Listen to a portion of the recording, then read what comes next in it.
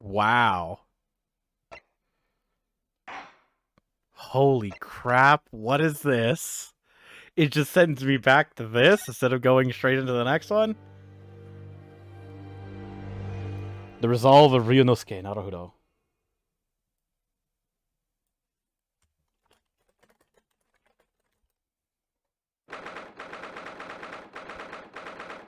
"3rd November, 9:14 a.m. The Old Bailey. Defendant's antechamber. So the time's finally come. Today, we unravel everything. We're counting on your support more than ever today, Mr. Sato.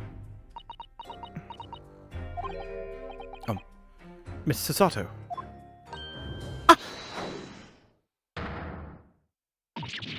Oh no! But what's the matter, Mr. Naruhodo? I'm on the floor. Nothing. I was just saying that I'll be relying on your support today, but I'm so sorry. Of course. I know I can be rather incompetent at times, but I shan't let you down.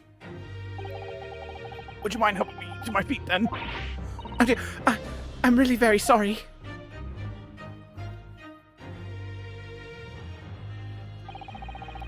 Sato-san isn't her usual self at all.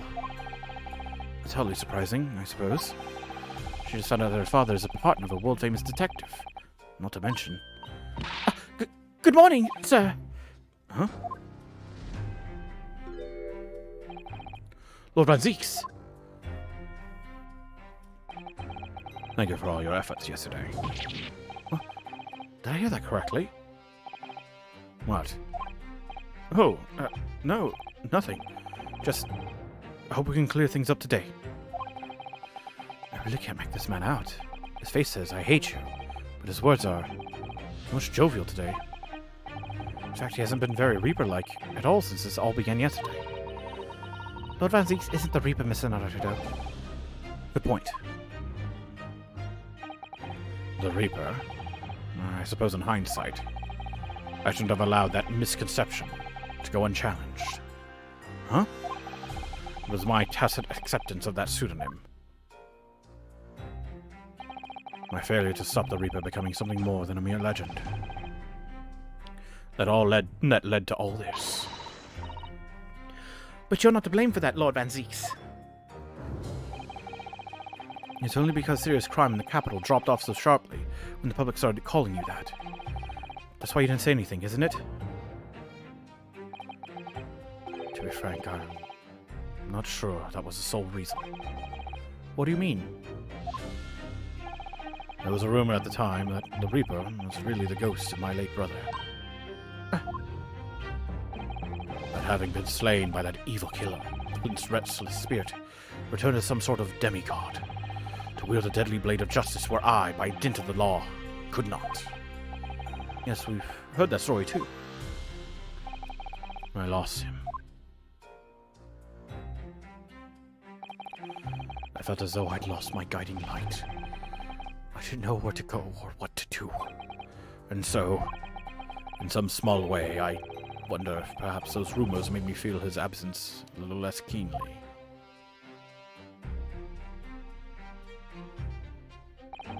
Even if I knew it was just an illusion. Just some nonsense conjured up by an over-imaginative public. It was obviously extremely important to you. Lord Clint Van Zieks. Well, what's important now is uncovering the truth. That's all that matters. I know that you didn't take anyone's life. And I intend to prove that beyond a shadow of a doubt in court today. Never thought I'd say this, but I can see it in your eyes. That burning desire to cut through all the lies and deception. I can't deny it any longer. You are a lawyer of absolute integrity. Thank you. Now tell me, why do I detect the scent of expensive tea leaves in the air? Oh, Iris, when did you get here?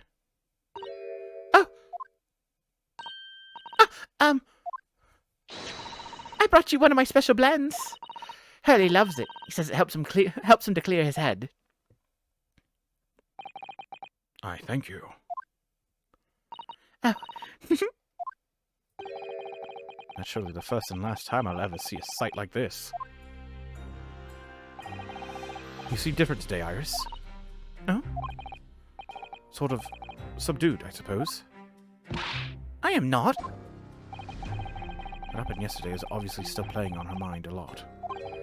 She's clearly very troubled about having stolen that autopsy report from Dr. Syde's laboratory.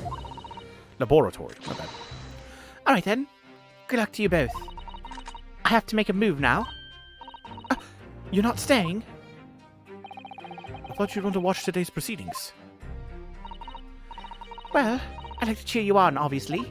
But I got lots to get ready. Get ready? For what? Oh, yes. Would you take this? Is that one of the little felt dolls that's usually dangling from your knapsack? Yes. It's a lucky charm. A little Hurley that I made once. Hurley? Looks more like a Harley to me. If for some reason you completely run out of options in the trial today, just pull this little Hurley's ears as hard as you possibly can. What? Pull his ears? That's right. It's a way to bring good luck. I think you might need it. Iris's lucky charm has been entered into the court record. I've been told to tug his ears if I run out of options in the trial today.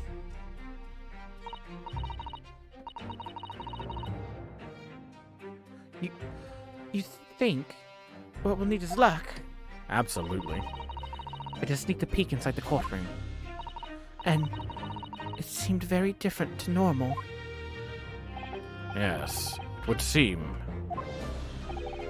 that a certain someone has decided to pull out all the stops.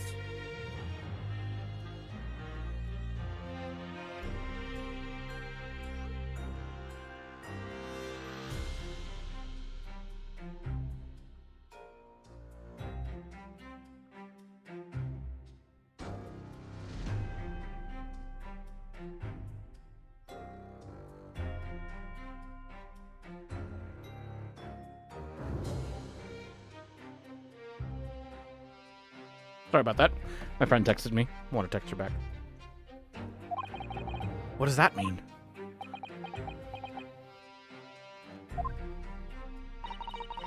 What about Mr. Sholmes, Iris? I don't know. He was out all night and he hadn't come home by the time I left this morning.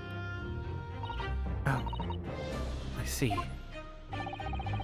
Was Professor Mikotoba out all night too, do you think, Mrs. Sato? Yes, it would seem so. I telegrammed the hotel this morning. And apparently, they didn't come back to their rooms last night at all. They? Father and Judge Jigoku, I mean. Judge Jigoku too? That's right. Nobody appears to have seen either of them since yesterday. Counsel for the defense and defendant! Court is about to be in session. Please make your way inside the courtroom at once.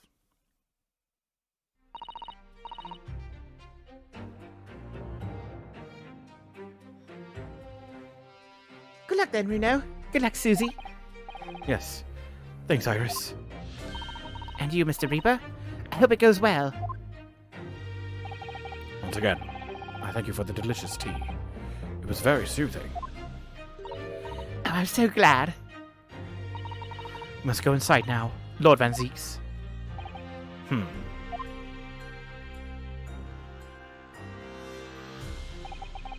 Lord Van Zieks has always been the formidable prosecutor that to lock horns with in court. But not today. Today, I battle with another in pursuit of the truth. My best friend, Kazuma Asogi, I trust more than anyone else in the world. Now I understand what it was that drew me here to Britain all those months ago. Now I know exactly what destiny had in store for me. It's all been leading up to this one day, to this one trial, to this one final reckoning.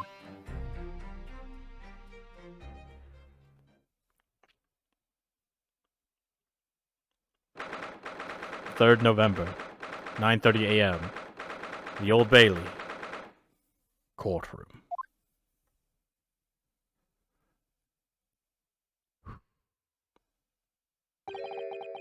Feels even more oppressive in here than it did yesterday. The cold stares piercing me like knives from all sides today. Ah! Mr. Naruto, look! Oh shit! Lord Strongheart? Cosmo must have known beforehand. The ramifications of this trial now extend far beyond the murder of one Scotland Yard inspector. In fact, events have come to light that threaten to rock the very foundations of our country's legal system. The escape of a condemned criminal on the night of his execution, the subsequent unlawful shooting of the man, and the revelation that prison staff must have been complicit in the jailbreak. Britain is currently hosting influential members of the judiciary from countries all around the world. It is imperative that we uncover the truth in these proceedings to avoid international embarrassment. By royal decree, this will continue to be a closed trial. Oh shit, he stood up. And one over which I, Male Strongheart, exercise total and unequivocal authority. Unequivocal? How would they say this? Unequivocal? Unequivocal. English speaking is weird. Oh my. The six jurors' flames just...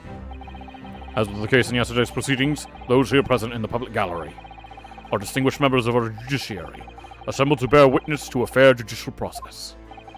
In other words, a collection of your acolytes, Lord Strongheart. On a personal note, I find this most distressing, Lord Van Zieks. You were a prosecutor of exceptional talent. Much like your brother, Clint, in fact.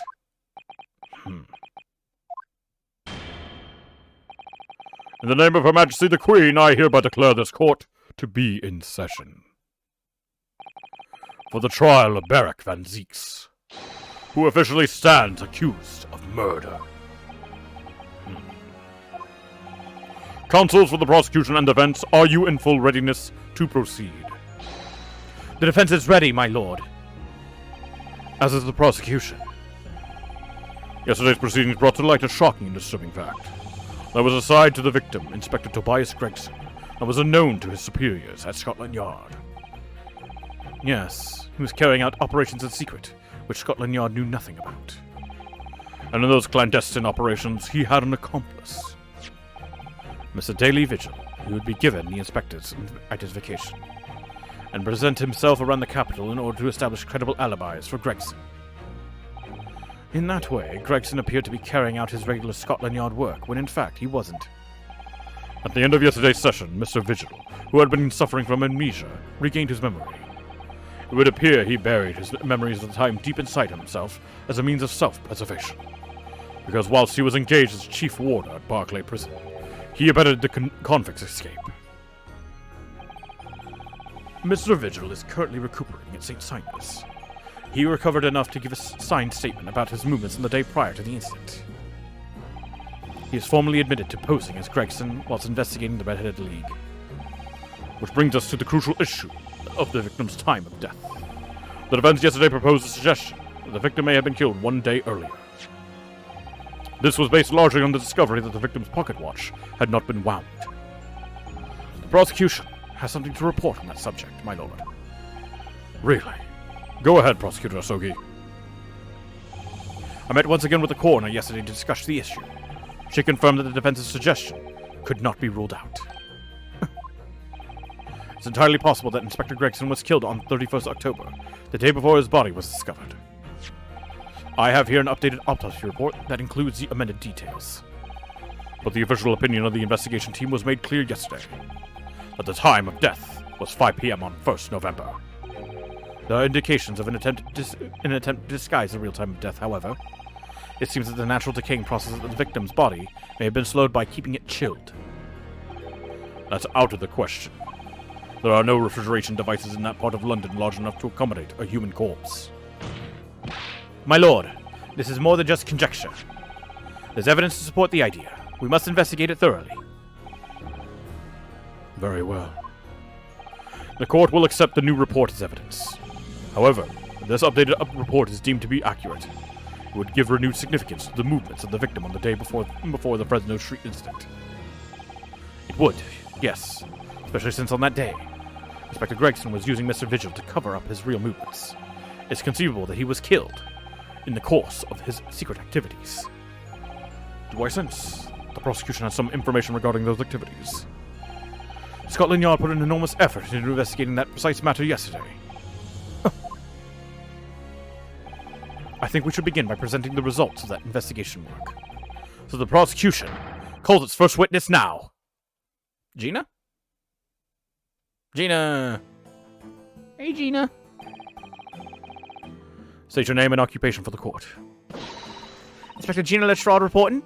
Representative of Scotland Yard. A self-conferred rank, but never mind. Gina. Again. What's your problem, Odo? What's with that Gina again? Look, huh? The boss meant the world to me. You've done more for me than anyone else ever did. What about me? I got you off the hook, homie! Oh? Inspector Gregson, you mean? He got me out of the back slums of the East End and took me under his wing. Taught me that life can have a purpose. That's why I'm the best person to be standing here speaking for him. Oh, Gina. Right. All out of the goodness of Gregson's heart. Not at all that he had his arm twisted by Mr. Sholmes, no. What's relevant to these proceedings is that the outcome of Scotland Yard's investigations yesterday has revealed that the victim was carrying out some assignment the police knew nothing about. Very troubling. That face. Lord Stronghart knew. So, Inspector Lestrade, let's hear exactly what it says in that report. Coming right up, sir.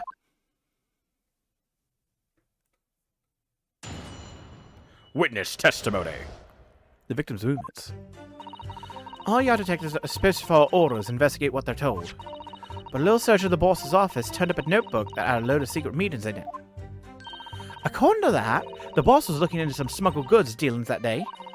It looks like it was a big job and all, but the copies weren't onto it yet. What matters most is, the witnesses saw the Reaper at the place too. Smuggled goods? I don't know, do I? I'm just telling you what was written in the book. I thought you didn't know how to read. Tobacco, tea, spices, medicines. Goods of all sorts flow into London by illegal channels from across the globe. It's well known that they're disposed of at regular black markets that take place in the capital. But the police are rarely able to locate them in time. So Inspector Gregson was investigating one of those black markets.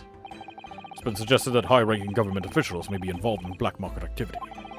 No doubt Gregson was trying to avoid details of his investigations being leaked to the involved parties. That would explain why he was operating on his own authority, without the Yard's knowledge. Do we know where the dealings were taking place this time? In a particular room of a certain exclusive London gentleman's club. And on the day in question, the accused is known to have been there. That's the conclusion of Scotland Yard's investigation into the matter. That can't be! We haven't heard anything about this. Members of the club have testified to it. There's no question. The accused, Beric Van Zieks, was present. That would be very significant testimony then. Oh my, but... Lord Van Zieks has made no mention of this at all. In short, Lord Van Zieks had ample opportunity to murder the victim. Very well then. Counsel for the defense, begin your cross-examination. Oh shit. Here we go. Victim's movements. Lord Almighty. All Yard detectives are supposed to follow orders and investigate what they're told. Hold it! So, you follow orders, do you, Gina? Nah, not me. I'm above all that, see? Oh. The boss always adds special orders for me. Grab us some fish and chips, or go and give Toby his grub. That kind of thing. So, errands more than orders, then. Oops. Oh, wait. This detective is still an apprentice, after all. Yeah, well, this apprentice ain't want to sit around and wait to be told what to do, even by the boss. That's why I've been doing my own investigations into what happened. Didn't find much at first. A little search of the boss's office turned up a notebook that had a load of secret meetings in it. Hold it! So you went through Inspector Gregson's things? Yup, as a part of the independent Lestrade investigation. I'm sure your superiors would be delighted that you're taking the initiative. So I snuck into his office when no one else was about. Of course, if anyone at the yard had seen me going in there, they'd have turfed me straight out on the street. It's sounding less and less like an investigation and more like something else. The prosecution understands that it was this very detective who discovered the notebook. You got that right. Nothing gets past Inspector Lestrade and her trusty assistant, Chief Inspector Toby. We found it hidden in one of his desk drawers at a false bottom. That's impressive. So I went to hide myself where no one could find me, so I could have a butcher's at what was written in it. Because if anyone at the yard found me out, they had me turfed straight out on the street. I given it in though now, ain't I? If it weren't for me, it would have never been found. According to that, my boss was looking into some smuggled goods dealings that day. Hold it! Do you have any idea where those dealings were taking place? Yup. It was all there in the boss's notes.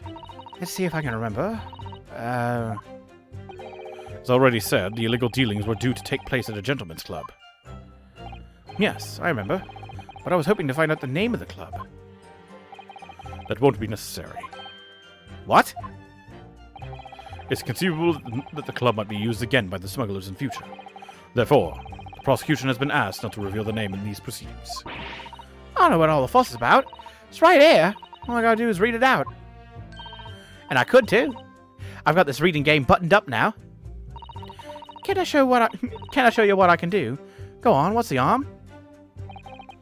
The judge hasn't signaled his objection yet. I could try to find out. What should I do?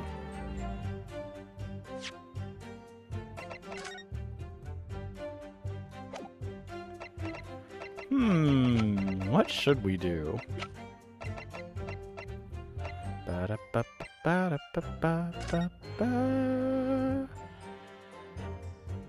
Cute little thing, ain't it? Insist. This is a closed court. The proceedings are confidential. There shouldn't be any possibility of the information being leaked. As I explained, there is some possibility of politicians being involved in this affair. The prosecution is rightfully exercising caution, I imagine. No, my lord. The prosecution has no objection. Kazuma. There's no question that Inspector Gregson was looking into these black market dealings. However, it's not yet been established that he was on that particular trail on the day in question. If the defense requires to know the club's name, the prosecution has no intention of being obstructive. Right then. I get to show off me reading skills.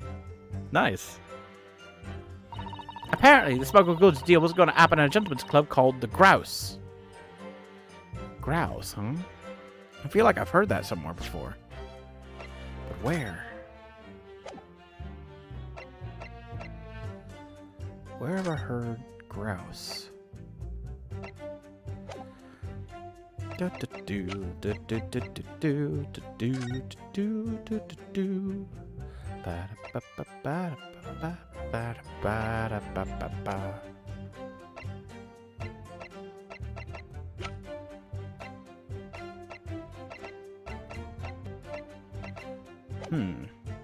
Hold it! It does indeed sound familiar, though. The Grouse? What sort of club is that? I ain't got the foggiest. Clubs ain't exactly my thing. But I am kind of curious. They're not places for where a photo student like you would be readily admitted. Have you looked in the mirror recently? Tell you what. Me and Chief Inspector Toby could go undercover. Could you, though? I could pick out a few good marks. See what else I could find out while I was there. While I was in there. I really don't think you should go picking out anything. Anyway, that's where these black market dealings are going to take place, is it? Yeah, it's gotta be. That's what the lower ranking detectives at the yard reckon. There's even lower ranking detective. Looks like it was a big job and all, but the coppers weren't onto it yet. Hold it! So, how had Inspector Gregson come to find out about it in that case? That's the question, ain't it? But I'm just an apprentice, so... And why didn't you inform Scotland Yard of his findings? Yeah, that's what I was asking myself. Because, you know, I'm just an apprentice. When it suits you, yes. Anyway, the point is, something went on in that club, no question. You can't say that for certain, though, surely. What matters most is, there's witnesses what saw the Reaper at the place, too. Hold it! Lord Van Zieks was at the club. He was. Detectives who visited the club yesterday to make inquiries have confirmed it. Several members report having seen the accused being admitted to the room in question as a guest. Looks like there's no disputing that he was there, then. Well, we know that Lord Van Zieks was investigating Inspector Gregson, don't we? Perhaps he'd already discovered the Inspector's secret notebook. Which led him to the club, you mean? Maybe.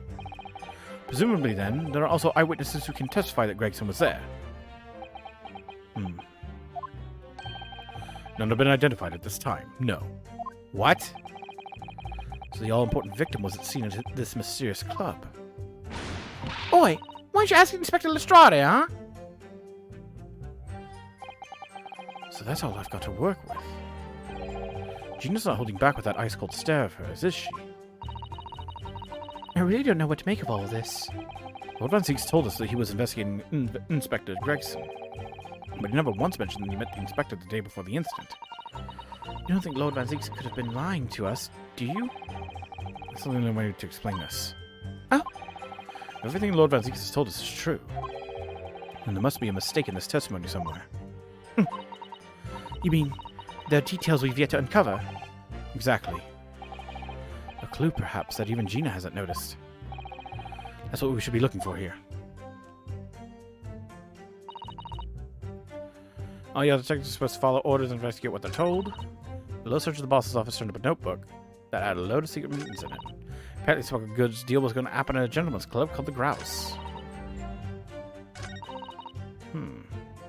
Hold it! Let's hold it. And then take a look through the, do this again. Ba-da-ba-ba-bam. The Grouse.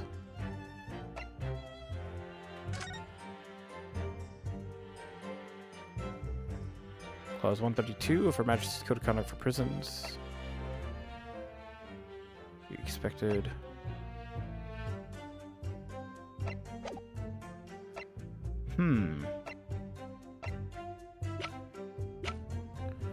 Twist cause the key, shaft light come out. Found a Fresno Street, probably best to avoid handling it. An old photographic print displayed rather prominently in Inspector Gregson's office. The person on the left is Lord Clint Van Zieks. Examination of Inspector Gregson's body.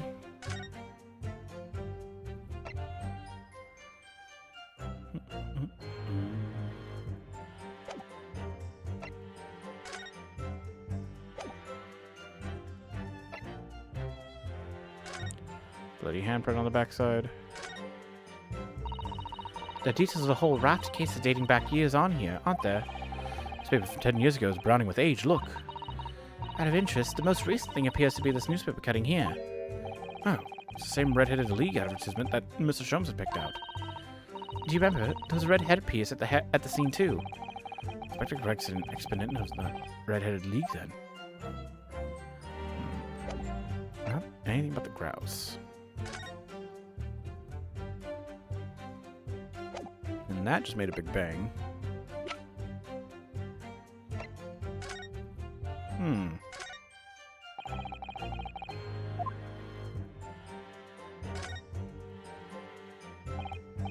Well, I suppose we should see what this inspector's identification looks like inside.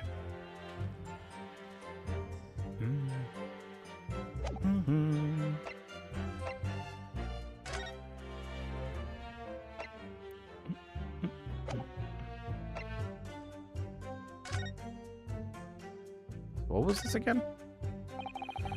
See this huge gash across the side of the trunk here. It's gone right through the leather and into the metal behind. Gosh, for a metal just like this has been so badly damaged, whatever made the gash must have struck the side of the trunk with considerable force. Wonder how it happened. There's the blood.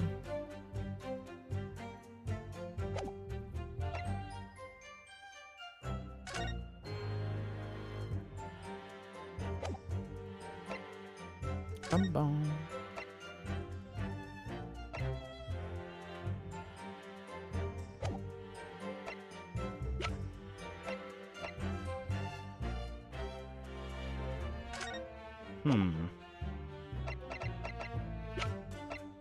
A grouse, huh?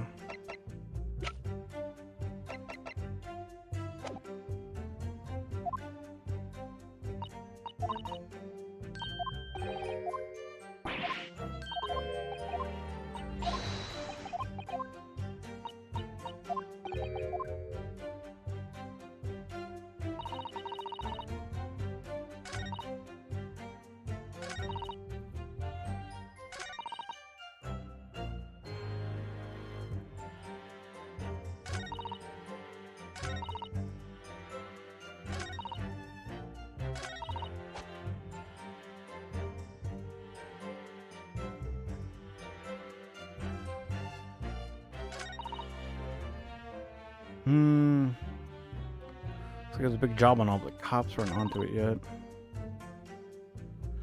Apparently, some good deal was going to happen at a gentleman's club called the Grouse. We'll search at the boss's office, turned up a notebook that had a load of secret meetings in it. All yard detectives are supposed to follow orders and investigate what they're told. Huh.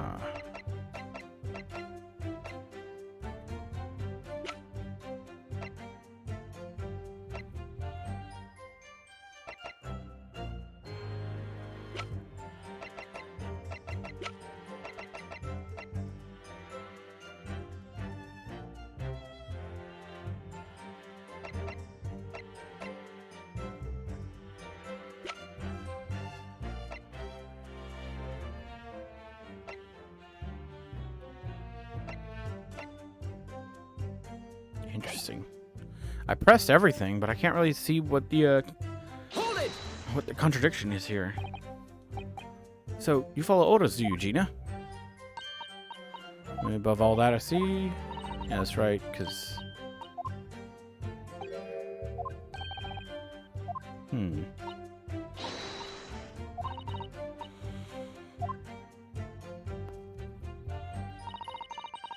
Turned up a notebook that had a load of secret meetings in it.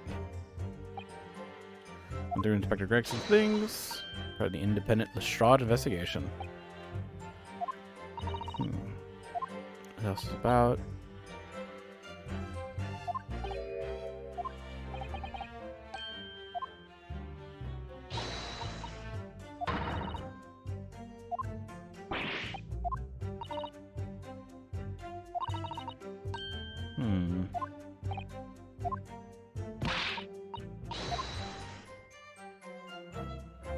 So I was just talking about the notebook. Yeah.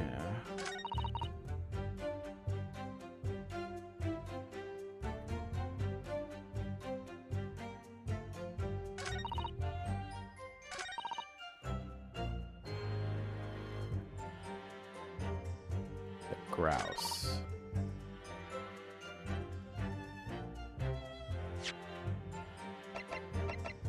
Coppers weren't onto it yet.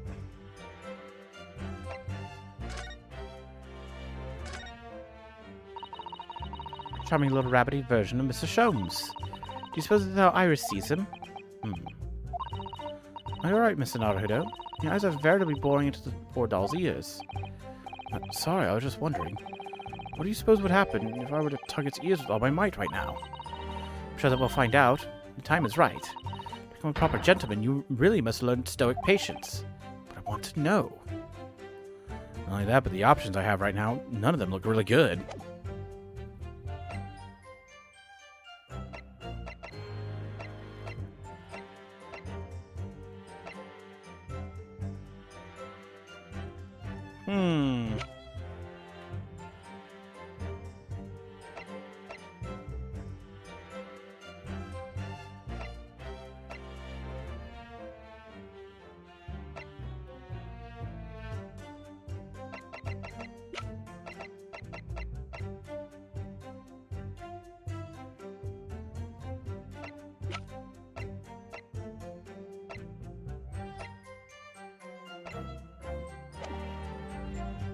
No, I don't see anything.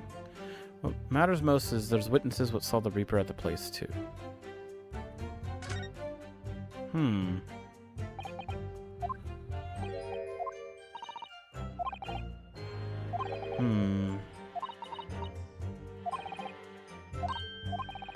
Everything Lord Zeke told us is true. There must be a mistake in this testimony somewhere.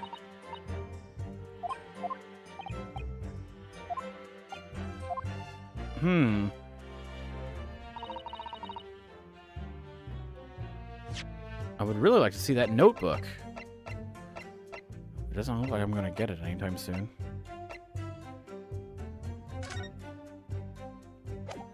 Oh, right. Hold it! I have profiles, don't I? Unlock Sholmes.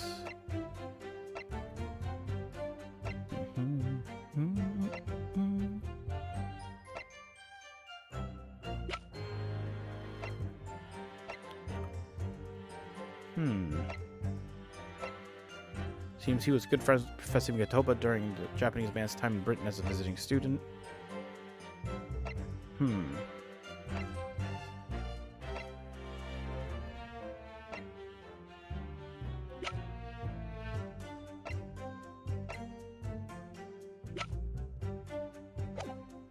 Damn, nothing from there that gleaned me any information on the grouse stuff. What was it again? I know I've heard that name somewhere, but where?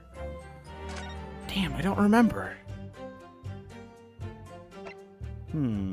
Convict. Professor. Gilbert was conceived prior to the convict's incarceration.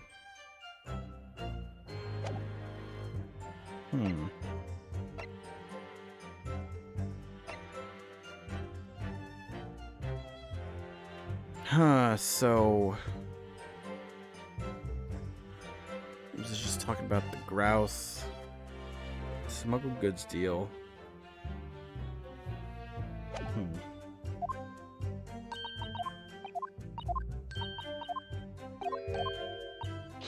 Alright, let's see here. Let's look back over. All Yato detectives are supposed to follow orders and investigate what they're told.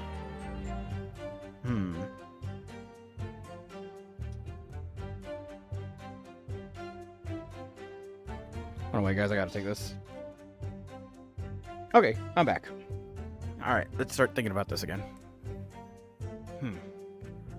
All your detectives are supposed to follow orders and investigate what they're told.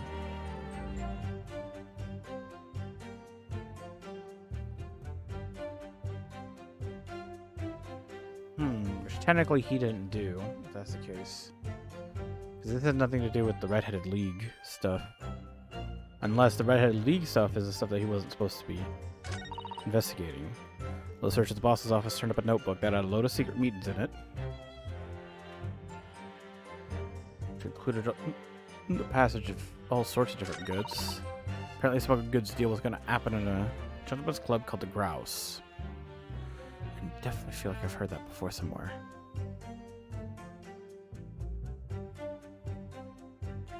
But I don't really have anything to deny that. That's just information to know. It was a big job and all, but the coppers weren't onto it yet. I suppose there's witnesses what saw the Reaper at the place too.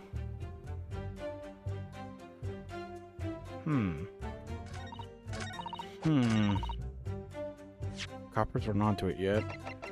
Well, we're now at this point where I'm racking my brain and nothing's coming up.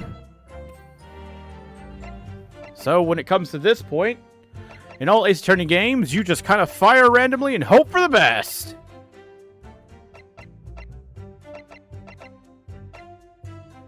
Objection!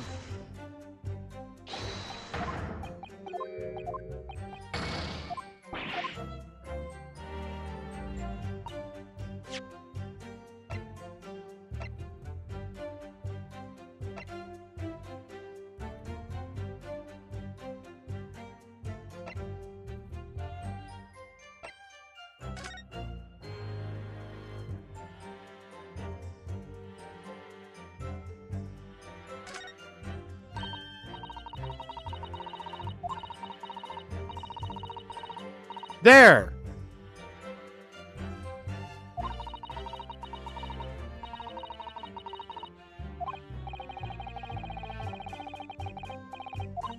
That's where I heard it from. Holy shit.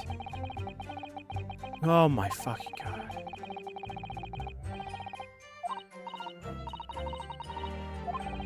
The SS Grouse. Damn it.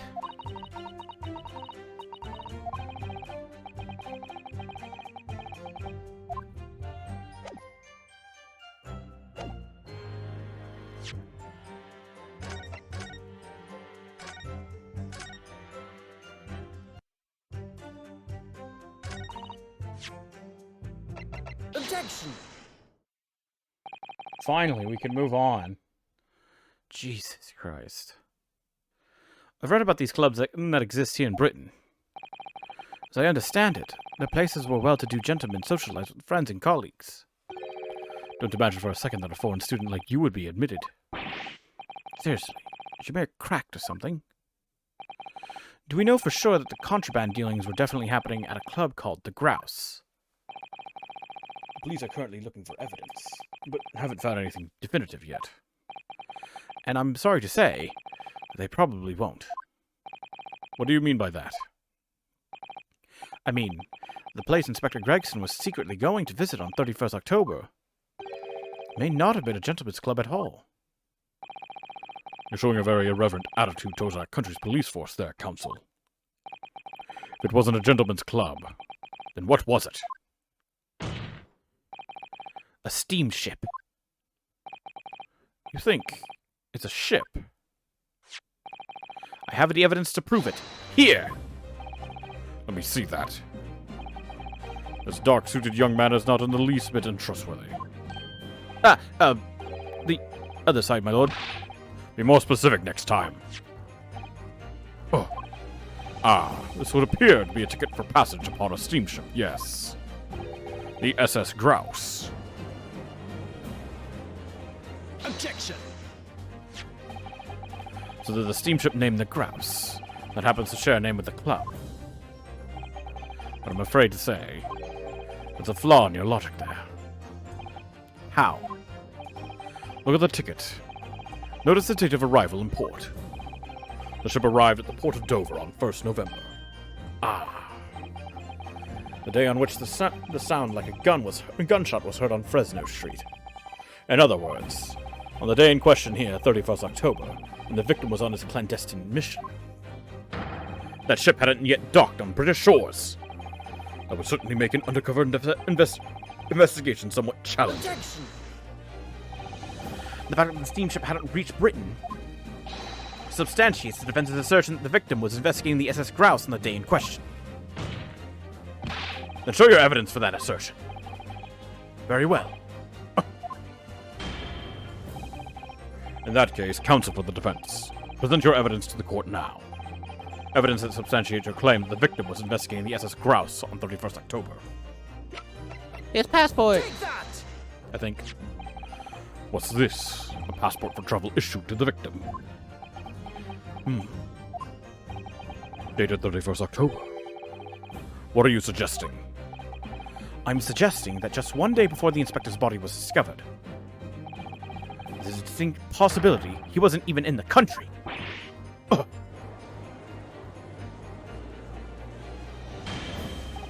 Order! Order! This document is for passage to France. It has appeared to have been officially authorized. The day before the SS Grouse arrived at Dover. Oh man, I'm so fucking happy. It's over, guys. It's over. You no longer have to wonder where the fuck the Grouse was again. Ah, I've totally fucking forgot. It's the name of the steamship. The day before the SS Grouse arrived at Dover, it docked on the northern coast of France for a night. According to my father, who was on board, at the port of Dunkirk. Dunkirk, France. What could possibly have taken the victim there? I'm impressed, Ryunosuke Naruto. I certainly didn't expect you to get your hands on that passport. What? You mean, you knew about this? The prosecution strategy for this trial has been laid down by the Crown Prosecution Office. On the day before the incident, the victim was investigating contraband dealings at a London club. That's the outcome of Scotland Yard's investigations, and the line the prosecution had been asked to follow. But personally, I don't agree. I think the prosecutor's office is trying to hide something. What? And now that you've expertly disproven their assertion, I intend to reveal what I believe that something to be. What are you playing at, Prosecutor Asogi? A courtroom is a forum for the truth, my lord. Which is why it's my duty to present all the facts, without exception. Let me guess. This was your intention from the outset, wasn't it? The reason Inspector Gregson secretly made his way to the steamship docked in France in the day in question was to carry out a mission for the Reaper. The Reaper? Order! Order! What on earth are you saying, counsel? Prosecution made an assertion in court yesterday. Inspector Gregson was investigating the identity of the Reaper. When he discovered the location of the man's secret hideout, he was killed. As I'm sure everyone can imagine. By the Reaper's hand. But in reality, the truth is the opposite of that. What? Inspector Gregson wasn't investigating the Reaper at all. He was, in fact, acting for the Reaper. So, you're saying the mission he was undertaking was, obviously, an assassination. Bert Van Zieks never carried out any of the actual killings. Whenever the Reaper's victims lost their lives, he always had a cast-iron alibi. Which tells us that he must have had an accomplice.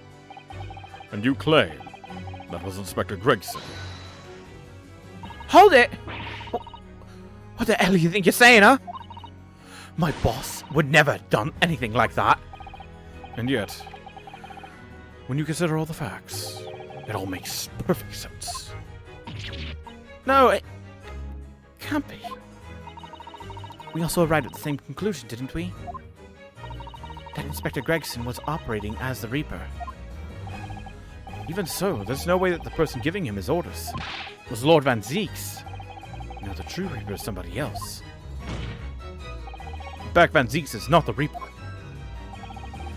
Predictable response for someone who's advocating for the man. And even if it's true that Gregson was operating as an agent of the Reaper, the suggestion that he went aboard the SS Grouse on an assassination mission doesn't follow at all. Oh, you have some solid reason for doubting the assertion, do you, counsel? Absolutely. It's very simple. On the day in question, nobody was killed aboard that steamship. Vasim Gatoba and Judge Jigoku were on that very ship. If someone had been assassinated, I'm certain we would have heard about it. Huh. What's so funny? You're right, of course. No suspicious deaths were reported on board the ship. But I think, perhaps, you've missed the point. That's precisely why Inspector Gregson himself lost his life. What? Gregson did board the SS Grouse that night with the intention of dispatching his mark. But his mission ended in failure. Failure? It seems the defense hasn't yet grasped a very important detail here. What are you talking about? What detail? Inspector Gina Lestrade! Huh? What? The victim's notebook that you read an excerpt from earlier. That doesn't contain details of secret investigations at all. It describes 10 years of assassination plots to be carried out by the Reaper of the Bailey. You're lying. Even if all them bludgers what got taken them out at it coming. The boss want the Reaper. Oh, Gina. There's no question that Tobias Gregson was heavily involved in the Reaper's activities. You may just be an apprentice, but if you spent any time at Scotland Yard, you must have heard rumors. I heard nothing. I don't believe a word of it. Then testify again. As a representative of Scotland Yard, consider it your chance to defend your boss. I don't... I concur. The witness will give a new formal testimony. Miss Lestrade, you will tell the court everything you know about Inspector Gregson's secret notebook.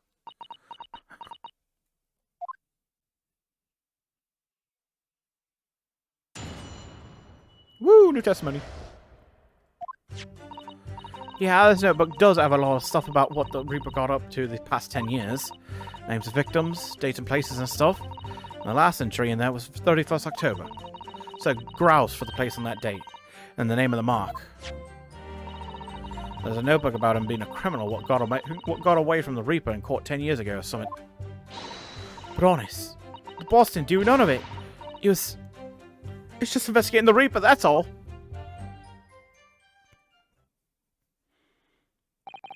Keep personal opinion out of your testimony, witness. We require only established fact here. It's supposed to be so hard for her. You can deny it now, surely, Ryunosuke Naruhodo. What can't I deny? The notebook contained the name of the final mark, and the location where the assassination would take place. That's information that the victim could only have known if he was working with the Reaper. Ah! So, who was to be this final mark? Go ahead, Inspector Lestrade. Read the name for the court. The name that's written alongside the entry that mentions the grouse on 31st October. Huh? How do you read this, then? It's not a strong suit. That ain't the problem, alright, Odo? It's a funny name. It ain't English. It's hard to read. So it's someone from overseas. Let me have a bash at it. Say, ish, arrow. Is it? Yeah, Seishiro. U. Maybe? What? It can't be. Seishiro Jigoku.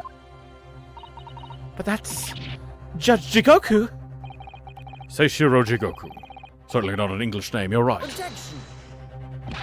But that can't be right. I know Judge Jigoku. I saw him the day before yesterday, here in London. So I know for a fact the man hasn't been assassinated. As I said, the Reaper failed. Oh. Gregson missed his chance to kill his mark and return to British shores. But the Reaper wouldn't tolerate the mistake, so he killed the inspector. Personally. The Reaper, of course, being the accused.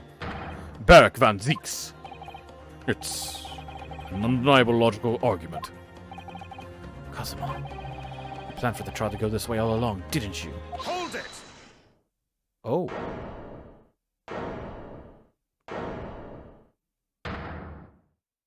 Oh, hey. Boot! Pray forgive the discourtesy of filling my hollow chalice while I stand accused of murder. Lord Van Veeks! The accused has no right to speak uninvited in court. You will return to the dock. I say nothing of whether or not I'm the Reaper. That's the task of this court to decide. But there is one thing I can say unequivocally. That girl is no detective. Huh? What? Oh, that's right, I ain't. I'm an inspector. Repeating rumors heard around the yard. Reading entries from a notebook of unconfirmed origin. That's not testimony. It's practically a script. No doubt the rest of this trial will go exactly as you've clearly planned. Your hatred of me is understandable. In your mind, I'm sure I am the Reaper, who sent your father to the gallows all those years ago. But you're in danger of becoming a far more sinister Reaper yourself, by attempting to have me condemned with this feeble excuse for testimony. What did you say? Mr. Naruto, this is our chance. My lord, the defense requires that the defendant be allowed to speak. He may be privy to important information relating to the testimony just given by the witness. Very well. I'll make an exception and grant the request. The defendant may remain in the witness stand for the cross-examination. Then allow me to toast the court's impartiality. Don't raise your glass in my direction, sir. Counsel for the defense, begin the cross-examination immediately. At once, my lord.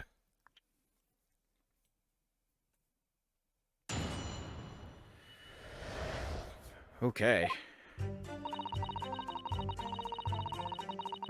Yeah, this notebook does have a lot of stuff about what the Reaper got up to these past 10 years. Names of victims, dates and places and stuff.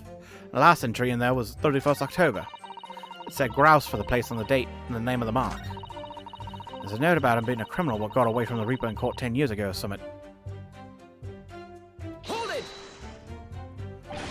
What do you mean a criminal? Judge Jigoku is no criminal. Don't ask me.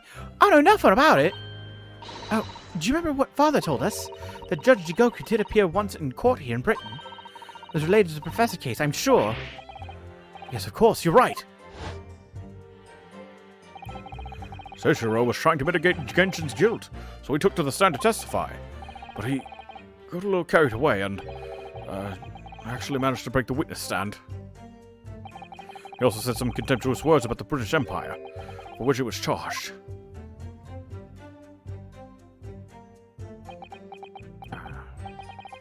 It was a pitiful situation, yes. I'd forgotten all about it. But I prosecuted that trial too, as it happens. You did? It was considered to be an adjunct to the professor proceedings, you see. But he was acquitted after being told to make reparation for the damage caused as a stand. And there you have it. Have what? Surely the accused hasn't forgotten his own rule.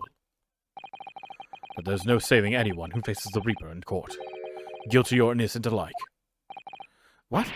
No! Are you suggesting the reason Judge Jigoku was targeted for assassination? The man was sent back to Japan immediately after that trial. The Reaper had no time to do his work. But then, 10 years later, the mark returns to Britain once more.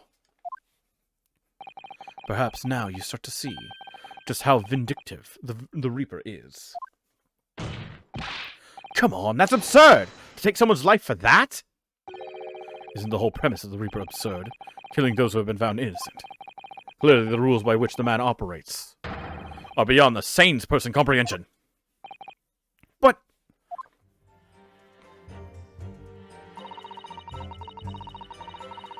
But honest, the boss didn't do none of it. He was investigating the Reaper, that's all. Hold it! So you have complete faith that Inspector Gregson is innocent in all of this? Of course I do. I mean... I owe him that, don't I? 'Cause he's the one what had faith in me. Gina. Well, promised me he did. He promised me that even though I was just a diver, he could turn me into a top-notch detective. A heart like that ain't gonna rob people of their futures, is he? Every single person killed by the Reaper was a criminal of the First Order. Lowlives like that have no compunction about robbing hundreds of others of their futures. Huh? Their ludicrous acquittals in court give them the freedom to make hundreds more suffer. I don't... So what? You justified your actions because you were protecting innocent people's futures? I'm not suggesting that the Reaper's methods are justified at all. But life isn't black and white. That's all I'm saying. So that's what we have to work with. May help us set Lord Van Zeeks in the stand too. Yes, perhaps. I'm sure Gina knows nothing she hasn't already told us. There's no point trying to get more out of her. She knows how Kazuma-sama reacted to Lord Van Zeeks' words. And he called him an even more sinister Reaper, you mean? Well, I'm sure Kazuma intends to eliminate any shred of doubt that the man is guilty. He's looking for revenge against the person he considers to be his father's killer, after all. I do worry that if we fail to find a discrepancy in this testimony somewhere, the trial may end and adjudication won't go in our favor. Let's listen carefully again to what everybody's saying. Verily. This notebook does have a lot of stuff about what the Reaper got up to in these past 10 years. Hold it! In other words, it shows that Gregson was basically acting as the Reaper. Not you and all. I ain't the only explanation, is it? He could have been investigating the Reaper in secret, and that notebook said what he found out. If I may. When originally people began referring to me as the Reaper, I didn't object. I believe the power to intimidate London's criminal classes into compliance with the law to be beneficial. But you carried out your own investigations into the true identity of the Reaper, didn't you? Yes, those investigations proved conclusively that Gregson was one arm of the Reaper. One arm? What are you on about? The Reaper's victims were all extremely shrewd criminals at the top of their game. There's simply no way one person could have taken them on alone. The Reaper is an organization, with you at its head. I had spies at the yard keeping me abreast of Gregson's movements, letting me know when he was elsewhere. So I'd been able to check the most recent entry in his book. I knew the location. You knew it said Grouse. Believing it to be a reference to the Gentleman's Club, I went there on the day in question to investigate, alone. Ah, so that explains why several members of the club claim to have seen you there. But of course, the inspector was not there. Because at the time, he was making his way to the steamship docked on the northern coast of France, as shown by the passport found in the victim's metal trunk. Very well then, back to your testimony about the contents of this notebook. Fine. Something wrong, Mr. Naruto? You seemed a little shocked by something a moment ago.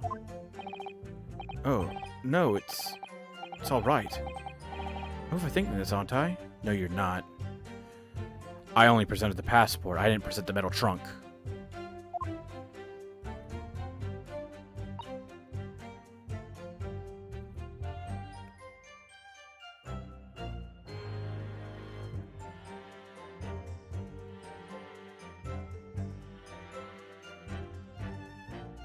Interesting. Hold it! Names of victims, dates, places, and stuff.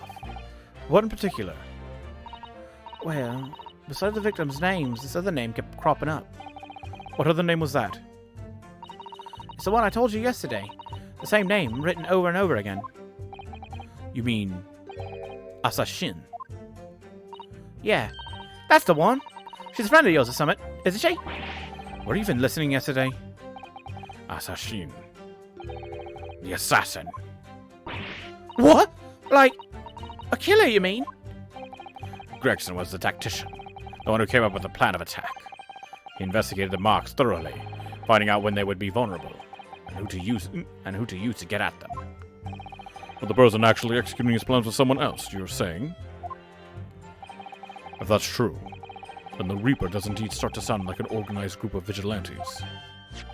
Vigilantes? Yes, vigilantes. Then perhaps what it said on the passport document. Permission for the applicant and one additional person to travel. Could that additional person have been?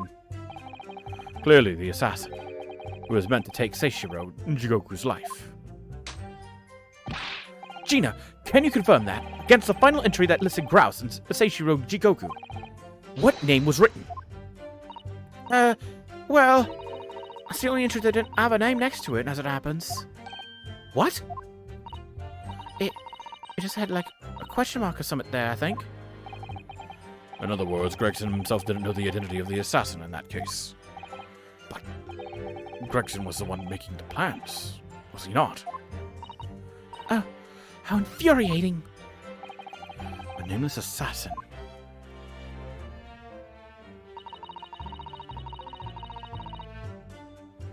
Said Grouse for the place on that date, the name of the mark. Hold it! And you're saying the mark listed was Seishiro Jigoku? That's what it said. Funny name if you ask me. I thought your name was odd. So pleased to have lost my crown. Mr. Jigoku is the presiding judge of Japan's Supreme Court of Judicature. I remember the man. He came to our country as a visiting student 16 years ago, studying international law and diplomacy under your tutelage, Lord Strongheart. That bearded young fellow was a very able man, I must say. So Lord Strongheart was Judge Jigoku's mentor. If I'm not mistaken, he returned to Japan 10 years ago now. 10 years ago? For that fateful case? Precisely. In the aftermath of the Professor case... Excuse me, that came out of nowhere. His repatriation was organized immediately. It's a mystery as to why such a man would be listed in the inspector's notebook. I don't think it was possible, but the mood in here's got even worse now. Maybe I'll just keep talking.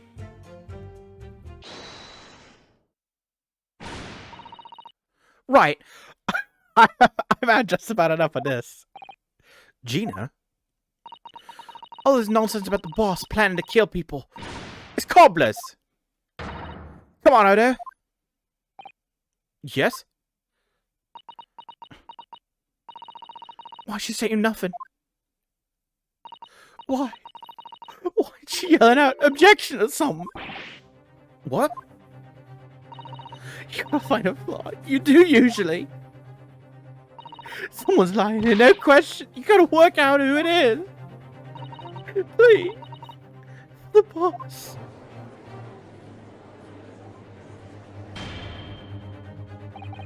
That outburst was an insult to the court and to your own testimony.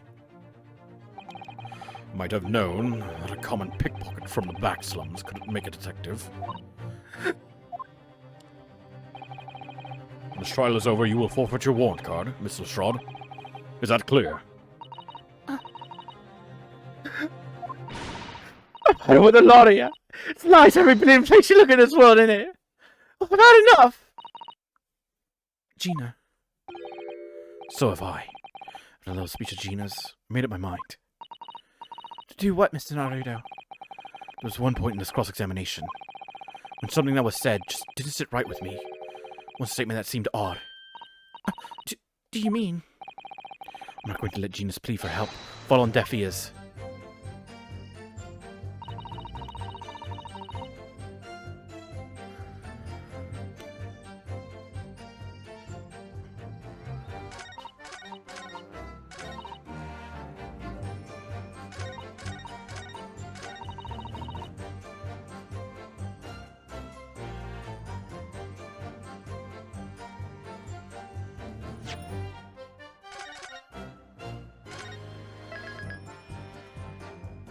I don't know what to present.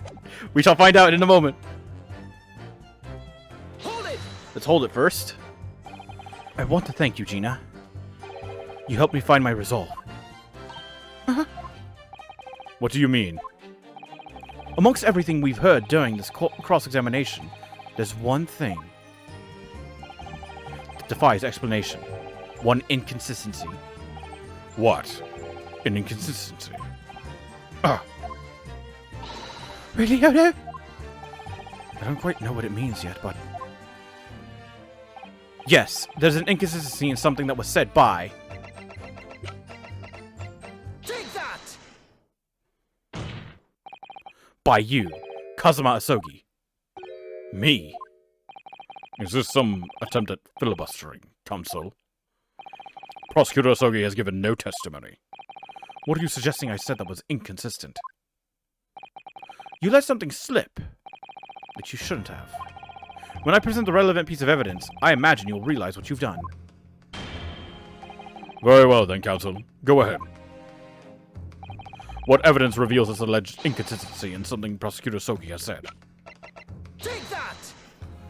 Please be the trunk. Thank God. This is a trunk that belonged to Inspector Gregson. Metal construction, is it? It's certainly very heavy. Oh, what's this? A bloodstain. A relatively fresh one, too. What? You mean that ain't grease from all the boss's fish and chips? Fresh blood on the inspector's trunk. That suggests that the victim was traveling with that luggage when he was killed. That can't be. There was no mention of any trunk in Scotland Yard's report. Yes, there's a reason for that. Immediately after the inspector's body was discovered, one of the street peddlers made off with the trunk, hoping to sell it. But I found it. Me, with me nose for trouble. Which means that nobody should have known anything about the trunk. Unless, of course, we're talking about somebody who was present when the victim was killed. And yet, during the cross-examination of the witness just now, you said this, Kazuma. Because at the time, he was making his way to the steamship docked on the northern coast of France, as shown by the passport found in the victim's metal trunk. So the question is, how did you know about the inspector's trunk? We know the man went on a trip to France. Where else could he have put his passport? Objection! But you knew it was a metal trunk! Answer me honestly, Kazuma! On 31st October, where exactly were you? At the port of Dunkirk, on board the SS Grouse. Is that the answer you're looking for, Ryunosuke? Kazuma! What did you... I hadn't considered the possibility before, but if Kazuma was there on the ship, then it could only have been for one purpose. Oh no, Mr. Naruto, surely you don't think... Come on, Ryunosuke. You know the rules. The only thing that really talks in the courtroom is hard evidence. As I understand it, Inspector Gregson always took that case with him when he traveled. So as it stands, you've proven nothing. Kazuma, are you challenging me to prove it, beyond all reasonable doubt? That you were there that day, in the same place as the inspector? He was there? With Gregson? There's a clue that you've overlooked. A secret that trunk can tell us. Can't be sure at this point. I'll need to verify it. But I have a nasty feeling I'm going to be right. The accusation being made is deeply disturbing, but nevertheless, we must test it. The defense will identify for the court where in the trunk this alleged clue is to be found. Where's the evidence that ties Prosecutor Sogi to Inspector Gregson? Got it! This is your proof. What do you say to that, Prosecutor Sogi? Oh, was I supposed to click on it and shit? Personally, I think tying the defense counsel to the inspector's trunk and tossing it into the sea would be more helpful. What? At least that way, London's courtrooms will be safe from his destructive accusations. I believe that was a rather long-winded way of telling you that you're wrong, Mr. Naruto. Very well. Now let's see if you sink or swim under the weight of this penalty, counsel. Ah! Mr. Naruto, you can't allow yourself to be drowned at sea yet. I was hoping to let that happen, funnily enough. The defense will identify for the court where in the trunk this alleged clue is to be found.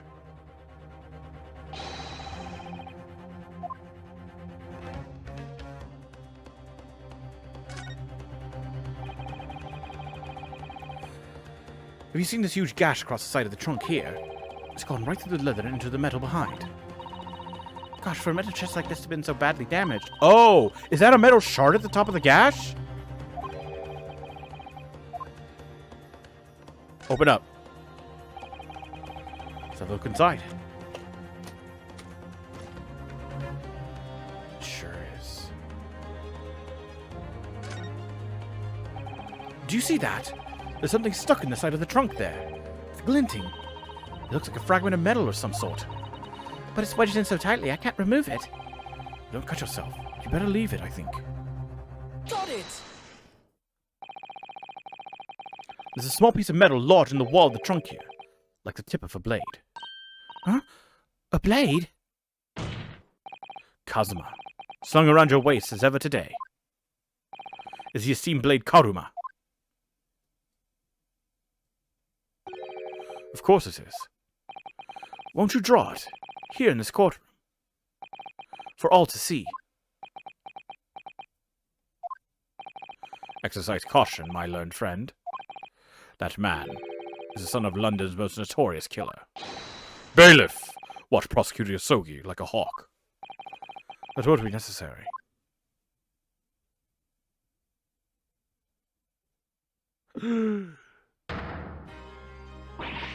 Oh no! The tip is broken. Ah! If the fragment of metal from the trunk fits together with the end of the sword, the question of who was there with Inspector Gregson will be answered. Agreed. Kazuma Asogi?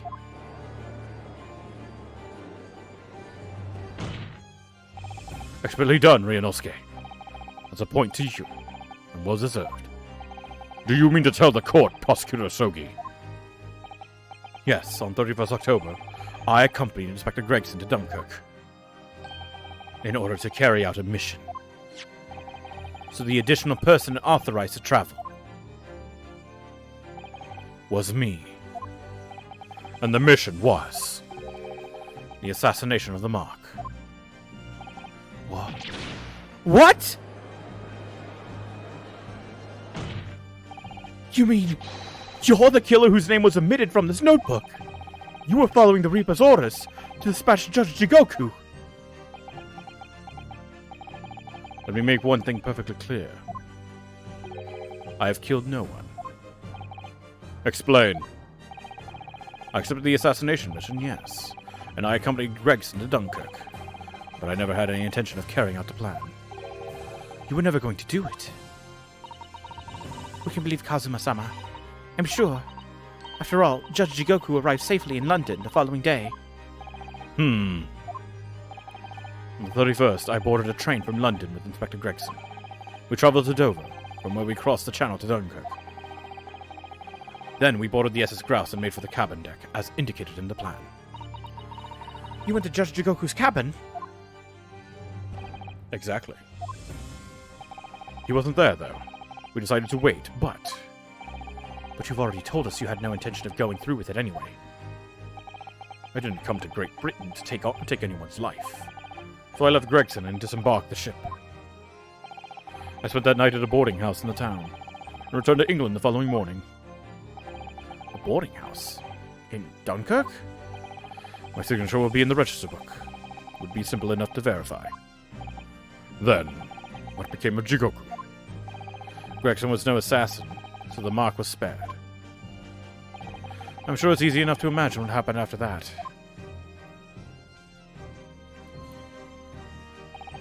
Gregson returned to England as well, having failed to complete the mission. He met with the Reaper in that room on Fresno Street to report the failure, causing the infuriated mastermind to pull the trigger and end his wretched agent's life.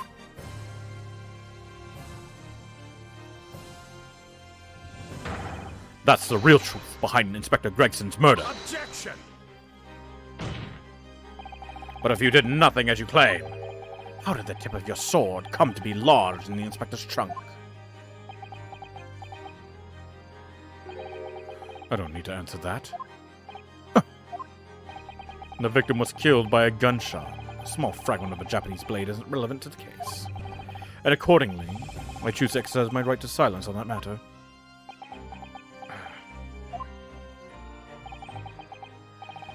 Be that as it may, the court was requested the sword as evidence.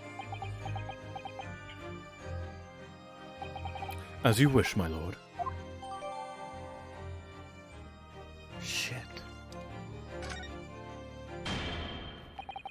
We must take immediate action now. Holy crap.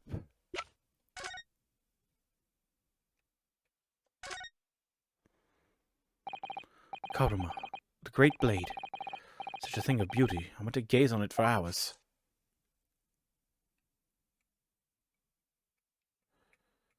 Is there anything inside the scabbard?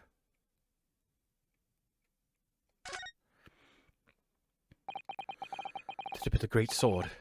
Broken. Such a shame. It's been so meticulously cared for over the years. I can almost hear Karuma sobs. Kazuma was really taking a swing for that to happen.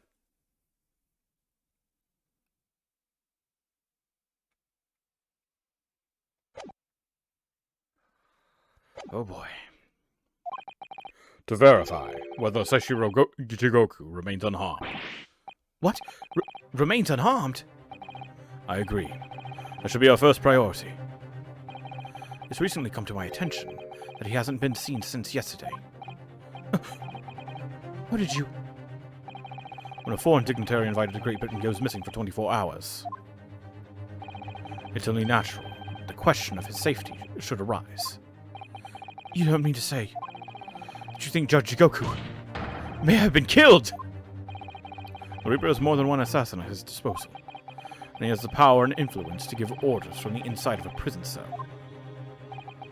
Isn't that right, Lord Van Zeeks? If I were truly the Reaper, I'd be able to tell you.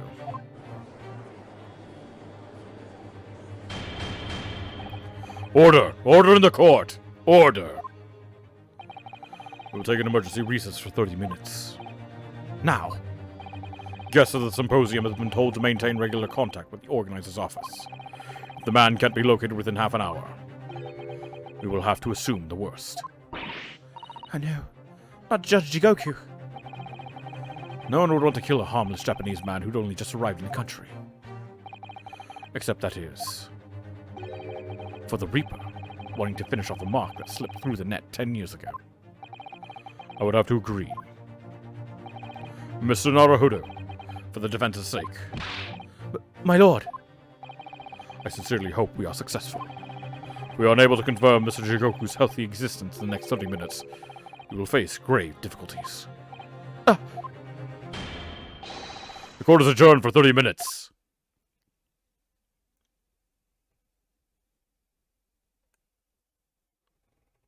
That first cross-examination was a doozy. All because I couldn't remember the fact that they came on the steamship SS Grouse.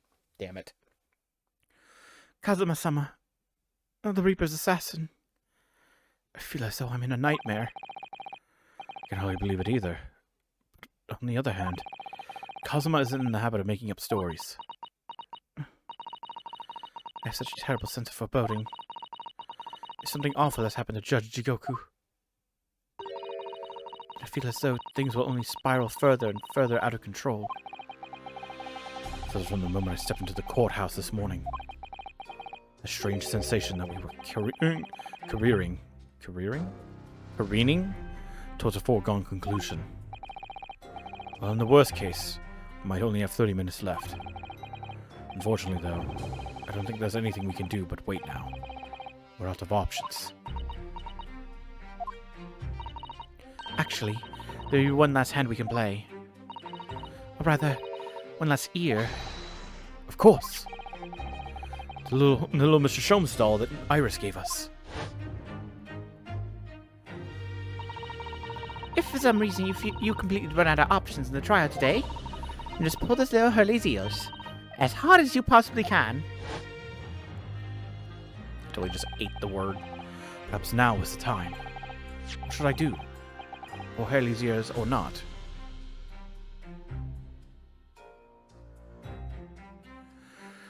We're not out of options yet. This is one of Iris's inventions. There's no telling what might happen. For all I know, it could cause a huge explosion. I'm not sure you should be thinking like that, Mr. Naruhodo. Compared to the trial ending immediately after this recess, a huge explosion might be preferable. I'm not sure you should be thinking like that, Mr. Sato. But I suppose you're right. If there was ever a time for taking a risk, it's now. But we're not out of options yet. We still have one more. Here goes then. I'm going to do it. Good luck, Mr. Naruhodo. No looking back.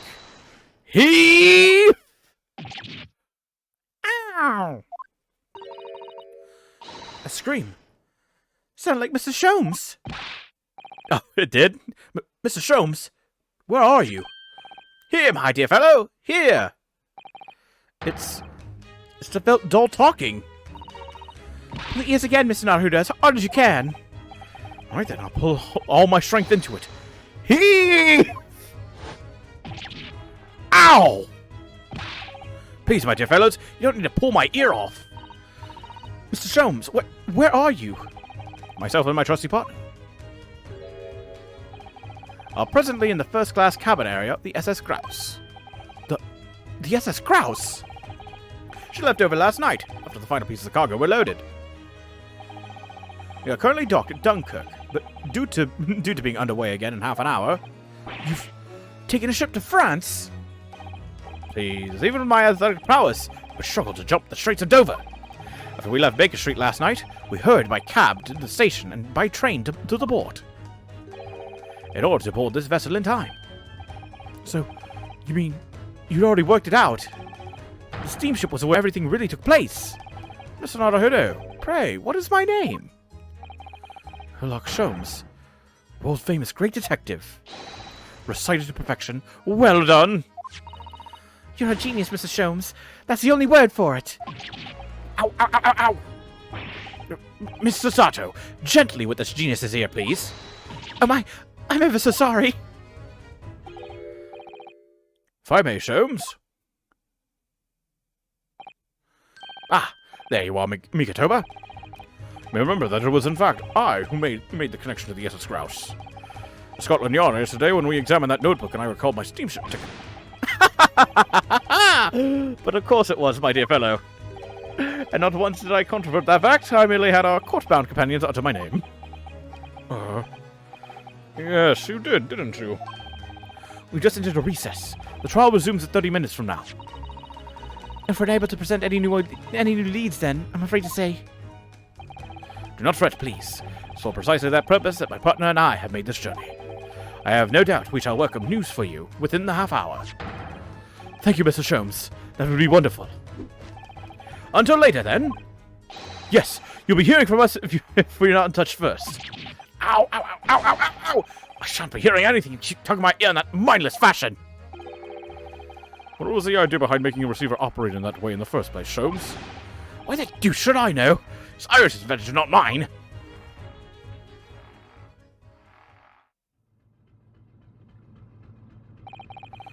Must I know how much you enjoy being the hero of the hour, Sholmes?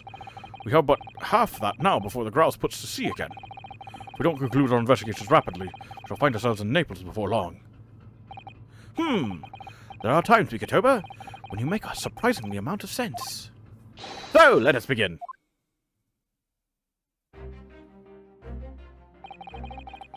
First class cabin number 2. Yes, this is the one. But I don't believe an investigation of the cabin is going to be plain sailing. That crewman standing in front of the door is an angry-looking fellow. Why you are loitering here? Who are you? My dear fellow, do you not recognize a world-famous great detective when you see one? The question really ought to be, who are you? Do not recognize world-traveling great sailor Chicken Stroganoff when you see. Great detective. Ha! I don't think so. Do you see that, Mikitoba? It would appear that this man is a devoted follower of mine.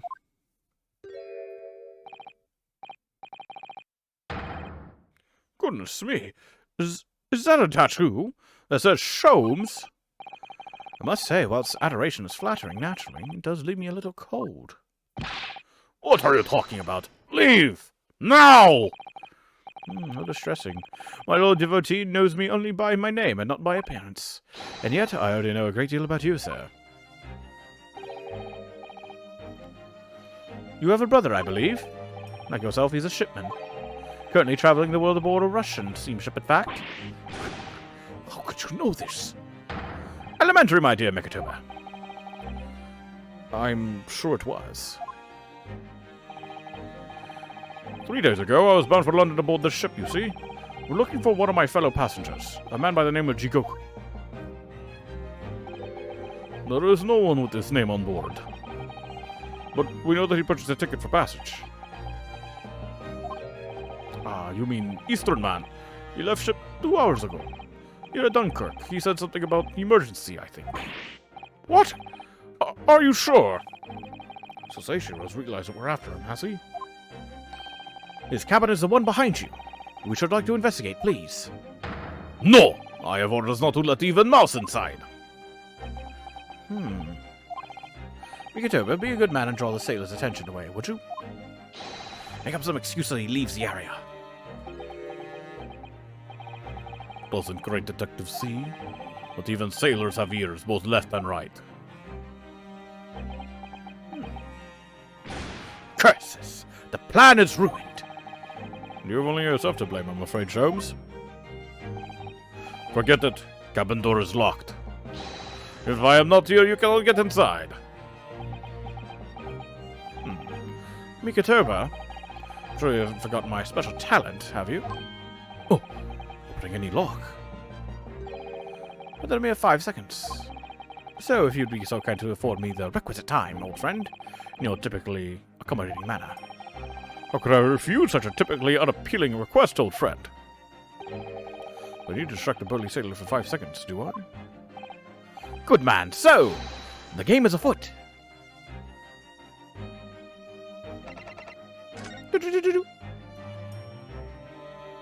This thing, right? This would appear to be an alarm bell. Well, that would break loose if that thing were to ring. The whole crew would know about it.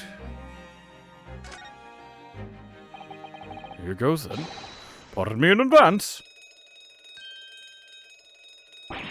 You! What are you doing?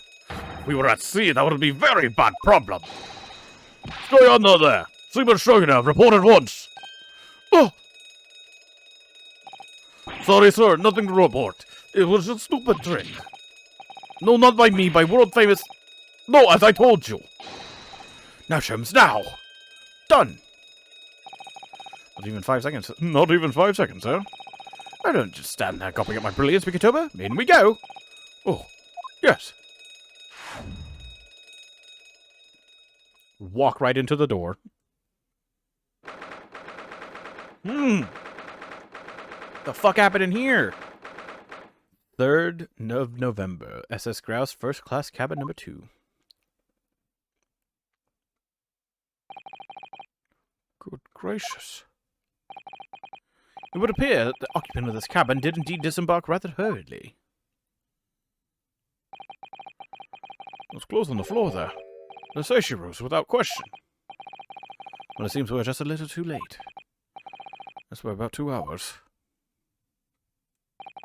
Still, whilst we're here, we should investigate thoroughly. There may well be 2 hours worth of clues to find in here. The burly crewman may return at any moment, Shums. Indeed he may, which makes this all the more thrilling.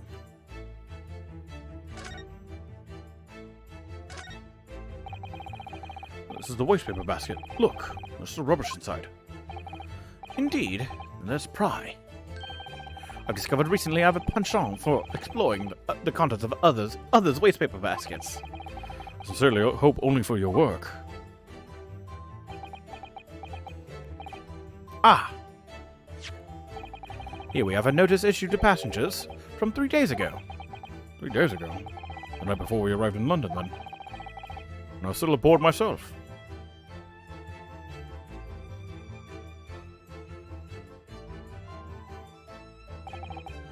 Oh yes, it was an evacuation drill. I remember now. For our safety and security, all first-class passengers were constantly under the watchful eye of the crew. So it was a welcome relief to have some privacy for once.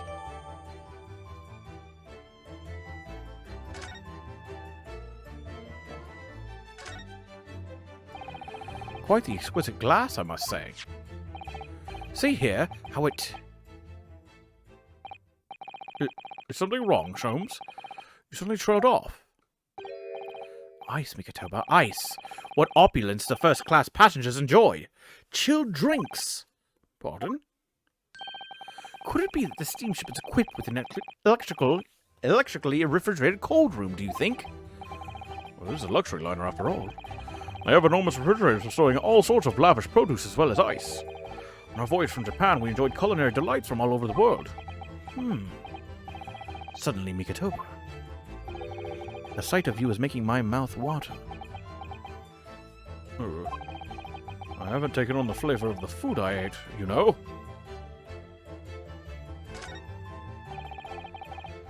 The speaking tube here, look. It has been stoppered with some cloth. The voices of the crewmen on the bridge aren't the noise, I suppose. Or indeed, so that the voices in this cabin aren't heard elsewhere. Something have happened in here that was for no one else's ears, do you think? Either that, or it could be to prevent snakes from entering. That's really become a favorite case of yours, hasn't it?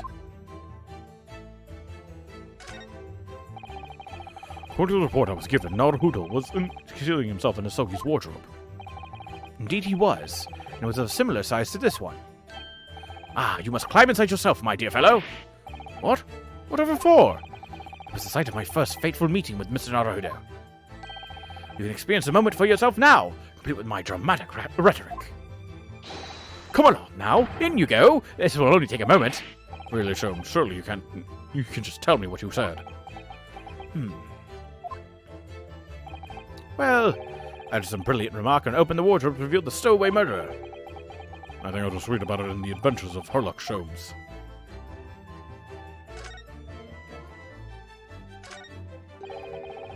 Well, a slightly different color just here. Do you see? Indeed. What you observe arises when a frame that has been hanging for some time is removed. Perhaps your friend is an art thief. Well, there's a bold deduction worthy of a great detective, I'm sure. May very well be the elusive thief who has been plaguing France's galleries of late. I think perhaps we should focus our attentions elsewhere, Sholmes, don't you? That outline on the wall.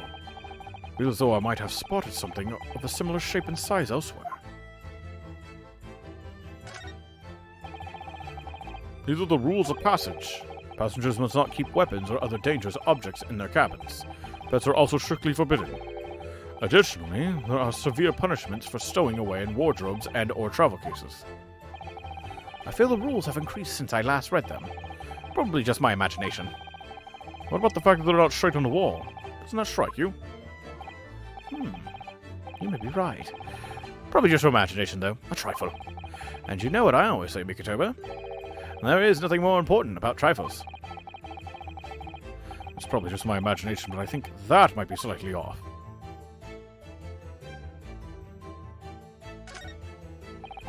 Plenty of reading material to keep passengers occupied on the long sea voyages. And the mixture of classic literature and easy reading to be most satisfactory, I must say. Whoever stocked this bookcase was a hopeless heretic. There's no copy of the Adventures of Sherlock Sholmes, my dear fellows. I'm afraid it's just me. But no, you're quite right. I'm blasphemous in overlooking the Bible. I shall leave a copy behind. I just happen to have one with me. You're a true missionary of the Church of Great Detectives, aren't you?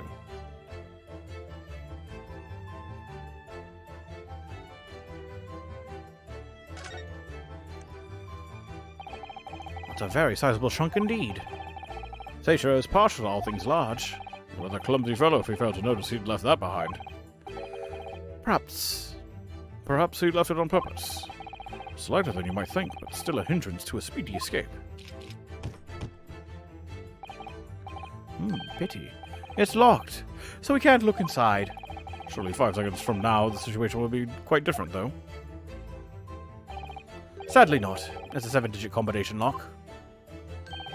And I'm not in a morose enough mood to work through all the combinations at present. You are still here! Ah, Able Seaman Stroganoff. Hello again. I was beginning to think you'd never materialize. Huh? You are waiting for me? Of course! I was expecting you to burst in with a hearty Russian profanity far sooner. I was in trouble with Captain because of a trick you played before. Poor innocent chicken. It's all your fault. Ship is leaving port soon. Get off, now! Of course, we shall disembark presently, my dear fellow. But first, there is something that must be done. What are you talking about? Why, naturally, the debunking of your deceit and the bearing of the truth. Coy? I'm afraid I see through your lies. For one thing, Mr. Jigoku has not yet left this vessel at all. Ah! And for another, my dear Seaman Stroganoff. You know exactly where the man is even as we speak, don't you? How can you... Good gracious, Sholmes, you mean you worked it out? All of it? It's really been too long, hasn't it, old friend? 10 years or less. So, would you care to join me for a dance of my inimitable logic and reasoning? Nothing would please me more. What is this? We have but minutes until the vessel puts to sea. No games now. Time is of the essence. Mr. Stroganoff, allow me to remind you of your earlier claim. You told us that Jigoku left the ship some 2 hours ago.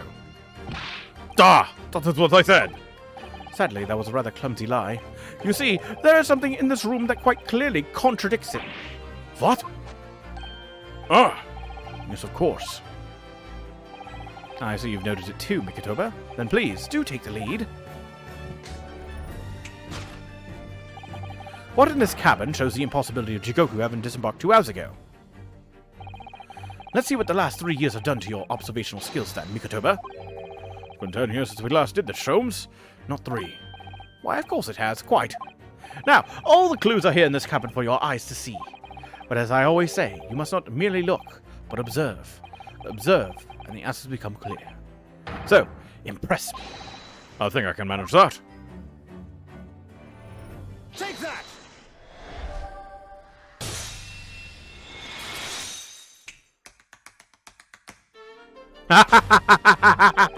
Perhaps you shouldn't have cleared away that glass. How curious that the ice shouldn't have melted despite it being abandoned 2 hours ago. Ah! It would appear that the man was here in this very cabin until moments before our arrival. With this well-chilled glass in hand. Shall mind off the refreshments, Sholmes. One might even conclude that somebody informed him of our boarding. Wouldn't you agree, Mr. Stroganov?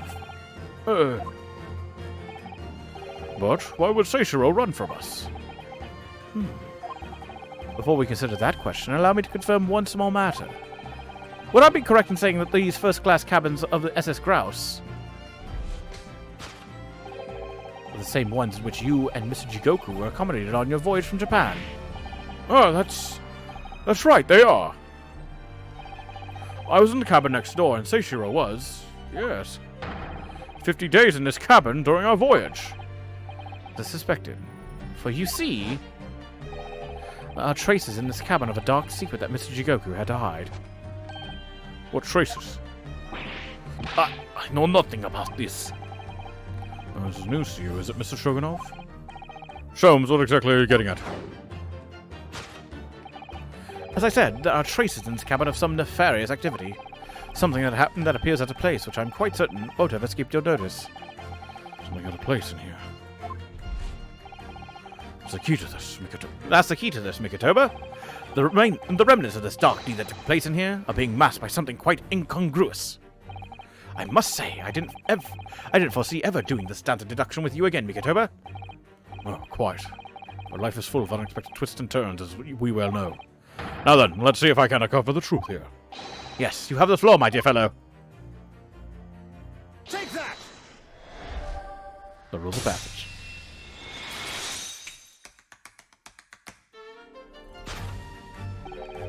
It's the rules of passage in this frame here. They're obviously out of place.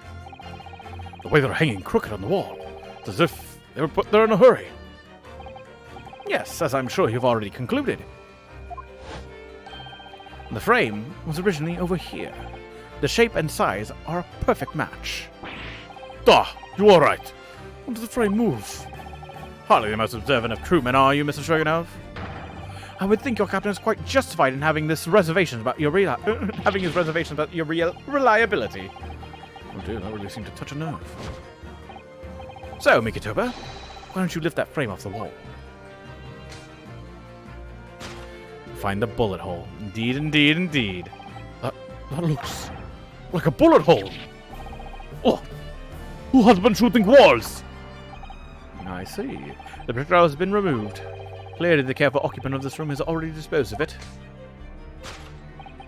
Now then, Mr. Stroganov. Ah! I have the distinct impression that you are attempting to shield said occupant. I don't know what you're talking about.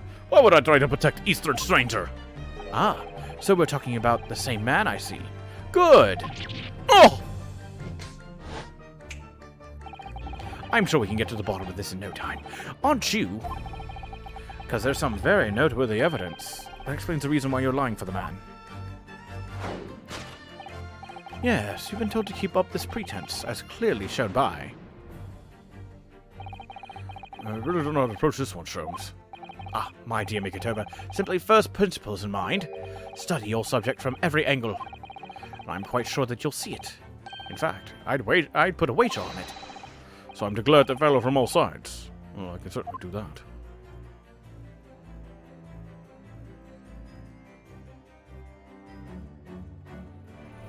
What was targeted when I got down here? We got a scarf. Oh, hello. Take that!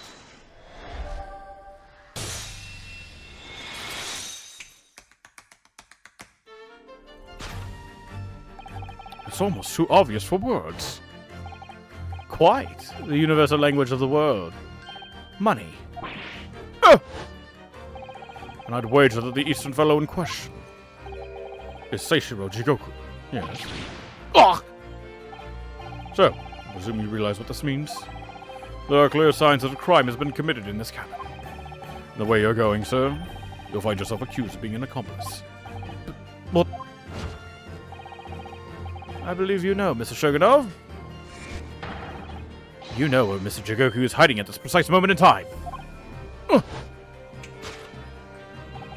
As always, Mikotoba, in matters of deduction, the furtive glance is your unfaltering ally. Yes, I think you're onto something there, Sholmes. You found the chink in this burly fellow's armor. We need only follow the man's gaze to know where our prey is hiding. The slightest flicker of the pupils, a minutely delayed blink. Nothing escapes my attention, even that which is barely perceptible. I'd hardly call this barely perceptible, Sholmes. The man turned his entire head. It's not exactly what you described as a furtive glance, is it?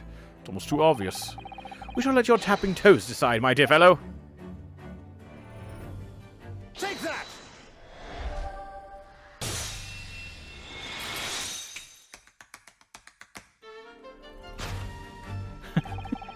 You turned immediately to look at this large trunk, didn't you?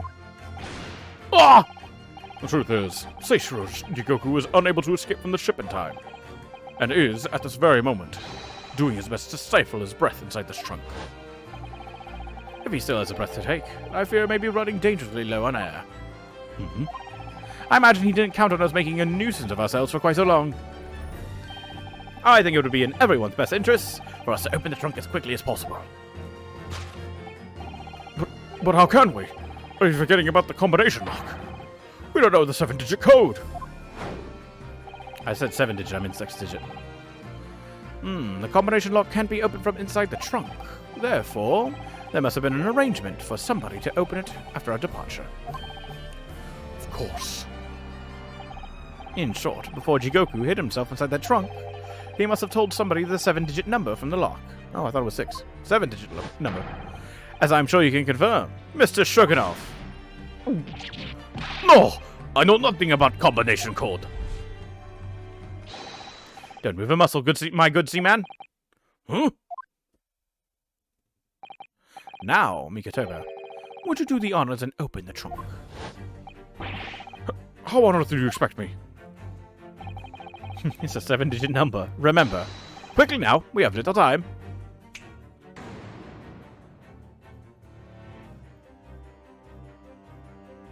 I can press L1 to review the scene.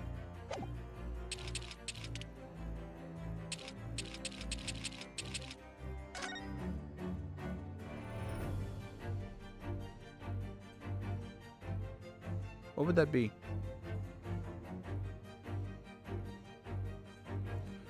Five. I guess it'd be a 0. And a 3, then a 1.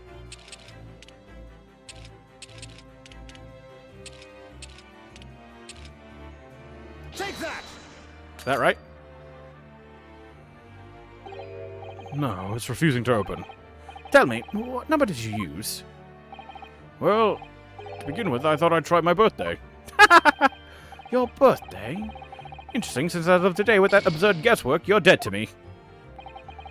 As measured as ever in response, Sholmes. If you'd only look in the right place, Mikotoba, the answer would be staring you in the face. The right place? If having a spot of bother, I always find standing on my head aids the cognitive processes.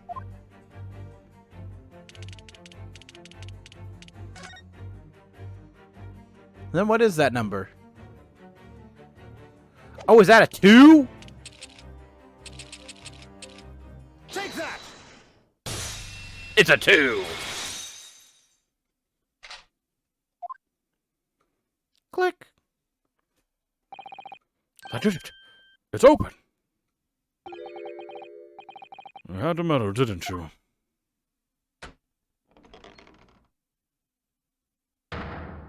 Hey, how you doing, buddy? Well, Eugene, you found me now. Seishiro. Why are you running?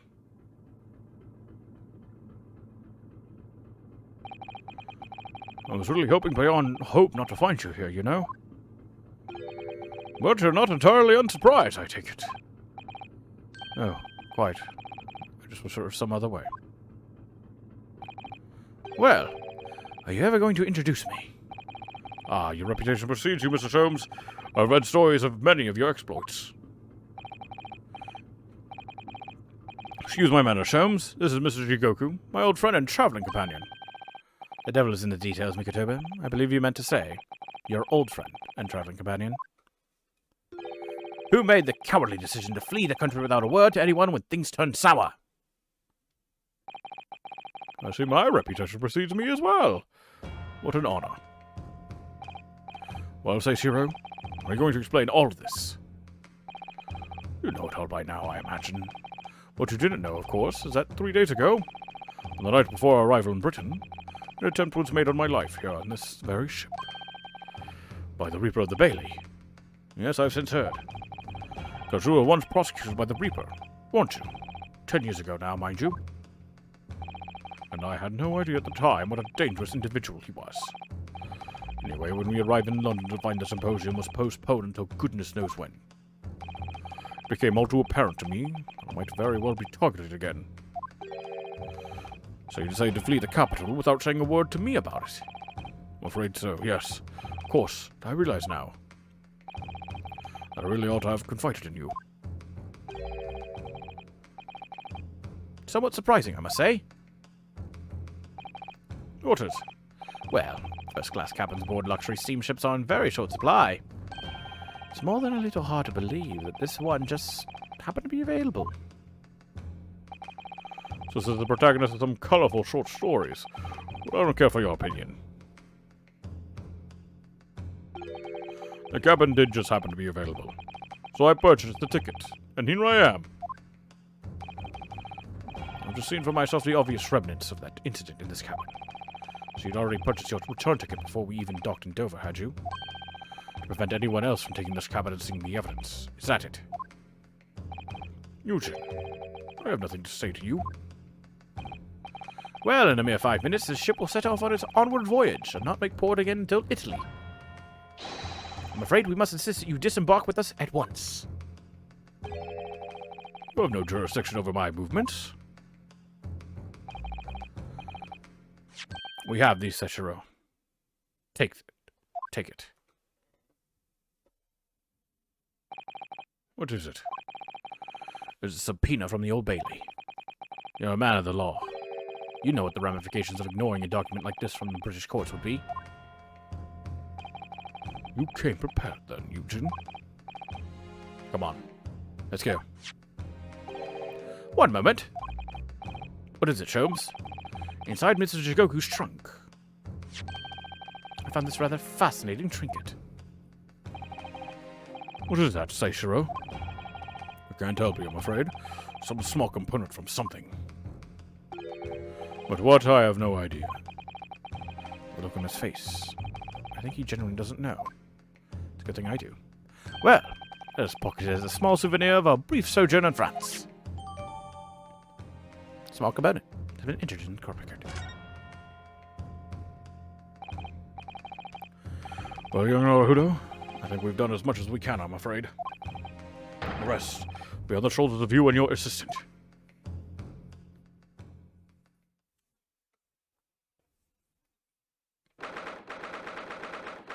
"3rd November, 12:10 p.m. The Old Bailey courtroom." Oh boy. How'd they have the subpoena if they were on the they're on the boat? Yeah, faxes back then. They had prepared it so far in advance, man. They knew it. Kazuma Soki, I know you, and I know you wouldn't lie. But still, there's no doubt that you're holding something back. You know more than you're saying. During the past 30 minutes while this court was adjourned, all possible efforts were expended. But sadly, Mr. Jigoku's whereabouts could not be ascertained. We must accept the unfortunate conclusion. The Reaper has already done the deed.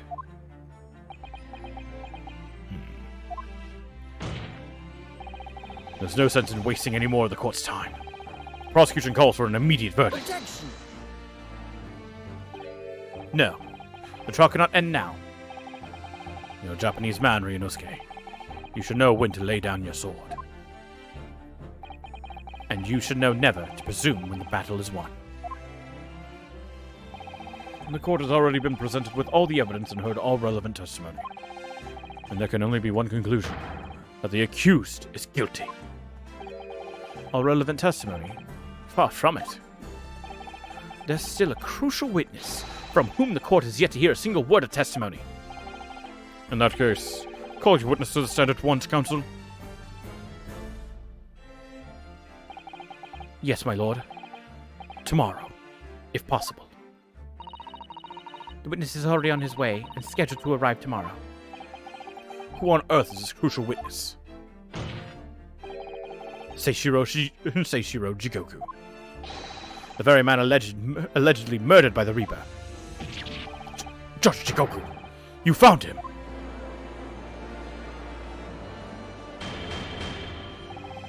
But the investigations of every policing resource in the capital suggest that Jigoku is already dead. How in the name of God did you find the man? He was located in France during the recess, at the port of Dunkirk. Thanks to one of Mr. Herlock Sholmes' famous deductions. Herlock Sholmes. Inspector Gregson almost certainly met with Mr. Jigoku on the night of his death, because along with the prosecutor Asogi, Gregson was on a mission to assassinate the man. Which means that Seishiro Jigoku is the sole witness who can clarify exactly what happened aboard the SS Grouse on the 31st October.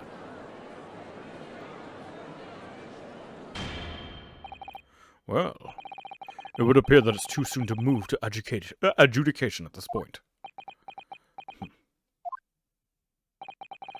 The prosecution concurs. The court must hear Mr. Jigoku's testimony.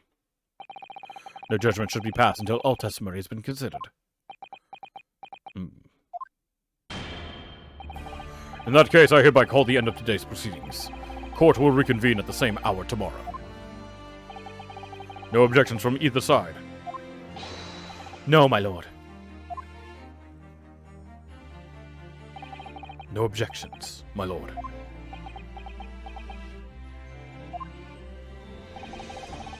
We live to fight another day. By the skin of our teeth.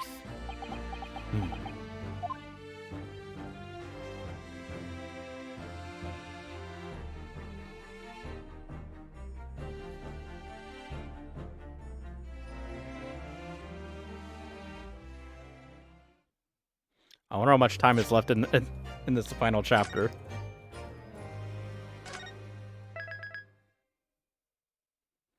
Onwards. Whoa, we're investigating? The unexpected halt of proceedings set the clamor around the courtroom. But outside the Bailey, where Londoners knew nothing of the secret trial within, it was a typical still night. Then, at a little past 8 o'clock that evening, Mr. Sholmes and his partner returned to Baker Street. Holy crap. 3rd November, 8:07 p.m. Sholmes' suite.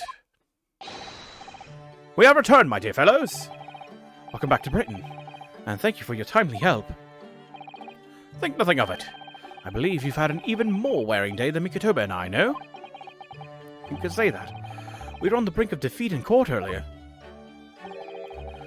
So this prosecutor, Sogi, had you on the ropes, did he? And he's your best friend, you say? Well, he's not really the man I knew in Japan anymore. Kazuma's changed. Mr. Naruhodo. I mean, it's incredible. To think that he'd even entertain the idea of acting as the Reaper's assassin.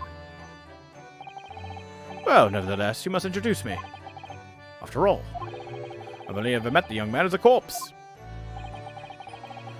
Well, this started almost a year ago now. Mr. Sholmes still hasn't told us the truth about what really happened back then. Or the motivation for what he himself described as a great detective's lie. Now then, I must say, surely quite a journey all the way to France. Well, it is another country, Mr. Sholmes. So, what news of Judge Jigoku? We took him to Scotland Yard. Investigating detectives there have a lot of questions for the man. Professor Mikotoba. Must be quite a shock for him. Ah, yes. I picked this up at the telegraph office on our way home. What is it?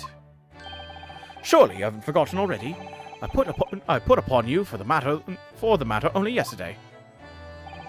You put upon me, Sholmes. I had to fill out your telegram to Japan and foot the bill as well.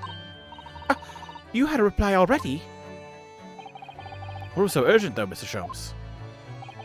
Such matters can wait until later. I'm far too hungry for an involved conversation at present. Well, that's good news. Your supper is ready, everyone. Ah, and what a feast it is. If I were none the wiser, I'd think the trial were won already. Roast beef, kippers, stew, steak and kidney pie, Yorkshire pudding. Yorkshire, my bad. Tomorrow could be a very long day, so eat up. In that case, I think I'll seat myself just here.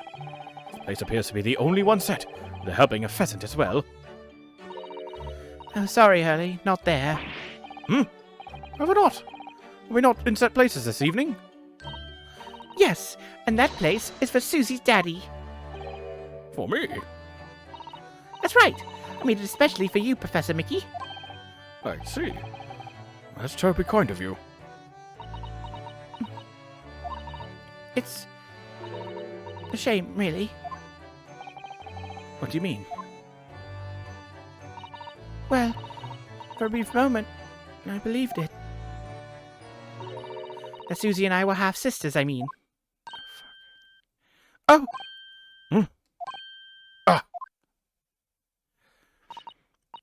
Iris, do you mean... Yes, I know now. I overheard yesterday. I secretly listened into the conversation you had after I tricked you all into thinking I'd left. What? What?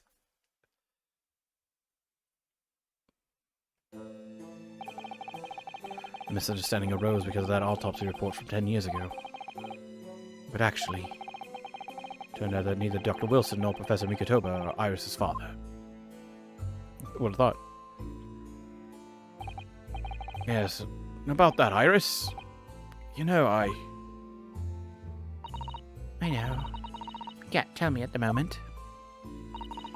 Oh, Iris.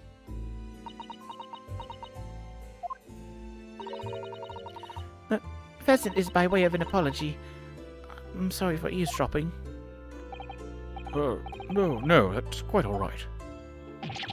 Why don't I get any apologetic pheasant? So just who is Iris's father?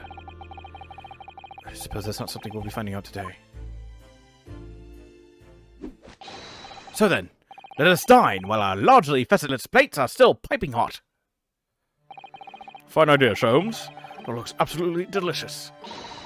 Eat as much as you like. There are always seconds.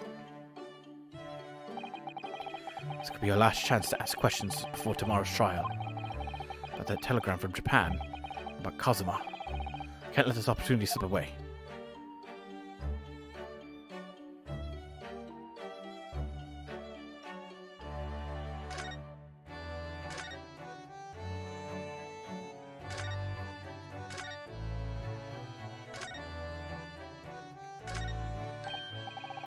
Mr. Sholmes, what are you doing? Sulking, apparently. Surely it's abundantly clear. And I wasn't brooding over Mikotoba's refusal to share his pheasant with me. Nevertheless, I felt the need to withdraw from the social circle for a while and look on with hungry eyes. Sorry, Hurley, but I cooked that pheasant especially for Susie's daddy. Even though I played the role of father to you for far longer. Mr. Sholmes, could I discuss some things with you?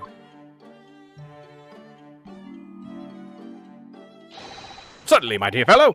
I find myself quite in the mood for a spell of conversation.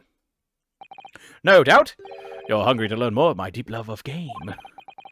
I could probably contain my curiosity on that one. You need to look at me in that fashion. What fashion? It seems, before we discuss the pheasant, we have some rather unpheasant matters to discuss.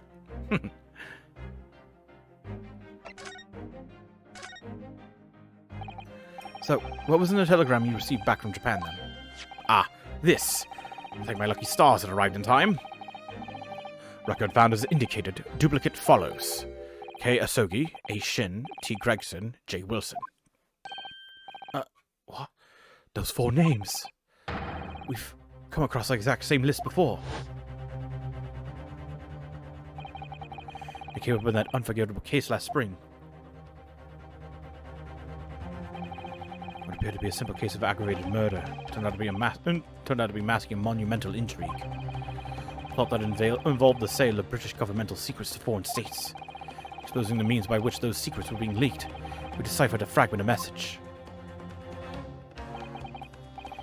K. Asogi, A. Shin, T. Gregson, J. Wilson. We didn't find the names out until the case was over. We never did get to the bottom of what they meant. All we knew was that the information had been sent by somebody in the British government to somebody in Japan. So, why are the names coming up again now? Yes. Where did the sender of your telegram discover them, Mr. Sholmes? I have here the message I had wired yesterday. Allow me to read it to you. Enter Judge Jigoku's office undetected and investigate telegram records. Expect to find communication from Britain dated 1 year ago. List of 4 names, need by tomorrow. Naruhito. I sent it to a detective I know who specializes in clandestine missions of this nature. Ah, I think I know who it is. You asked Inspector Hosonaga to undertake such an onerous task for you. And in my name. Oh, I wonder what guise he opted for this time. My dear fellows, it was a matter of great urgency, you understand. Anyway, the list of names was found in Seishiro's office, as Sholmes predicted. So you mean that mysterious collection of names that was sent from Britain to Japan was... It was sent to Judge Jigoku. He was the intended recipient. I don't believe it. But that doesn't answer the question of what the list of names actually signifies.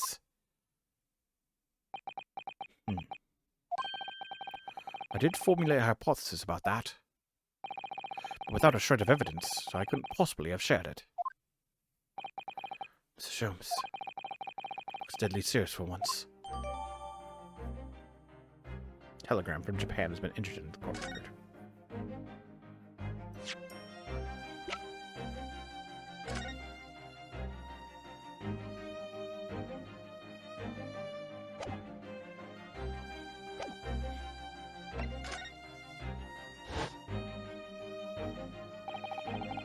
That tragedy we had to go through on the SS Buria. It was all for nothing. Kazuma wasn't dead at all. We were completely taken in by the lie you told us. Your great detective's lie.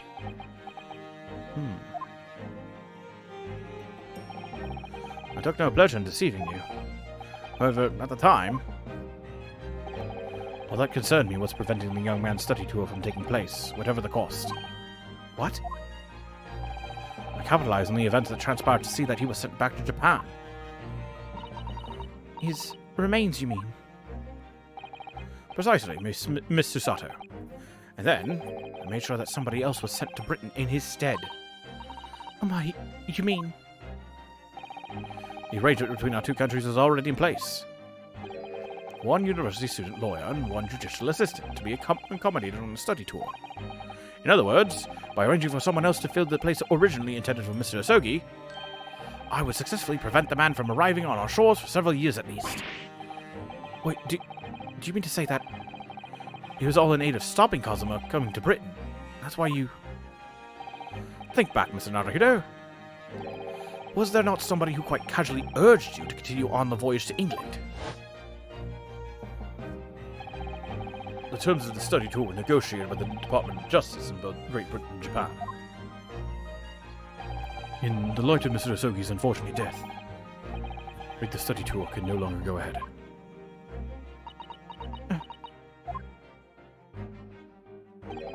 My dear fellows, the majority of problems have an extremely simple solution, you know. All you require is one lawyer, and the study tour can continue, surely. But there is no one else with necessary qualifications, Mr. Sholmes. We know of no other lawyer. The voyage to London still promises a good month of time. Ample opportunity, I would say, to find yourselves another suitable lawyer. So, you manipulated me. I have remarked on the extraordinary lengths to which friendship will drive a man. I was quite sure that you would rise to the challenge for your late friend. I don't believe it. But if it was all contrived... I mean, what happened was treated by the authorities as murder. A woman was mistakenly arrested as a perpetrator. What do you suppose became of her? Naturally, I didn't allow their misapprehension to have any serious repercussions. I subsequently explained everything and assisted the unfortunate soul in finding the foreign refuge she sought. I seem to remember Miss Susato and I had some rather strong words for her. Well, she was certainly not devoid of all guilt. She deserved every word, I'm sure. Wonder if she made it to America, then. I'm afraid I simply cannot comprehend it. Why would you go to such lengths, Mr. Sholmes? Why were you so determined to stop Kazuma-sama from reaching Britain? The truth is, 12 months ago, there was already a very tangible omen of the impending tragedy, you see. An omen that, at this very moment in time, is close at hand. An omen of all these tragic events that already existed a year ago. It's close at hand. I need to find out exactly what Mr. Sholmes knows.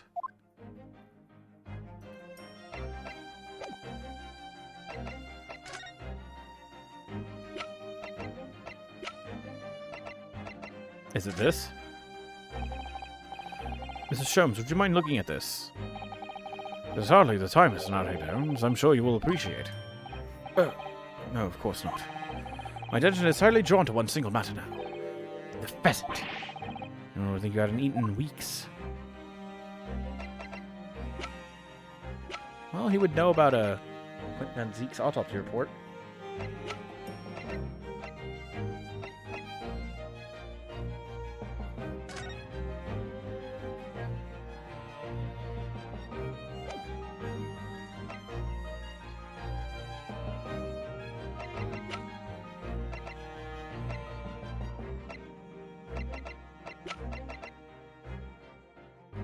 I could always show him the sword. I bet he'd get a kick out of this. Oh well.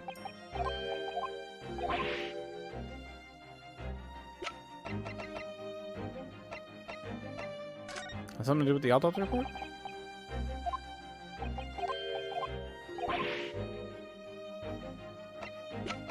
Huh. No.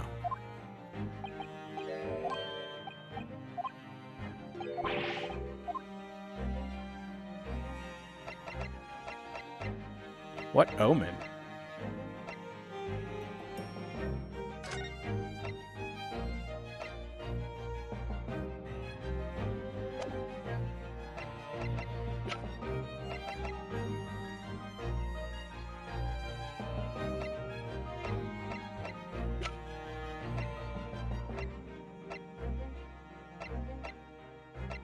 I presented everything that was close to it. Jesus Christ.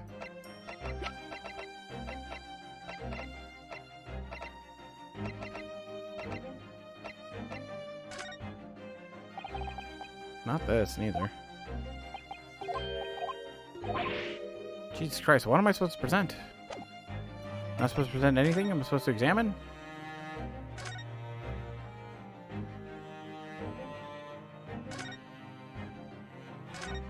God, I hate this bit.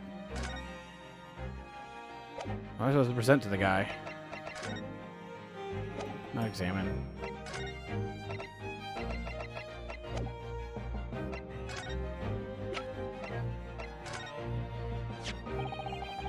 There was no room for doubt with your instructions in the telegram, Mr. Sholmes. You were very clear that it was Judge Jigoku's office that should be searched, so... You obviously knew. That's where the listed names would be found. Kei Asogi, A. Shin, T. Gregson, J. Wilson. But we only learned of the 4 names just over 6 months ago now. And only because they appeared as part of the top secret government communications that were leaked. That's true, yes. But at the time, you were unaware of the background. You see, those 4 names were wired to Japan. Around 6 months before that. Approximately this time last year, in fact. When you were both still in Japan. It really would be hypocrisy on my part to reprove others for intercepting state secrets. Because after all, I'm perpetually eavesdropping on communications between the British and Japanese governments. Perpetually doing what? How? Never mind the details. You should know. No secret is safe from Herlock Sholmes when he has designs on knowing it. Oh my, Mr. Sholmes, what a fabulous line. Now, 1 month after that list of 4 names was wired to the recipient Jigoku in Japan, Dr. John H. Wilson was murdered. Oh. As soon as I learned of the incident, a hypothesis rapidly took shape in my mind. As it turned out, I was partly correct, and partly mistaken. Nevertheless, it was the beginning of all the tragic events that were to follow. Mr. Sholmes, please, tell us all you know. Tell us about these 4 names and the tragedy to which they're all somehow connected. To the Reaper of the Bailey? To the Hound of the Baskervilles case? Tell me, Sholmes. As I said, when I learned of Dr. Wilson's murder in Japan, my mind immediately turned to those 4 names, because you see, there was someone else on the list who I believed to be recently deceased. What? Who? A. Shin, as was transcribed in Japanese script. In actual fact, Miss Asa Shin. It was a familiar name to me. She was a professional killer, well known among London's unsavory classes. Oh, I see. But she had completely vanished from existence several months before Wilson's murder. So I came to the logical conclusion that she had herself been killed, and accordingly became fearful for the lives of the remaining 2 persons on the list. Kei Asogi and T. Gregson. Owing to our proximity, I decided to take measures to protect Gregson myself. But I determined it would be safe if young Asogi was to stay away from Britain. Oh, so that's why you went to such lengths to prevent his study tour from going ahead. Exactly. So, you already knew who Kazuma-sama was, Mr. Sholmes? Oh, yes. Sholmes and I have been exchanging correspondence for years. I recounted many tales about Asogi to him in my letters, and the news of Dr. Wilson's death, of course. So, Dr. Wilson is dead then? I didn't know. Oh, Iris. I know he wasn't my daddy, but still, it's very sad. I'm so sorry, Iris. We knew the significance of the name, obviously, but we just couldn't bring ourselves to tell you. No. What you just told us, Mr. Sholmes, doesn't completely tie in with the facts. There's one big hole in your hypothesis. A big hole, Mr. Naruto? Oh, yes. You mean about Asashin, I presume. Of course! Exactly. She wasn't killed, was she? She was in Japan, posing as a visiting student under the assumed name of Giselle Brett. I'm glad you're keeping up, my dear fellow. But I only became aware of that fact 2 days ago, in the foyer of the Great Waterloo Hotel. And upon hearing that startling revelation, the hypothesis that I'd formed surrounding those 4 names was completely turned topsy. What? Topsy?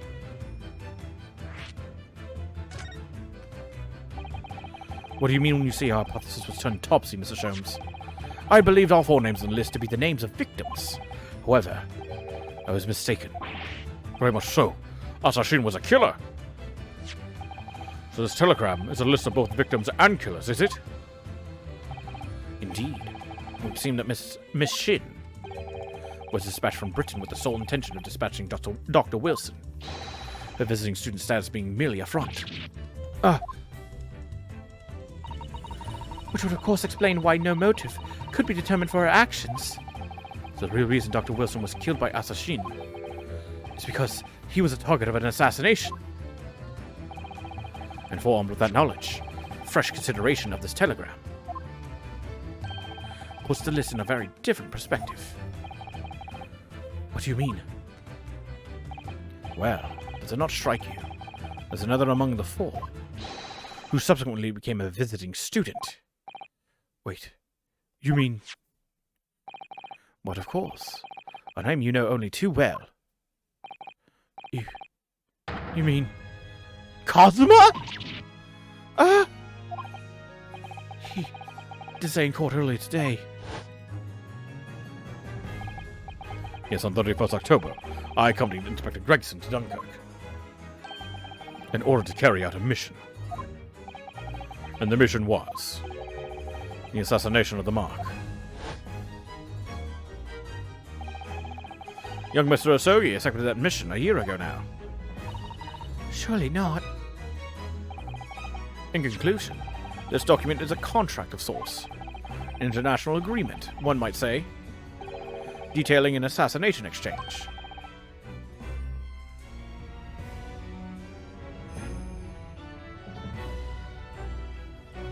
If this works out the way that Sholmes thinks it was, when... Oh, Christ. When Kazuma would have killed Tobias, when he would have killed Gregson, he could have done two things. One, he could have placed the blame on me, his friend that joined, and he could escape scot-free. Or, seeing how good I was at defending myself, he would have asked me to defend him and get him off.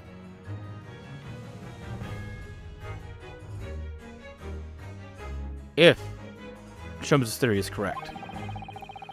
Kazuma possibly gotten involved in something like that.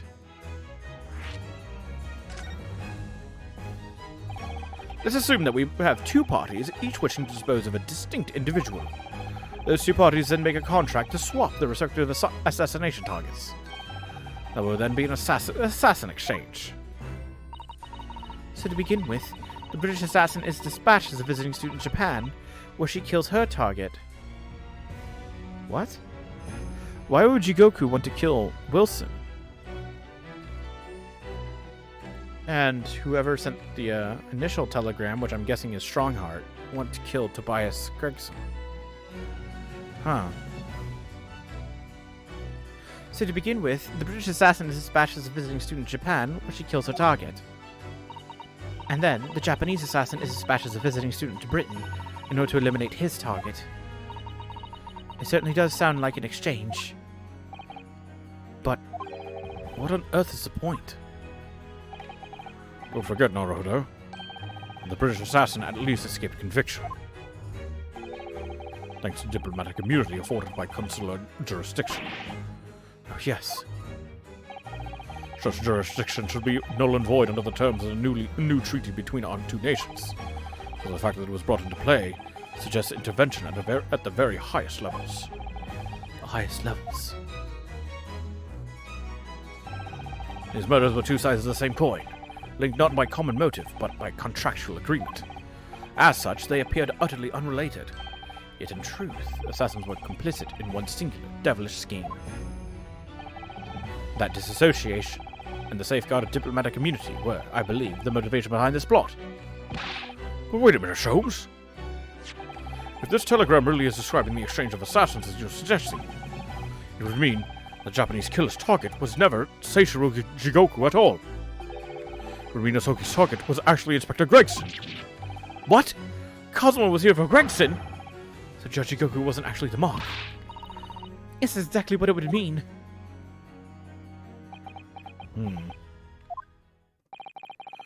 I hold myself personally responsible for failing to keep the inspector safe. Mr. Sholmes. I told him of my fears and implored him to seek a transfer to an overseas position. Obviously, with a young pickpocket in tow. Yes, Gina. Come to think of it, Inspector Gregson did mention that to us at the Great Exposition. That he'd be transferring to Paris police and taking Gina with him. But without informing me, he engaged in one last assignment, it seems. And sadly, turned out to be his very last. This is too much to take in.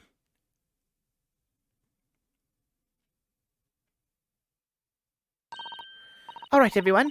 It's quite enough of all that serious talk for one day. Isn't it early? I mean, look at the time. Oh. Quite right, Iris. We must conclude our preparations for tomorrow. What preparations? Well, I think I shall make my way back to my hotel room now. There's certainly been a night to remember. It is a little bit sad, though. I mean, I like the idea of you being my daddy. Because then Susie would have to be my big sister. I'm sorry, Iris. I know, Iris. I was thinking quite the same thing. Were you? But if somebody like me would be worthy, I would be delighted to become your sister. What? Really? Oh yes, without question. So, you'll teach me all the ways you know how to throw Runo to the floor? Yes, yes, of course. It would be my pleasure. You don't have to agree so readily. But wait a minute. If Susie's going to be my big sister, you can be my big brother if you want, Runo. Huh? I mean, yes, of course. If you have me, I'll gladly be your brother. Well done, Iris. We must always be mindful of feelings. Oh, I've raised you so well.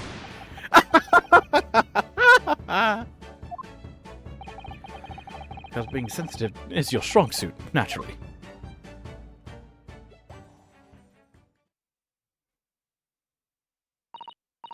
Right. I'm going to work extra hard for tomorrow now. Because it's for my big brother and sister. What is all this talk about preparing for tomorrow? Preparing what?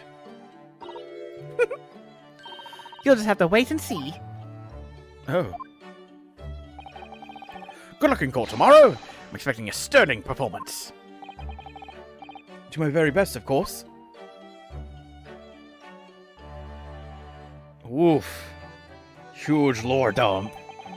The overnight break in the trial's proceedings became a crucial turning point, exposing new truths while posing new conundrums. That list of 4 names on the telegram in Judge Jigoku's office, and the extraordinary assassination plot in which my best friend had somehow become involved.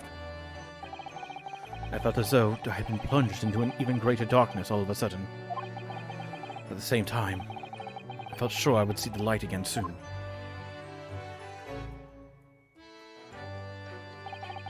Because I was lucky enough to have the most wonderful family in the world standing steadfastly behind me.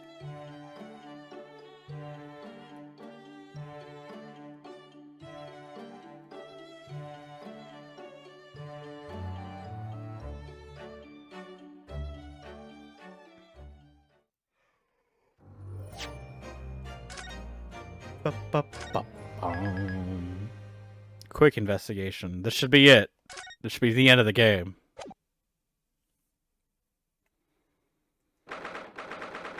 "4th November, 9:30 a.m. The Old Bailey Court." Boy. Before we begin today, I have a brief announcement. As with the closed trial 10 years ago, some astonishing facts have come to light in these proceedings. The revelation that the well-known Reaper is actually an organization illegally executing its own brand of justice, and the discovery that a respected yard inspector was at its heart until he himself perished in an assassination plot. Well, I say to all members of the judiciary here present on this occasion, that we will stop at nothing to uncover the whole truth behind these disturbing findings. Counsels, you will undertake this trial with the resolve to pursue the truth to the bitter end. Resolve. Yes, it's my intention. My lord, if I may inquire, The defendant may speak. On what grounds is Kazuma Asogi permitted to continue in his role as prosecutor? He has admitted to colluding with the victim in a plot to assassinate an innocent man. He shouldn't be enjoying the privilege of freedom, let alone be leading the prosecution. I submitted a written petition to Lord Strongheart, requesting that judgment of my transgressions be delayed by 1 day. You did what? In today's proceedings, I intend to expose everything. My whole life for the last 10 years has all been leading up to this 1 day. Kazuma, whatever the outcome of this trial, I give my word that I will accept whatever punishment is deemed appropriate, however severe. And I suggest you prepare yourself for the same, Reaper. Kazuma's bristling with hostility today. I get the distinct impression we're heading into a very dangerous territory. Is that really even Kazuma-sama standing before us? As an extreme exception to normal practices, I have granted this prosecutor's request. The defense finds this acceptable, I presume.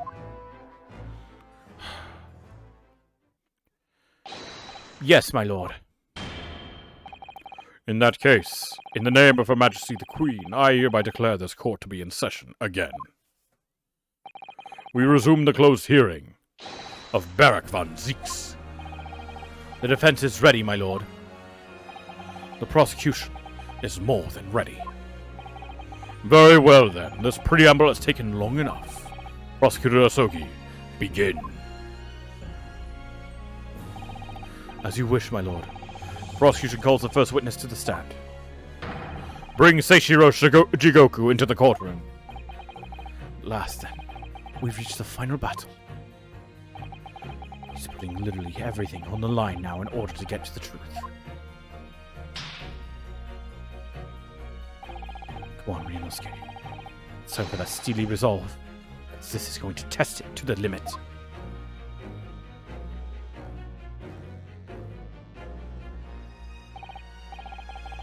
Witness, state your name and occupation for the court. So it was you who issued this, was it? Your subpoena. I did what was necessary. Well, look what the young man has become. I didn't think I'd see the day when you take that tone with me, I must say. The witness will ensure his responses are pertinent to the questions asked. My name is Seishiro Jigoku, Supreme Court Judge from the Empire of Japan. 16 years ago, this man came to London as a visiting student. 6 years later, he returned to Japan. As well as presiding over the Supreme Court, he is also currently Japan's Minister of Foreign Affairs. I am, of course, fully aware of Mr. Jigoku and his preeminent roles. I invited him personally to the International Forensic Science Symposium as a representative of his country. I hear he also played a key role in the conclusion of the Anglo-Japanese Treaty of Friendship and Navigation. Ah! It's a great honor to be involved in the negotiations. I put my all into that treaty.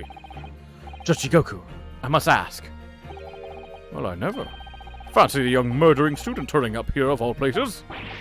You acquitted me yourself. And now, I'm a practicing defense lawyer. Yes, and full of self-importance like your friend across the courtroom, I see. You came into London by invitation to the International Forensic Science Symposium. But then, without informing anyone of your plans, you took flight to France. Took flight? Not to eject that turn of phrase. Then explain yourself. What exactly were the circumstances? Well, I was somewhat expecting this. I'm sorry to say, I decline to comment. What? Leaving the country prematurely when I was an invited guest may be questionable etiquette. But my decision is unrelated to this case. I can't be bound to testify. Unrelated, you say? I appreciate that a respected police inspector has been killed, for which I offer my condolences. However, being an alien, I obviously never met the man, nor do I know the first thing about him. As such, I'm in no position to testify. It's as simple as that. So you would run from all this? I beg your pardon? This case is more far-reaching than the murder of Inspector Gregson. It has ties to another murder, a case that was tried in Japan almost a year ago now. A year ago in Japan? The murder of Dr. John H. Wilson, you mean? That's right. And you, Judge Jigoku, are at the heart of both cases. The defense has evidence to prove it. Well, Ryunosuke, I see from the look in your eyes that you're resolved to carry this through to the very end, too.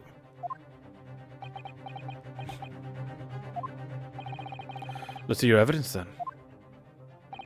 What proof do you have that Seshiro Jigoku is involved in this case? Bum, bum, bum. Take that!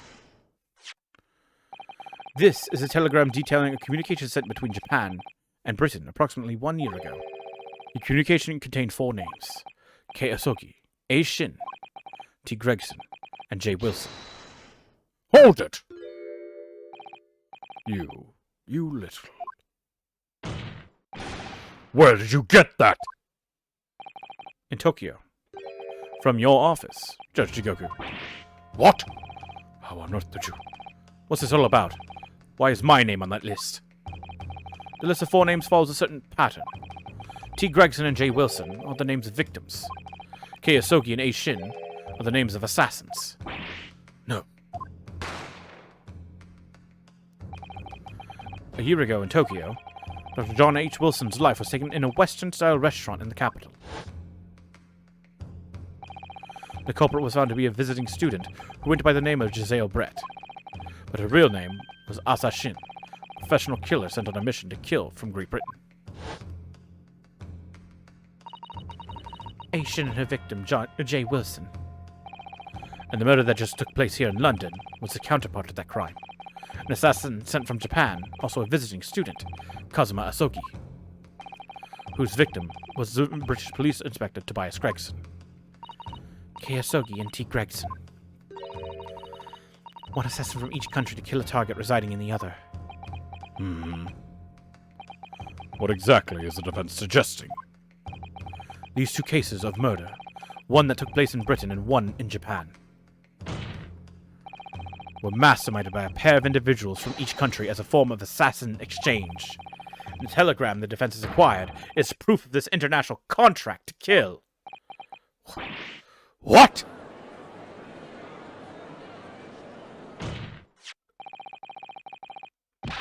The telegram was found in your office, Judge Jigoku. In other words, the mastermind in Japan was you. Judge Jigoku, what's this all about? And you, Kazuma, you lied. During yesterday's proceedings, you acknowledged that you'd accepted the assassination mission. But the mark wasn't Judge Jigoku at all. It was T. Gregson, Detective Inspector of Scotland Yard, as shown by the name on the killing contract. Very impressive, Ryunosuke. But actually, I didn't lie. The name of the target I was ordered to kill never passed my lips yesterday. The idea that Seishiro Jigoku was the mark came entirely from you. You deliberately avoided saying a name. The defense claims that these 4 names indicate some sort of international assassin exchange. I'm sure I speak for all present when I say the very idea seems utterly absurd. Well, Mr. Jigoku, what do you have to say for yourself? His silence only goes to prove his guilt. There's another very important point that this new development brings to light. There's now a distinct possibility that the scene of Inspector Gregson's actual murder was in the witness's cabin aboard the SS Grouse. Judge Jigoku, you have to testify now. To refuse will put you in contempt of court.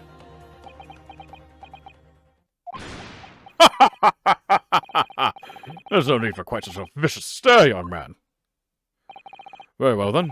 As a parting gift to you all, I'll tell you everything I know. It seems this Japanese gentleman has information that the court must hear about the alleged assassin exchange and the events of the night of the 31st October. Present your formal testimony now. As you wish, my lord.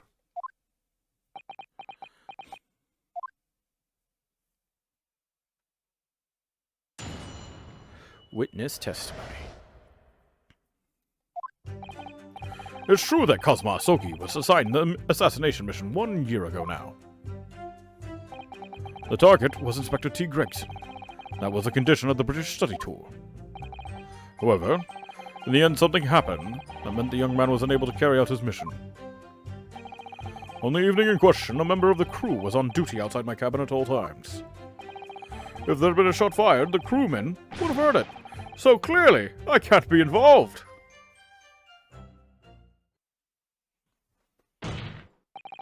So, you admit it then?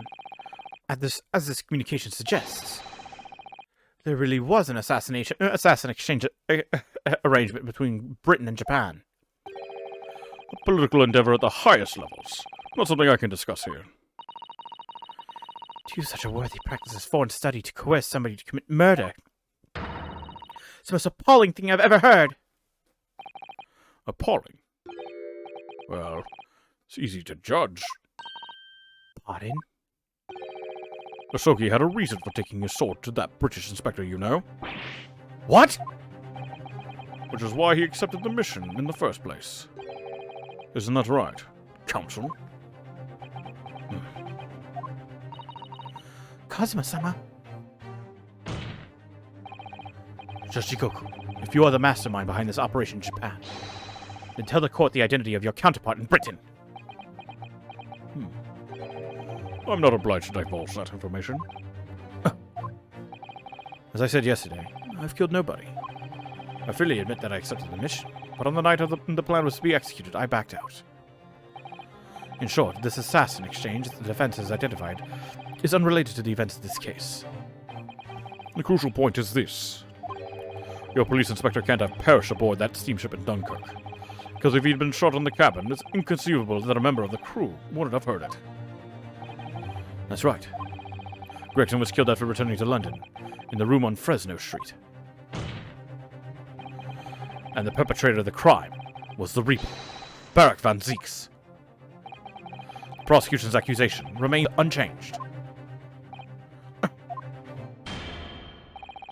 To think that a seemingly innocent foreign exchange program was a facade for such Machiavellian dealings.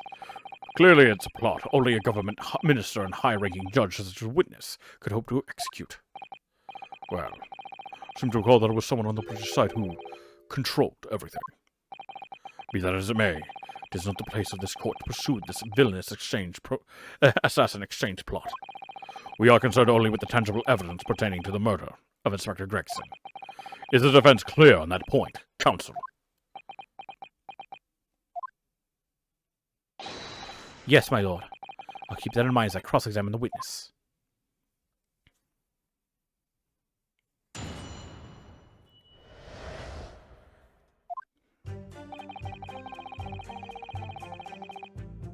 Hold it! A year ago, when Kazuma was still in Japan then. Correct. It was at the examination center for applicants for the study tour that I approached him. I'll never forget it. I remember exactly what you said. You just came out and asked me, forthright, if I considered traveling to Britain on an assassination mission. Surely not. I thought it was a joke at first, of course. But then, it was made clear to me that if I didn't accept, it wouldn't be considered for the study tour. So you agreed to it? Just for that? I mean, I know how much you wanted to study in England, but... assassination? The Empire of Japan had accepted a proposal from the British Empire at the time. The agreement to send a student from each country to the others to deepen cultural understanding and friendship. But behind the scenes, the chosen students were to be given assassination missions. I had no choice but to accept a proposal that originated from my British counterpart. Why? Why did you expose the plot there and then? Britain acknowledges no part in these alleged misbegotten dealings. I advise you not to make spurious allegations. for Minister Jigoku. As a witness, I am bound to tell the truth, my lord. Anyway, I picked Asogi and explained the details of the plan to him. The target was Inspector T. Gregson. That was a condition of the British study tour. Hold it! Why Kazuma? Why did you pick him as the assassin? He was the most capable of all the applicants. In addition, I knew his desire to travel to Britain was very strong. In fact, it was almost more than a desire. It was his whole purpose in life. Yes, as his best friend, I can certainly attest to that. The way he threw himself into his studies, the way he pursued becoming qualified as a lawyer. So ultimately for that one single goal of being accepted on a study tour to Britain. And of course, we know the reason behind that. He was determined to find out for himself the truth about his father, Genshin Asogi. There's nothing I wouldn't have done to get here. Be that agreeing to assume the role of an assassin, or betraying people's trust. Well, you certainly did a fine job of betraying mine, Asogi. But why was Inspector Gregson the target? I have no idea. Those were the orders from Britain. I was in no position to question them. You have no idea? Really? Find that hard to believe. Oh, do you? Judge Jigoku was once a visiting student here in Britain himself, of course. Perhaps he has some connection with Inspector Gregson from that time. The defense really ought to get up. With what? With the fact that the assassin exchange has absolutely nothing to do with the case under scrutiny here. Yes, I've already admitted to recruiting Asogi. However, in the end, something happened that meant the young man was unable to carry out his mission. Hold it! I presume you're referring to the incident that occurred during Kazuma's passage to Britain in January. The awful tragedy that took place on the steamship. Word arrived at the ministry some 2 weeks after the ship's departure from our shores. The visiting student had been killed, but his body had somehow gone missing in Hong Kong. The news was wired to me from a detective I'd placed on the ship to accompany the assassin. Obviously, Kazuma didn't actually die at all, but he did lose his memory, including all details about his special mission. Did you not consider dispatching another assassin at that point? That wasn't possible, simply because that black-clad young student over there had already put himself forward as Asogi's replacement, and there was no way to stop him from reaching Britain. Ah! My hands were completely tied. So Mr. Sherman's strategy worked perfectly. He predicted everything that would happen. Months later, my memory returned. I'd never intended to go through with the assassination mission anyway. So you were playing me right from the outset, were you? Is that it? I'd sooner be guilty of that crime than taking someone else's life. I was prepared to do whatever I had to in order to get myself here to Britain. This line of questioning has gone on long enough. All the court should be concerned about in the testimony given by this witness are details relating to his relationship with Inspector Gregson and the victim's murder. In that case, as I've already made perfectly clear, I've had no connection to the man or his death. And you have some means of substantiating this plea? On the evening in question, a member of the crew was on duty outside my cabin at all times. Hold it! Outside your cabin? Outside your cabin in the first-class area of the SS Grouse, you mean? Yes, that's right. Not least because there was a murder of a student passenger earlier in the year, I imagine. The liner operants have been taken to posting crewmen outside every first-class cabin door.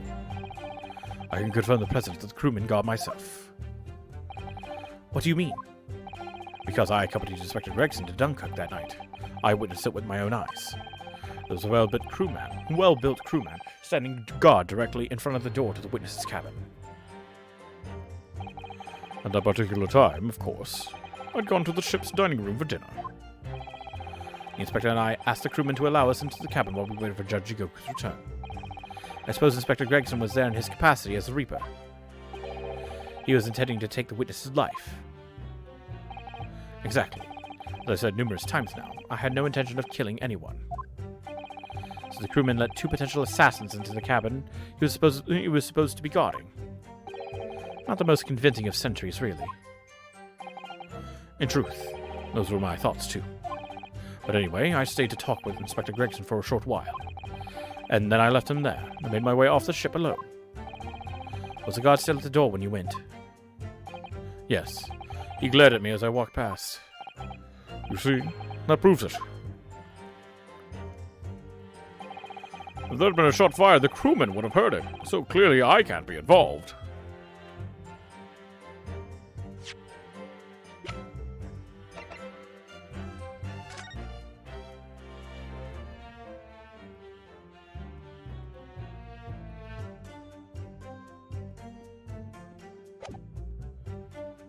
Objection! Thought so. Yes, as the court has heard, there was a crewman posted outside Judge Jigoku's cabin. However, we can be sure that, contrary to the witness's claim, the guard wasn't there at all times. What? I have here a notice of a particular event that was scheduled to take place aboard the steamship on the 31st. Well, where did you get that? It's evidence gathered by Mr. Herlock Sholmes. You were acquainted yesterday, if you remember. Herlock Sholmes again. According to this itinerary, after leaving the port of Dunkirk at exactly 10 p.m., and for a period of 20 minutes, all crewmen of the SS Grouse were to gather on deck for an evacuation drill. All crewmen were away from their posts. And during that 20-minute interval, of course, any gunshots emanating from your cabin would have been heard by no one. In summary, Judge Jigoku, you had ample opportunity to commit the crime. Oh! Objection! A 20-minute window of opportunity. That's an excellent find, Ryunosuke. But it amounts to nothing. Why?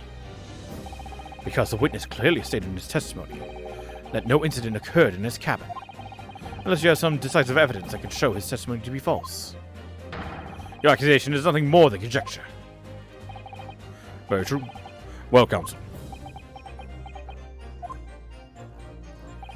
Inspector Gregson was killed in Judge Jigoku's cabin that night. I'm certain of it. Because the defense has the evidence to prove it. You will present the evidence for the defense at once, counsel. What proof do you have that the victim's life was taken in Jigoku's cabin on the 31st of October?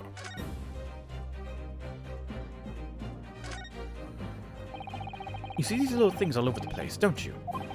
It's the part on the top of a pocket watch that you twisted at the time, isn't it? It's called the crown, I believe. A watch would be quite useful for that one. The crown. Like what sit on top of a monarch's head. That's a very grand name for such a tiny part. But actually, yes, Mr. Naruto, this is a crown. I'm feeling I might have seen a monarch around here somewhere, with a very bare head. By monarch you mean pocket watch, then I'm quite sure you have.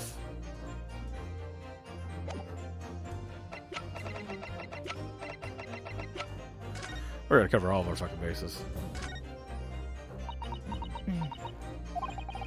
What do you think, Mrs. Sato? I feel sure I know exactly what will fit here. Really? I was just thinking precisely the same thing. We're about to see the little round component. It's actually part of Inspector Gregson's broken pocket watch. Really? I was just thinking precisely that too.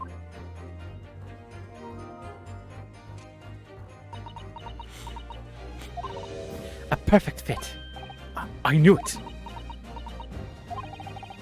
All right. Perhaps you knew it. I'll make a note of this new information at once.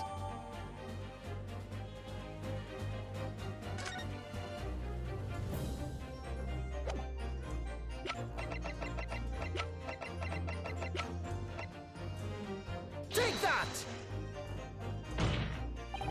Judge Jigoku, this was found in your cabin yesterday. What is that? The crown of a pocket watch. A pocket watch. And if you will observe, the victim's pocket watch, which we know he treasured, is missing precisely that part. It can't be. Moreover, this crown is a perfect fit on the spindle protruding from the victim's watch. Now, the fact that this was retrieved from Judge Jigoku's cabin tells us the victim's watch almost certainly broke there. In other words, the victim was killed on the 31st during the 20-minute evacuation drill. In the cabin occupied by you, Judge Jigoku! Well, you're always as sharp, aren't you, you young murderer? Objection! Expertly maneuvered, Ryunosuke. And your argument sounds entirely plausible. At first. But rather like this pocket watch, it's full of cracks. What? And I believe Judge Jigoku feels the same way. I was wrong to acquit you earlier in the year. Sorry. If I'd known that it would result in anyone having to listen to this drivel, I would have declared you guilty just to spare the world your ridiculous bombast. I think it's clear that the witness will have to give further testimony. When you hear what actually happened in my cabin that night, you'll notice the pitfall into which you've stumbled. Prior to hearing your testimony, I would like to clarify one point. The fact that this part of the victim's watch was discovered in your cabin means that you acknowledge he was there, I presume. Yes, I do. Very well, then. You may proceed to give your formal testimony about what exactly happened in your cabin aboard the ship on the evening of the 31st October. Of course, as a man of the law, I have no intention of obstructing justice. Sure. Sure, buddy. Witness testimony. The events in the cabin. I had a guest waiting for me when I returned to my cabin after finishing my evening meal in the dining room. When I walked through the door, a mustachioed Englishman was there, foolishly waving a gun at me. I assumed to carve him with an Epponisei throw. Say-oe throw. Though, he couldn't wait to run away after that. I imagine his watch was broken when I threw him over my shoulder. It has nothing to do with his murder. The inspector was clearly killed having returned to Britain, because his body was found in London. I don't have the bullet hole to present as evidence, though. Ippon Seoi.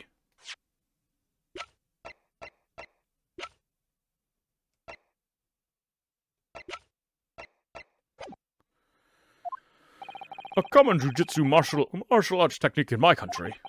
I was careful not to use too much force, but the man obviously landed too heavily for his watch to take. So, Ryunosuke Naruhodo, I imagine you can see the flaw in your logic now, can't you? What?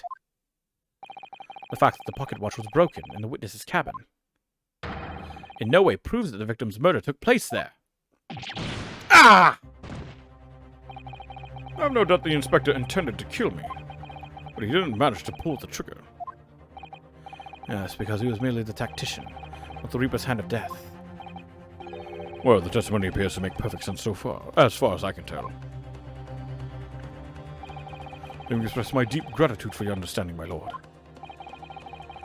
With this testimony holds, Judge Jigoku will be deemed to have had no involvement in the case. Well, counsel, I really see no reason for wasting precious court time here on a cross-examination.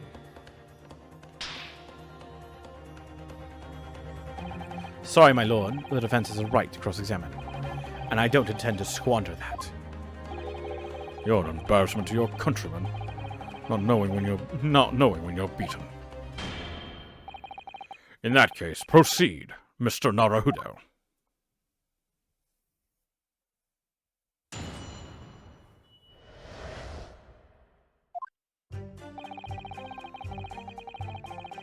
I had a guest waiting for me when I returned to my cabin after finishing my evening meal in the dining room. Hold it! Because the so-called guard posted at your cabin door and just let your killer pass, you mean? Apparently, Gregson told the crewman he was a police inspector. Which was the truth, of course. You would have had his identification with him, though. He had his trench coat and mustache, not to mention the bag of chips. Imagine the crewman was convinced. But the man accompanying him would have had two swords slung around his waist. You mean me? Who else? Yes, that's true. You would have hoped the sight of a few swords might have set off alarm bells in the guard's head. The point is, I left the cabin before his occupant returned, and I immediately disembarked the ship. Certainly. I can tell you, is that only the inspector was waiting for me when I arrived back at my cabin. And you entered without any inkling of suspicion. That's right. None whatsoever. When I walked through the door, a mustachioed Englishman was there, foolishly waving a gun at me. Oh god, you have missed a lot, AJ. You have missed a lot. So, do yourself a favor, sit back and relax, and just enjoy the ride. When I walked through the door, a mustachioed Englishman was there, foolishly waving a gun at me. Oops. Meant to press on that. Hold it! Obviously, you're talking about Inspector Gregson. Yes, though at the time I didn't know the man's name, and there was no time for introductions. I valued my life over manners. By which you mean that the inspector was there to assassinate you, I suppose. That was certainly the impression given by the gun pointing in my direction. But I've never seen the muzzle of a revolver shake about so much in all my life. Anyone would think the man had never shot at somebody before. Believe it or not, most of us haven't. Anyway, there was no time to call for the help of the crewman at the door, so I dealt with the man myself. I soon took care of him with an Ippon-seoi throw, though. He couldn't wait to run away after that. Hold it! Even though the man had a gun. It was a very brave move, wasn't it? My Ippon-seoi is far faster than a bullet, I can assure you. But surely all that commotion caused the crewman to come in, didn't it? Yes, of course. He burst in immediately without knocking. The inspector hurled himself at the stocky fellow, and just managed to slip past him to make his escape. The outstanding guard does it again. Luckily, there aren't many situations I can't get out of using a quick Ippon-seoi throw. I imagine his watch was broken when I threw him over my shoulder. There's nothing to do with his murder. Hold it! The crown snapped off, and the glass covering the face of the watch was cracked. Preferably to the man's head being pulled off or his spine cracking, wouldn't you say? Not that the man was spared for long. A bullet to the chest soon saw to that. But the point is, the broken pocket watch doesn't prove that a murder took place. Absolutely not. All the watch proves is the power of my jujitsu throw. Whatever you say, it doesn't quite ring true that no shot was fired in that cabin. Because there was an obvious bullet hole in the wall. What are you talking about? That's what the star of your lowbrow detective stories told you, is it? Well, I don't care for such fiction. Haven't you worked it out yet, you little stripling? No murder took place in my cabin. The inspector was clearly killed having returned to Britain because his body was found in London. Hold it! But there's no evidence that proves the victim ever returned to London alive. Just take a moment to think that idea of yours through now, stripling. What? The inspector was killed on the steamship in France. How on earth could he have got back to Britain? When people die, their bodies remain at that same spot. It's a devil of a thing. Well, then, obviously the culprit must have moved the body. How exactly? Carrying a corpse off a ship in your arms would raise a few eyebrows at least, don't you think? Well, yes, that's true, but...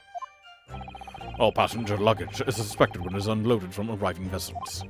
And I would like to think the border police would query the corpse of an English gentleman as hand luggage. If the murder had taken place aboard the ship, you would imagine the body would have been disposed of at sea. There would be no sense in risking being caught by attempting to transport the body back to Britain. Oh, that's killed that idea then. But perhaps not.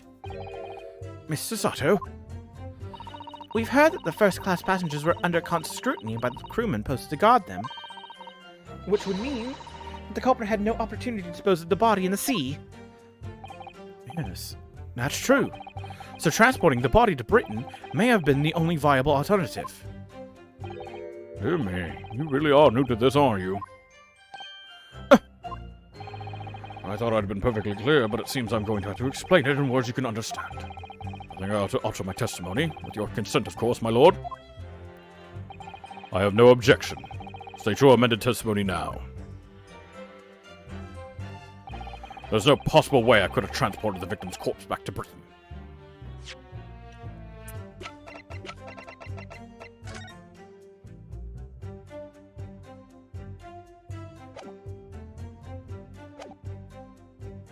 Do I just present that, or do I press? I'll press first, then I'll present. There's an idea. Think about it, stripling. All passengers and crew disembarked at the same time and passed through the same checks at the border. The symposium guests were then driven straight to the hotel in carriages organized by the ministry. We met you as soon as you arrived at the hotel. So you did? Well then, remind me, did I have a corpse over my shoulder at the time? What? No. So we're in agreement then. I couldn't possibly have brought the inspector's body back to Britain. Unless, of course, they developed some clever device these days to instantly move things from A to B. Or like an instantaneous kinesis machine.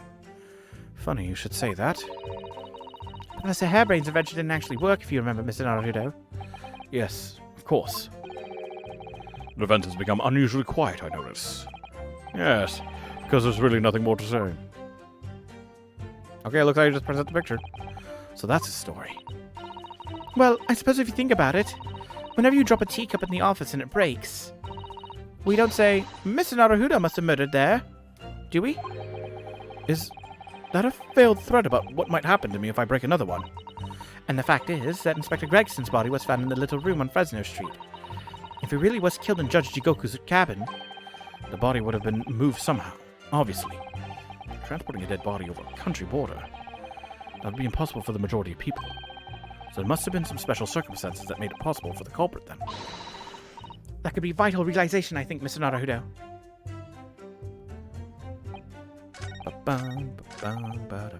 I'm pretty much pressing everything, so... Objection! Hey, here we go. There's no possible way you could have moved Inspector Gregson's body, you say. I would say the opposite is true. And what's that supposed to mean? Far from being impossible for you to do. The transporting of Inspector Gregson's body back to Britain is something only you could do. What are you talking about, Ryunosuke? As well as being a judge, Mr. Jigoku is also Japan's Minister of Foreign Affairs. Which means he's exempt from having his luggage searched when he enters the country. We learned that when we first met upon your arrival in London.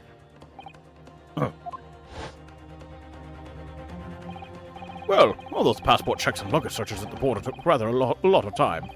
Must say, I'm very envious of your ministerial status. You didn't have to go through any of that, did you? Ha! I knew you were jealous. I presume you recall this, Judge Jigoku. It's a photograph we took in the foyer of the hotel to mark the occasion. As the court will note, you have with you your large travel trunk. Large enough, in fact, to have a corpse inside. Mr. Naruto, surely you're not suggesting... I'm afraid I am. Yes. 3 days ago, when we were chatting innocently with the new arrivals from Japan in the hotel, the body of Inspector Gregson was just meters away from us, inside Judge Jigoku's trunk.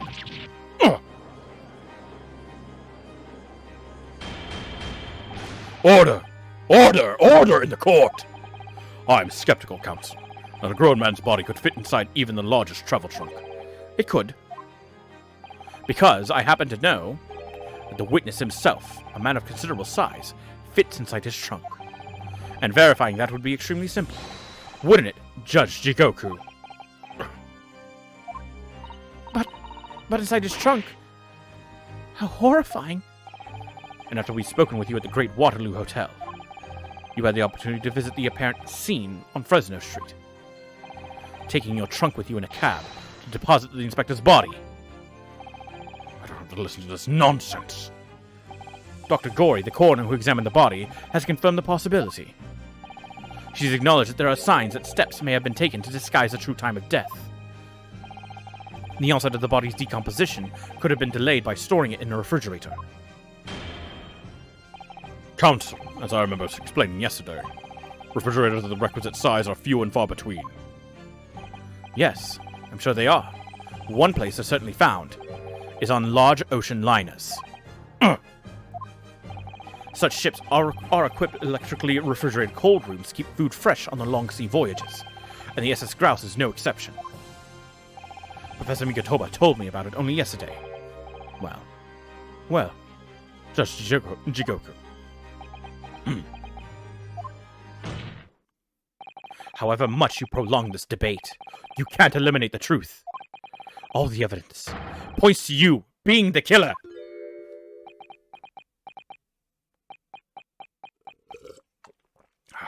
Ooh, water.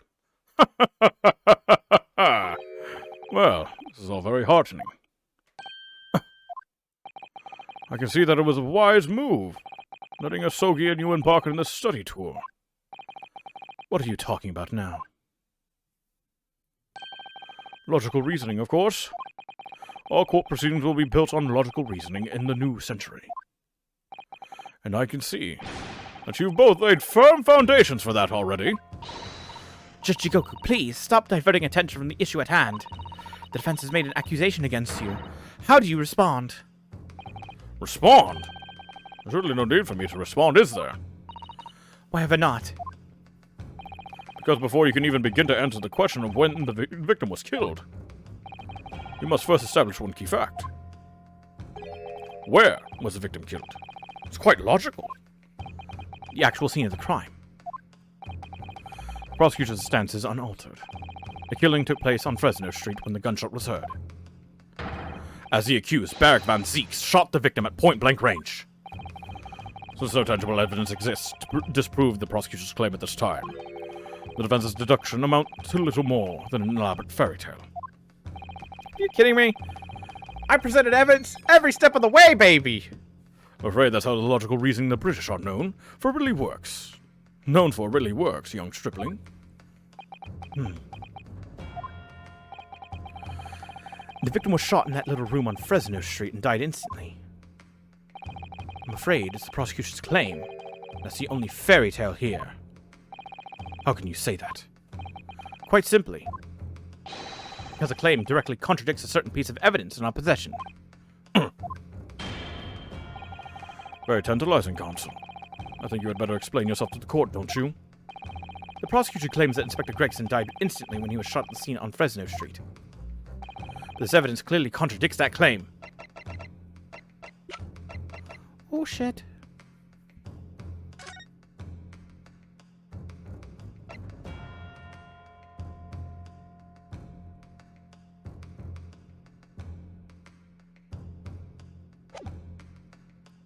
Oh, God. I was thinking it's the autopsy report because the bullet went through him, right? And there was no bullet found on the scene. Oh, Christ. Oh, shit. All right, time to guess. Here we go. It definitely was not. The Japanese really are a curious breed. To proffer an argument with such conviction, only to present such nonsensical evidence. What are you talking about? The autopsy report was definitely not nonsensical. Perhaps my Japanese friend's inexplicable thinking is why people talk of the mystique of the East. In case you hadn't noticed, I'm not the only Japanese around here. Do you even have a mirror? The court is not interested in the mystique of anything. You will be penalized accordingly. Was the victim killed in the room on Fresno Street, or was he moved there after his death? There's one piece of evidence we have that shows the answer to that question surprisingly clearly. Perhaps you should try to present the correct one this time, then, Mr. Naruto. Are you going to try again? Or can't you hold your hand steady enough to point it out? The prosecutor claims that Inspector Gregson died instantly when he was shot at the scene on Fresno Street. This evidence clearly contradicts that claim. Oh, shit.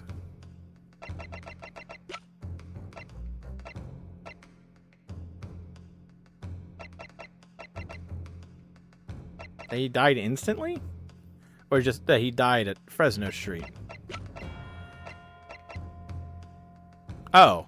Take that! Is it this? No. Oh, that's lame.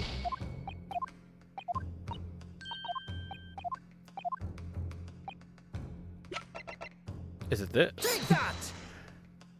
No, it's not. God damn it.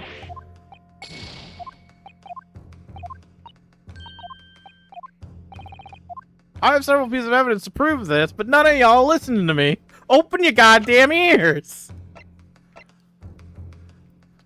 What I really wish is what I could do is present the fucking bullet hole in the fucking cabin wall! But it's not in my evidence, now is it? Literally like the biggest... This. No, it's not. It's not the revolver that's seen as the murder weapon. Jesus fucking Christ, what does it want?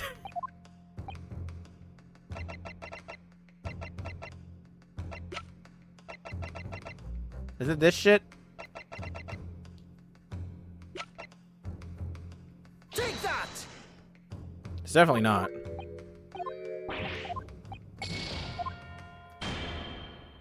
Oh well, we wasted enough time. It's clear to me that any further discussion of this case will be fruitless. Berg van Zieks, I would like to think that, however misguided, you acted out of a sense of justice nonetheless, though it pains me to have reached this conclusion. No! Wait, my lord!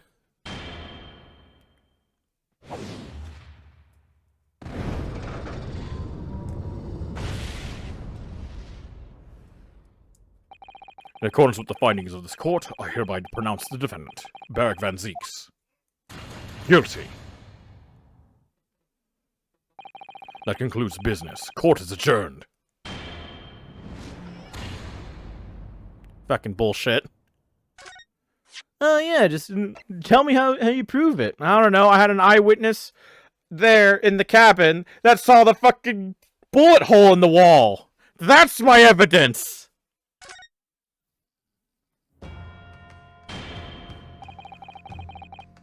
Yeah.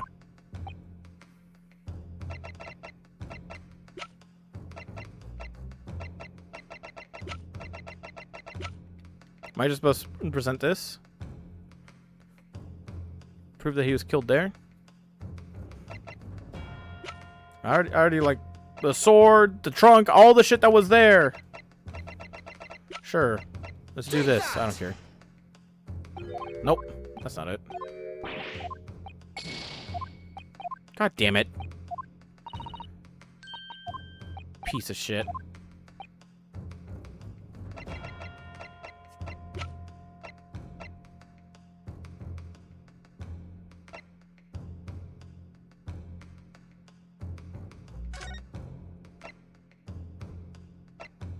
I already presented this, right? And they just shut me down.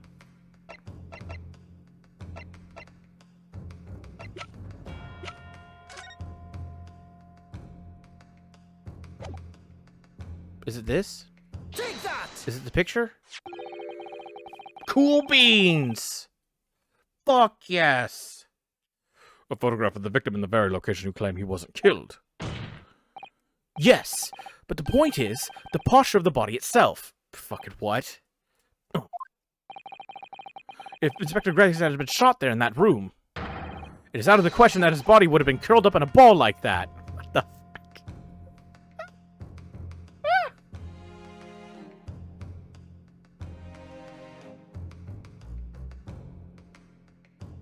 That is some whack-ass supposition defense. Objection! I'm sorry to disappoint you, but your logic is flawed. Like a fucking bad joke. He could have easily have adopted that fetal position due to the pain of the shot, which subsequently proved fatal. Objection! I'm sorry to disappoint you, Judge Jigoku, but it's your logic that is flawed, apparently. What? According to this autopsy report, the victim died instantly. He would have felt no pain, much less have been able to draw himself into that position. Ugh!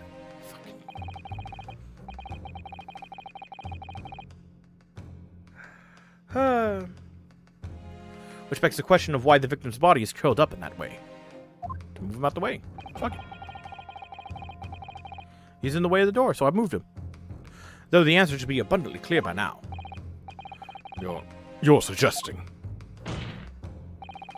The inspector's body took on that posture ahead of its arrival on Fresno Street, before it was coldly turned out onto the floor. From the inside of a large travel trunk. No. You're quite right. The shape of the body looks exactly as if it had been kept in a confined space.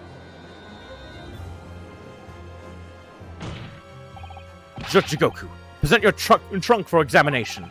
I believe it's very possible it will contain traces of the victim's blood. Oh!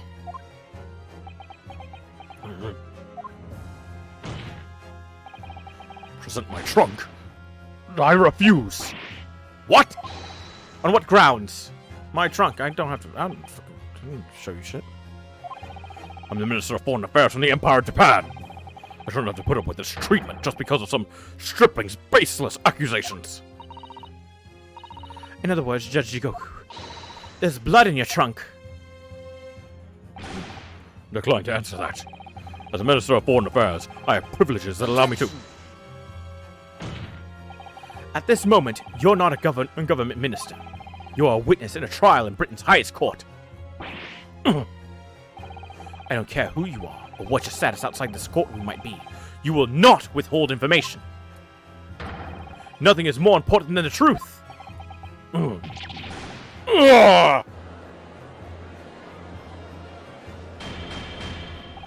Order in the court! Well, Mr. Jigoku, what's it to be? You can't be serious. You did it!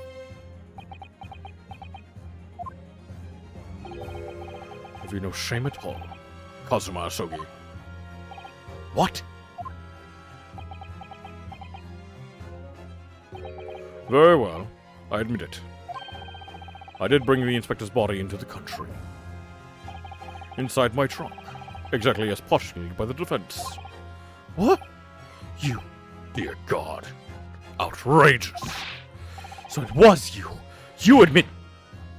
No! I admit to nothing more than what I've said.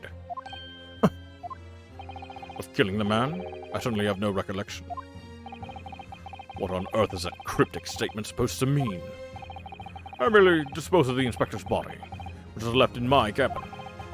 Not to avoid unwanted attention. As a judicial assistant over there pointed out, I had no chance to throw it into the ocean. So, I decided my only option was to bring it into Britain with me and dispose of it somewhere else. You can still deny it?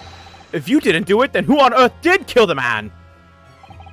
As you know, there was one other person in my cabin that night.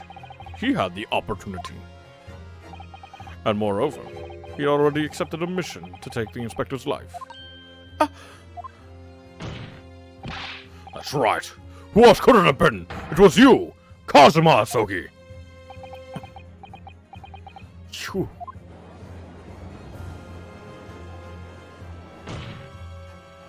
I never thought you stooped to this, Seishiro Jigoku. You've taken the words straight out of my mouth. Prosecutor Kazuma Asogi. You thought by leaving the body in my cabin you could pin the crime on me, did you? Well, the Prosecution Council has already admitted to visiting the witness's cabin on the night in question. Yes, on an assassination mission, no less. You wouldn't. So, what do you make of that, young stripling? You've heard my testimony now, and that's all I have to say on the matter. I'll admit to nothing more. I don't believe this. Counsel for the defense. What is your position now? The court awaits your response to the witness's assertion. Blech. The assertion that on the night in question, the victim's assailant was in fact Mr. Kazuma Asogi. This isn't a dead end, it seems to be. The answer's right in front of me. It comes down to Jigoku, or Kazuma. Both of them had the opportunity to kill Gregson, but only one of them did it.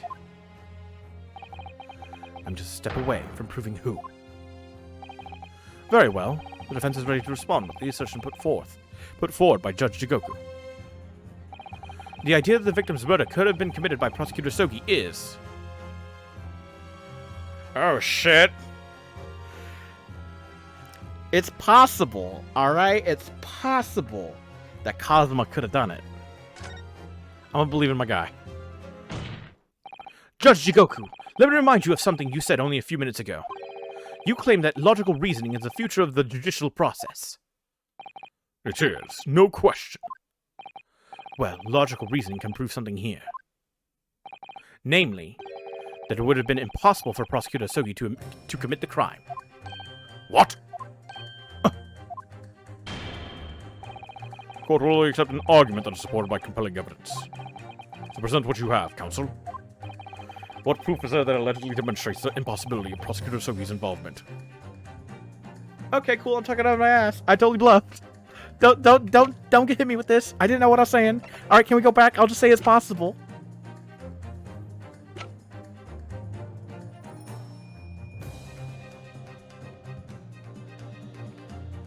He had his sword, so why didn't he just kill the guy with the sword? Right? That's what we're going to say here. Ah, damn. Making the evidence weep here, Ryunosuke Naruhodo. Sorry. Every piece of evidence has a role to play in arriving at the truth. They're not playthings you can toss around the courtroom for entertainment. Ah! Never mind the evidence. You're about to make me weep, Mr. Naruhodo. Oh no, I can't upset Susato-san, or I'll end up being upset too. We know a member of the crew was on sentry duty outside the first-class cabins nearly all the time. So long as a guard was there, it would have been impossible to fire a shot without being heard. That very much narrows down when the crime could have been committed. Oh! The court will only accept an argument that is supported by compelling evidence. So present what you have, counsel. What proof is there that allegedly demonstrates the impossibility of Prosecutor Asogi's involvement? Take that! Whoops! That's right. I totally forgot. Nobody was there. You liked him better with the headband? Me too, man. Me too. I liked him better when he was dead. This is why I also currently think that Inspector Gregson is not dead. The moment they, immediately, took me out of all, saying, oh, yeah, this main character that was dead this whole entire time? Nah, he's alive. That just, puts everybody else back on the table. You know what I mean? It's like, oh, yeah, all those people that died before? Nah, they're still alive. It's like, good job. The itinerary for crew members of the SS Grouse, my lord. This is conclusive proof. Itinerary? How does that prove anything? Judge Jigoku, the moment you acknowledge that you found the victim's body in your cabin, this itinerary suddenly became much more significant. What? Why? On the night in question, as always, a crewman sentry was on guard outside your cabin door. As long as he was there, nobody could have fired a shot inside the cabin. Absolutely, because it's inconceivable that the guard wouldn't have heard it and come to investigate. So that tells us the crime must have taken place when the guard was elsewhere. And that narrows it down to the 20 minutes just after 10 o'clock, as indicated on the itinerary. Yes. I see no flaw in your reasoning so far. Oops, I'm about to say logic. But the crucial point is this. When the evacuation drill took place, the steamship had already put to sea from the port of Dunkirk. Now, clearly the murder could only have been committed by someone who was aboard the vessel at the time. The prosecutor Sogi stated in yesterday's proceedings. I didn't come to Great Britain to take anyone's life. So I left Gregson and disembarked the ship. I spent that night at a boarding house in the town, and I returned to England the following morning. Which I'm sure the court will agree is conclusive proof that Kazuma Asogi couldn't possibly have carried out the killing. Ah! Hold it! No, absolutely not. I don't accept that at all. What do you mean? The boy's just saying that to exonerate himself.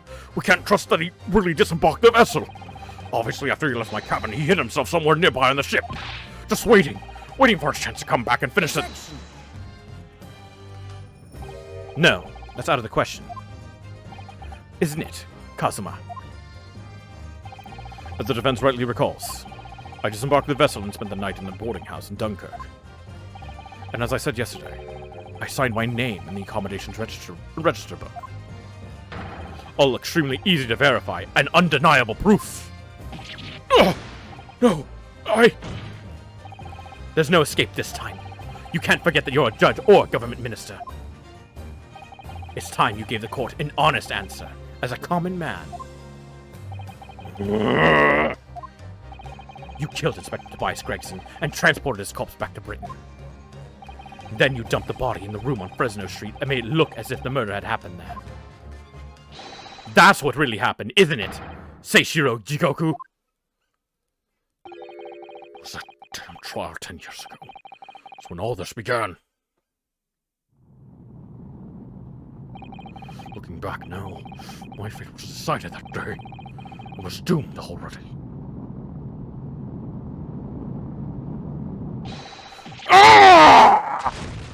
Ooh. Oh!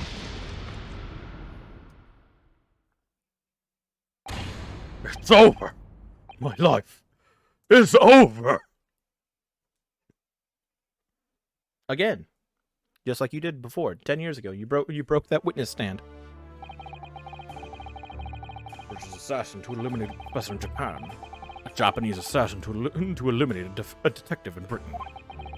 Both assassins will use diplomatic immunity to evade conviction and return safely to their homelands. The assassin exchange request arrived from Britain about 1 year ago. Though it hardly a request, it was a demand. And for that, you decided to recruit Mr. Osogi. But things didn't go according to plan. Your chosen assassin never made it to Britain. And you found yourself unable to dispatch a replacement. Because I was already on my way to Britain at that time in Kazuma's place. And that left me with only one option for carrying out my obligation. To eliminate the mark myself, personally. Of course, there was but a single opportunity for me to do that. The International Forensic Science Symposium, I presume. That's right. I decided it would be safest to carry out the plan before my arrival in Britain. So I enlisted the help of my British counterpart. And made arrangements for a pretext that would take the inspector to Dunkirk. Oh my fucking god. To lure the man in, he was given a sham mission by the Reaper. Okay. I thought it was going to be even more heartbreaking. Thank God. Oh yes, we're just going to send you to Paris. You can even bring that pickpocket with you that you've been trying to train.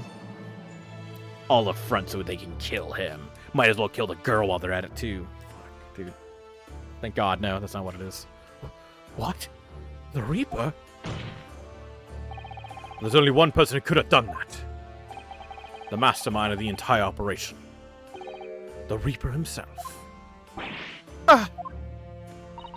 So, that means that the assassin exchange was... It was all planned by the Reaper? I'm not at liberty to say anything about my British counterpart. Anyway, the inspector accepted the Reaper's mission and dutifully infiltrated my cabin on the steamship.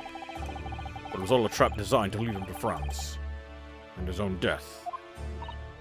How awful. It was past 9 o'clock when I returned to my cabin from the dining hall that evening. I didn't give him the time to attack me. I choked him until he lost consciousness. But there was a guard just outside the door, so I left it at that for the time being. Even the slightest noise might have aroused suspicion, so I bided my time, waiting. The 20 minutes after 10 o'clock. I had intended to finish him by strangulation, but moments before I had the chance, he suddenly came round and went for me in a reckless move.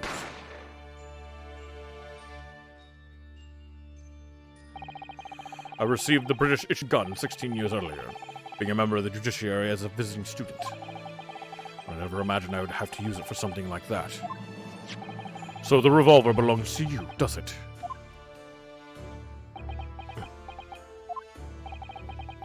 The victim was killed inside your cabin on the SS Grouse, which begs the question of why you arranged his body to be discovered in the room on Fresno Street. The young judicial assistant over there has already answered that question. There was no way I could take the body up on deck to throw it over the side. That's precisely where all the crewmen were gathered for the evacuation drill. So before the first-class cabin sentries returned, I took the corpse to the refrigeration room. And then on arriving in Dover, you concealed the body in your trunk in order to smuggle it past the border police. I knew I needed to take steps if the police were to be convinced when the body was found in London. In that case, you must have known. You must have intimate details of Inspector Gregson's intended schedule. Yes, my British counterpart sent me everything I needed to know. The inspector was due at Fresno Street at 5 o'clock that afternoon, in order to meet a man by the name of Hugh Boone, from whom he would take back his police identification. I decided that man would be the perfect person to set up as the culprit, so I took a hackneyed carriage over there with the body still in my trunk. That must have been just after we took this photograph with you at the hotel, then. Yes, I wasn't expecting a welcoming committee. I was more than a little nervous. On Fresno Street, I spotted a young girl selling little firecrackers. Miss Venus, of course. I conceived of the candle trick there and then. So I donned a simple disguise and approached the girl to buy enough firecrackers to replicate a gunshot. What sort of disguise? For some reason, the inspector had a bright red hairpiece in his own traveling case, so I put that on, although I suspect it drew more attention to myself in that than I would have otherwise. The hairpiece we found at the scene. The inspector had it ready for the red-headed league investigation. Only arrived at the room at around 4:45. So I quickly placed the body on the floor, moved the notice board to set up my little candle trick. I arranged it so the firecrackers would go off with a bang around 15 minutes later, so that Mr. Boone, who was due to arrive at 5, would walk straight into a trap. Except, at the last moment, I made a careless blunder. What was that? I imagine it was the bag of fish and chips. I didn't notice that it had fallen out of his overcoat pocket when I moved the body to the refrigeration room. Put it back into his pocket the following morning, but... well, it seems the warmth of the heated cabin had accelerated the decay of the fish. Anyway, that's everything. And the sordid details of what I did.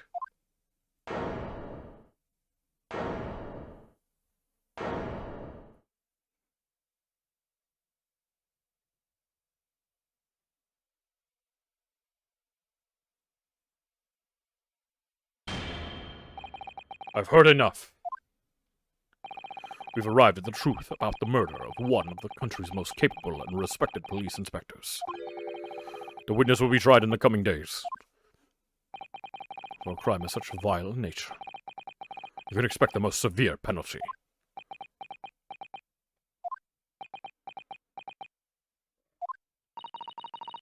Exchange of assassins. What a foolhardy idea. Mr. Jigoku, one last detail. Who is your counterpart in Britain? Who was the mastermind behind the assassin exchange? Nothing you say now can make matters any worse for you. Just tell us. Enough! I've already told you that I cannot say. Even though as things stand, you may very well never set foot in your homeland again. What are you waiting for? Can we just get this over with now? It's finished. All of it. I'm finished.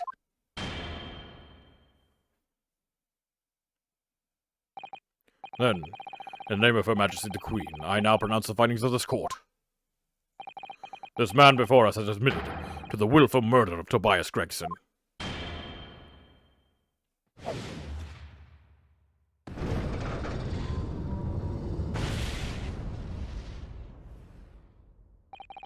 Seishiro Jigoku, it is the opinion of this court that you should be found guilty. And may I remind all those present of the strict confidentiality demanded by this closed court.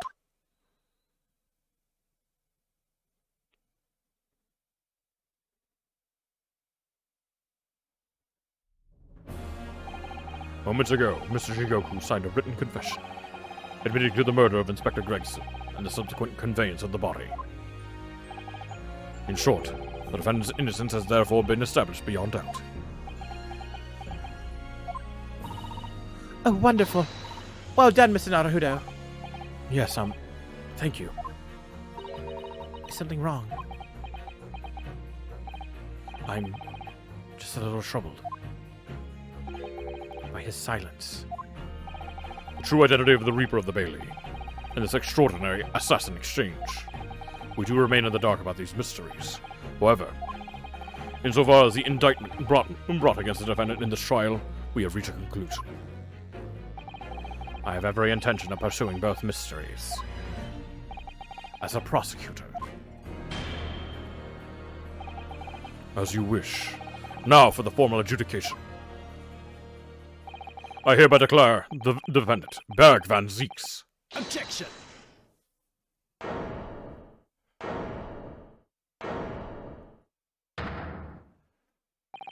The prosecution calls for adjudication to be deferred.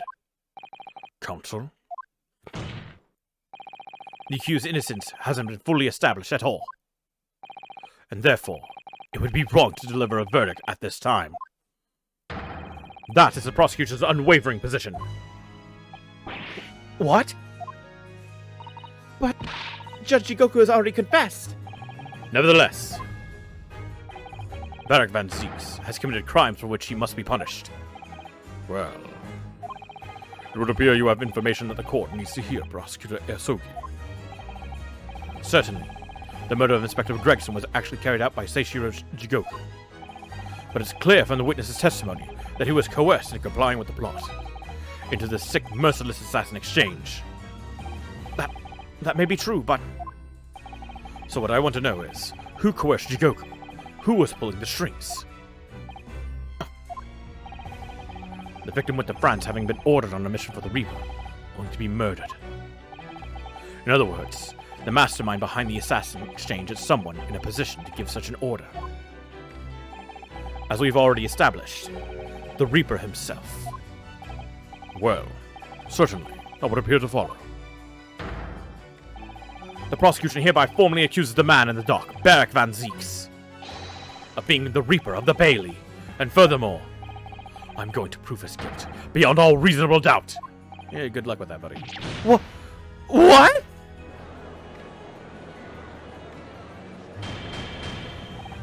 Order! Order! Order! The Reaper of the Bailey is a long-standing mystery, Counsel. Are you suggesting you have some new information with which to build a case? Scotland Yard has already investigated Lord Van Zieks very thoroughly in that regard, and they found no evidence whatsoever to substantiate the claim that he is the Reaper.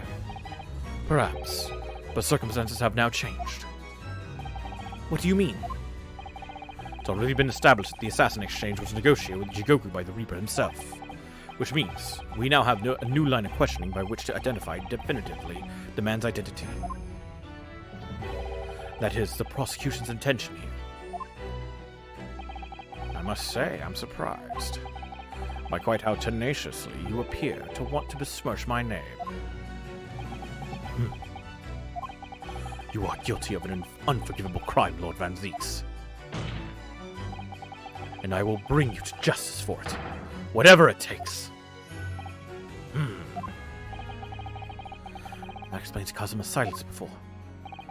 He'll stop at nothing to finish what Lord Van Zieks unwittingly started 10 years ago. Very well. This is extremely irregular. I will on this occasion grant the prosecution further opportunity for witness testimony. The defendant will disclose any and all involvement he has had with the Reaper and the assassin exchange. I thank you, my lord, for guiding the country for guiding the court so wisely. Wow, he immediately got promoted, according to me. The country. I hereby declare this court to be in session for a supplemental hearing. Oh, God.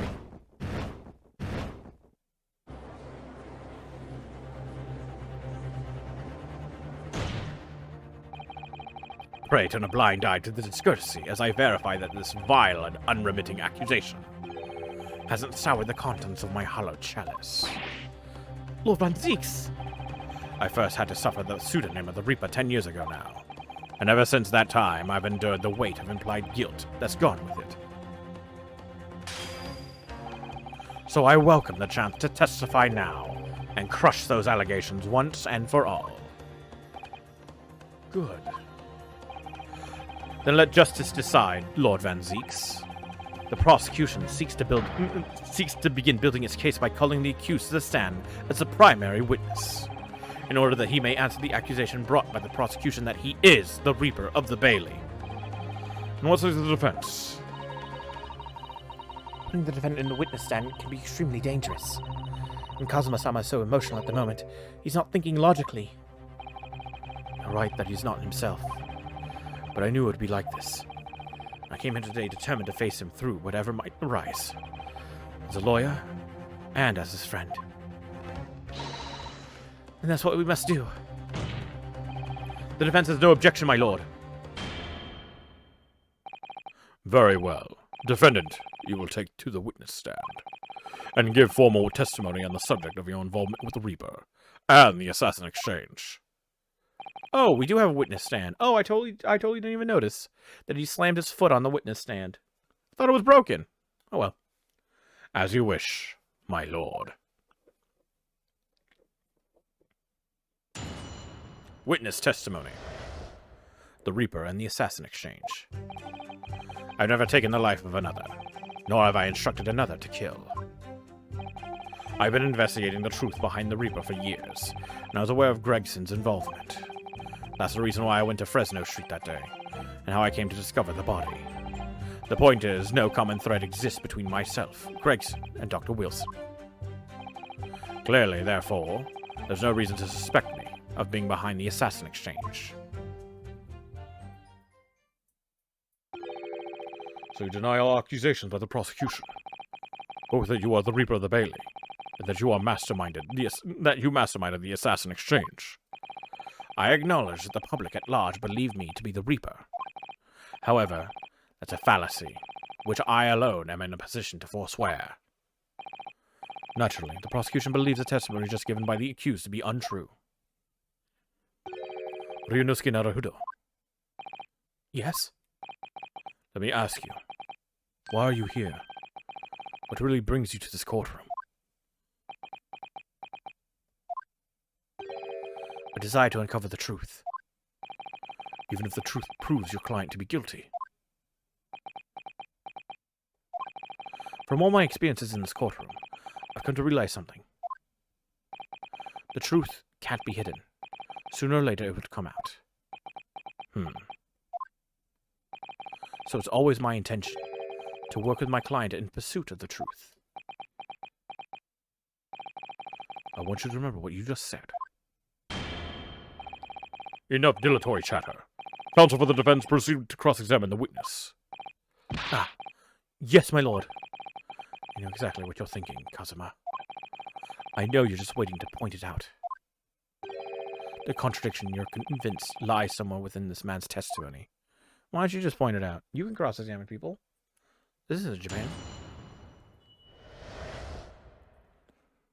The Reaper and the Assassin Exchange. I've never taken the life of another, nor have I instructed another to kill. I've been investigating the truth behind the Reaper for years. I was aware of Gregson's involvement. That's the reason why I went to Fresno Street that day, how I came to discover the body. The point is, no common thread exists between myself, Gregson, and Dr. Wilson.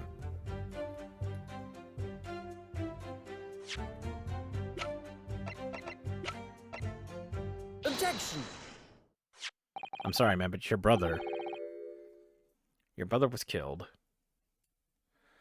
Was examined by Dr. Wilson. Under the plea from Inspector Gregson. What is this? An autopsy report. Wait, this is 10 years old. From the autopsy of Lord Clint Van Zeeks. What? My brother's autopsy report.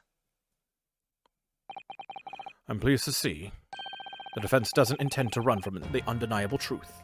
Yeah, dude, I didn't even press him on any of the statements. I just fucking went up, boom, contradiction. That's how much I trust you right now, buddy.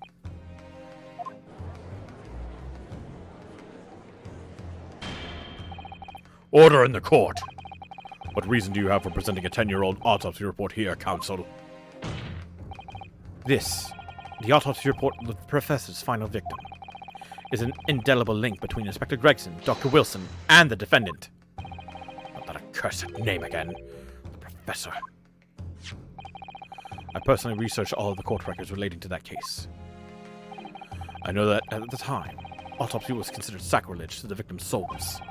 And for a member of the aristocracy like Lord Clint Van Zeeks, it was unthinkable. But someone implored the powers that be to allow the autopsy to go ahead. Inspector Gregson. He declared that he was certain he would obtain conclusive proof from the procedure. It was Dr. Wilson who conducted the autopsy. His signature is clearly visible on the document. As promised by Gregson, the autopsy did indeed produce evidence. Evidence that conclusively proved Genshin Asogi was guilty of the murders. In my brother's dying moments, he mustered all his remaining strength to leave that vital clue behind.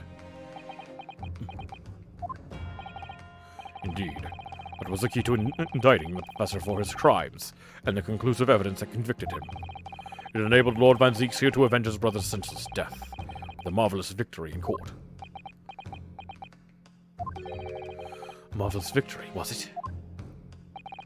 I wonder if that's really true. What? Could the same be said if it turned out that the key piece of evidence in question was in fact fabricated? If the inspector, the coroner, and the prosecutor all colluded together to cast an innocent Japanese man as a mass murderer and send him to his death. That's outrageous. And now, 10 years later, for some reason the secret has been threatened and needs protecting. Which is why the inspector and the coroner had to be silenced, isn't it? By someone in power in Japan and in Britain, using the two killers recruited for the assassin exchange.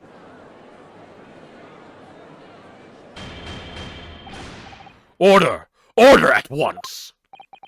10 years ago, my father was convicted in this very courtroom as a mass murderer to be sentenced to death. But it was all a sham, and I swore to myself that I'd prove it, which is why I had to come to Britain, whatever the cost.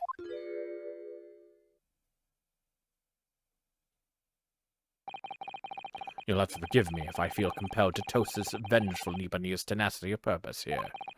However, he who fails to quash his emotions in the courtroom has failed as a lawyer. Come on, Kazuma! You know this won't wash. You're claiming your father was misrepresented in a trial that took place a whole decade ago. You must see that without evidence, that's nothing more than a wild accusation. As it happens, I have evidence. What? As the court has heard, I crossed the channel to France with Gregson on the 31st. I went with him on the pretext of being the assassin recruited to kill Seishiro Jigoku. And my true intentions were to make the inspector tell me the truth. What truth? The truth about the evidence, and he acknowledged what I'd already deduced.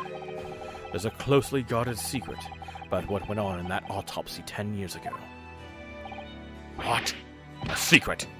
I know nothing of any secret.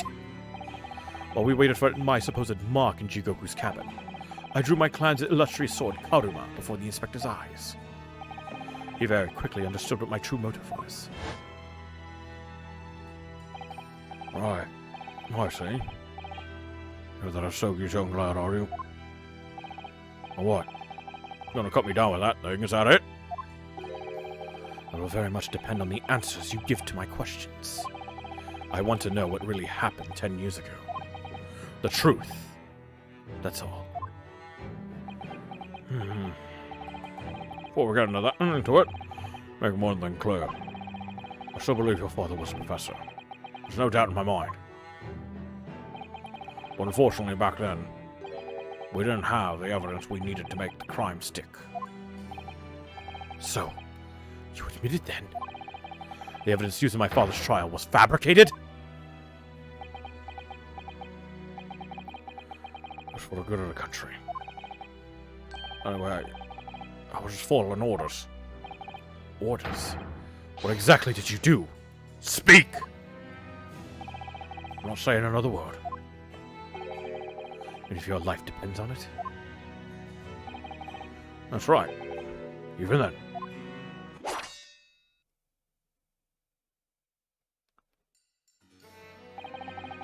So that's when the tip of the sword broke. Kazuma-sama. If the results of Clint Van Zeek's autopsy were fabricated, then the investigating officer Gregson and the lead coroner Wilson must have known about it. And they could only have been ordered to pervert the course of justice in that way by one man. The man leading the case for the prosecution, Barak Van Zeeks. In other words, the defendant did have cause to organize this exchange of assassins. Exactly. As was established earlier, it has to have been the Reaper himself who liaised with Jigoku in Japan to arrange the exchange. Ooh, baby.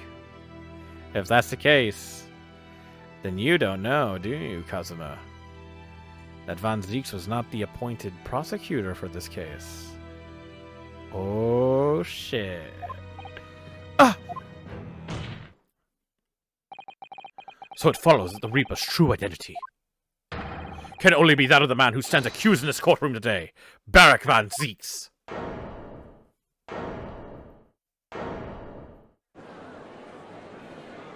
Hey, Strongheart. Objection!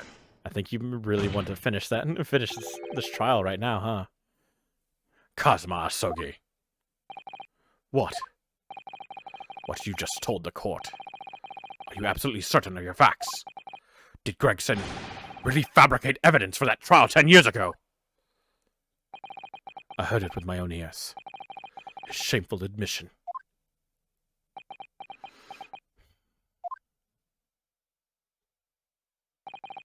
In that case, I know. The name of the Reaper. What? What? Lord Van Zeeks? I gave no such orders. I know that for certain. Which narrows down the remaining possibilities to one. If Lord Van Zeeks isn't the one behind all this, then yes, there is only one other person who could have done something like that. I believe I know who it is, too. You? I just had a feeling this name was going to come up. The true identity of the infamous Reaper of the Bailey is... Oh, who could it be? Who could it be? Take that!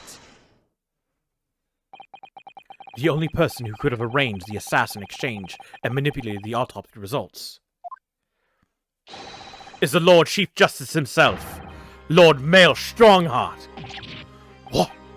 Lord Strongheart? Yes, it's true that 10 years ago, the defendant handled the prosecution of the professor in court. But he only took over the case after his brother, Lord Clint Van Zeeks, had been killed. Oh. I can only assume that this is the most inappropriate joke in British judicial history. Well, Lord Van Zeeks? 10 years ago, I was very new to my profession, but I had a burning desire to avenge my brother's death, so I pleaded for control of the case. The investigation to that point, the supplication of the lords to allow my brother's corpse to be examined, all the evidence I was given, the autopsy reports, it all came from you. I spent my life since then believing I was in your debt for the way you stood aside and let me handle the trial. But I see now. I was very much mistaken. It was a hugely influential force that caused the inspector and the coroner to break the law 10 years ago.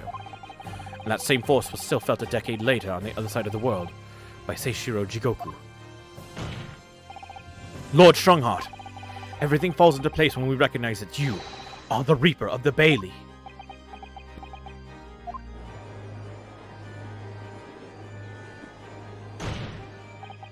The court awaits your response, my lord.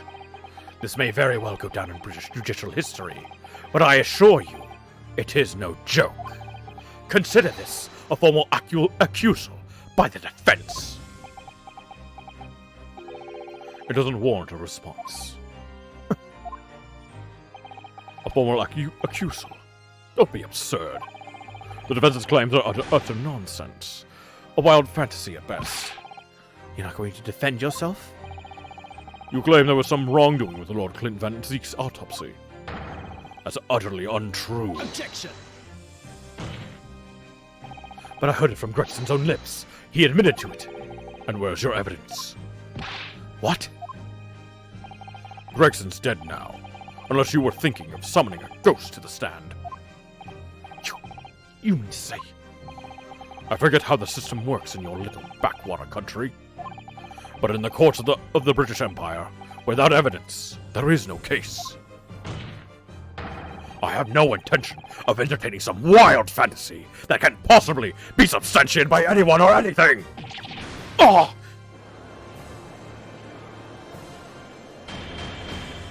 Order! Order in the court! Following Inspector Gregson's murder in the light of Dr. Wilson's death as well, there's really no one left who could testify about the events of 10 years ago. Is there? So that was the real purpose of the assassin exchange. This court has no business raking over the coals of a case that was concluded a decade ago. The accusal brought by the prosecution and the defense is categorically denied. I take it there are no objections. Kazuma has more or less waited his whole life for this moment. Is there really nothing else we can do now? Is there no other avenue we can go down in pursuit of the truth of what happened all those years ago? If only there was someone who could testify about Clint Van Zeke's autopsy.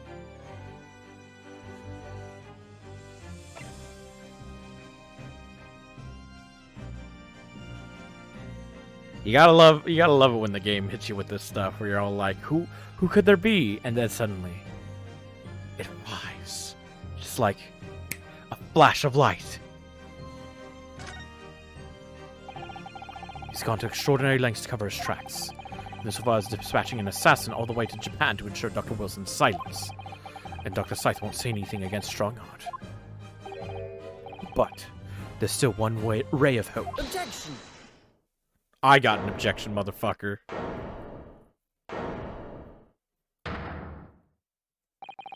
Actually, there is one person. One person who could still testify about that autopsy. Don't be ridiculous. There's no one left. Who, Ryunosuke? Who? Tell me! Kazuma, Please, this trial can't end. Not yet! I'm not doing this for you. I'm doing it for the truth. The person the defense would like to call to the stand to testify about the autopsy of Lord Clint Van Zeeks is... Take that! Heaven help us, another Japanese. God damn it. It's fucking reaction. An expert in forensic science, in forensic medicine, my lord, Professor Yujin Mikotoba. 16 years ago, he came to London with Seishiro Jikoku and Genshin Osoki as a visiting student. And what could his testimony possibly tell us? Professor Mikotoba was the primary assistant during the autopsy in question. He was also the person who actually penned the report. Incorrect. The autopsy was carried out by the coroner, Dr. Wilson. The report carries his signature. It was the primary assistant's duty to keep a written record of the coroner's work during the procedure. In actual fact, the coroner merely read over the report at the end and signed it. In other words, Professor Mikotoba witnessed the entire autopsy from start to finish. The defense demands that Professor Mikotoba be summoned as a witness as a matter of urgency. Whatever really happened in that autopsy laboratory 10 years ago is something only he can tell us. The defense's demand is denied. What? But Professor Mikotoba is in London this very moment. We can summon him to the stand in minutes. No, of course he's not going to agree to it. Strongheart has no intention of summoning anyone who knows. He's too concerned about protecting himself. Prosecutor Sogi, let me refresh your memory, as you seem to have forgotten the prosecutor's stance. Only minutes ago, you accused the defendant of being the Reaper and of masterminding the assassin exchange. I did. Yes. So present your evidence for those claims and make your case complete.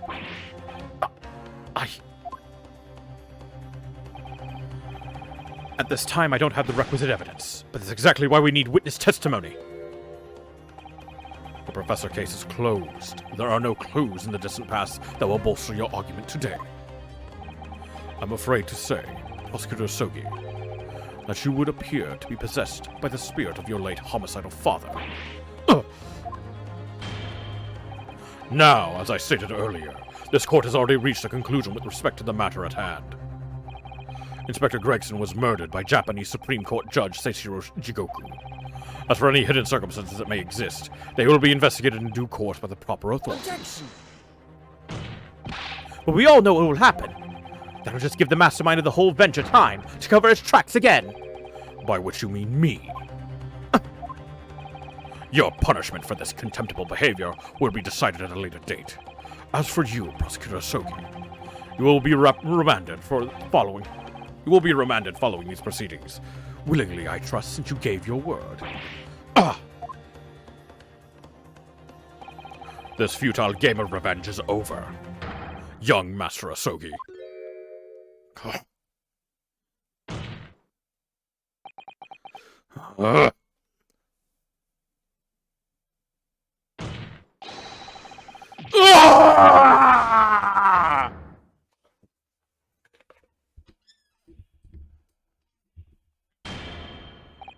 That will be all. I hereby declare this trial to be over. Court is...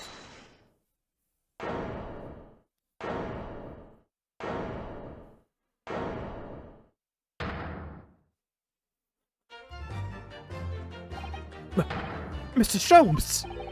This is no place for an amateur detection, Mr. Sholmes. May I remind you that these proceedings are closed to the general public. You will leave the courtroom at once. Objection! Mr. Sholmes was instrumental in the apprehension of Seishiro Jigoku before he fled from Europe. The court will hear what he has to say. Lord Mayor Strongheart, it's imperative that you refrain from bringing this trial to an end at this stage. Is it really? And why would that be? You need only recall your own words from the opening of the trial to answer that question, if I may. We will stop at nothing to uncover the whole truth behind these disturbing findings. Surely it can't be. The shock of being accused of being the Reaper yourself has erased that from your memory. Can it? The whole truth, sir, has already been uncovered. It would seem that we have a great many important members of the judiciary present here today. I put it to you, my dear fellows, should the trial end at this juncture? After all, why have you been invited to attend? To nod along with the prevarications of your superiors.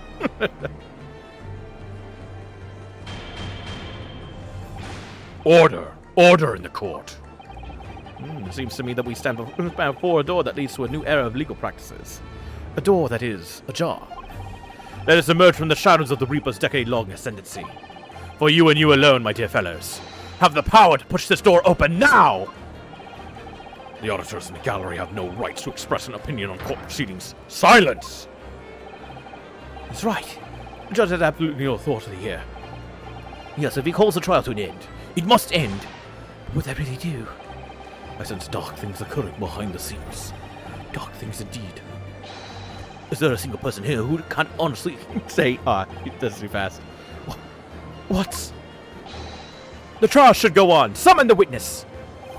That's right. We need to clear this up before that young Japanese fellow is remanded in custody.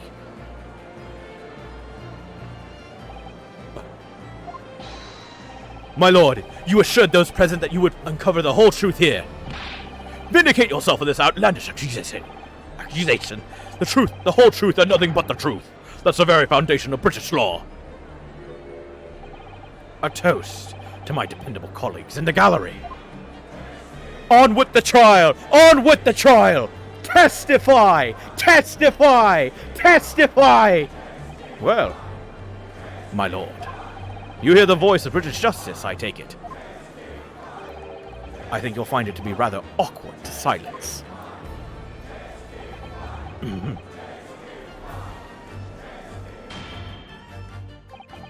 The court will recess briefly.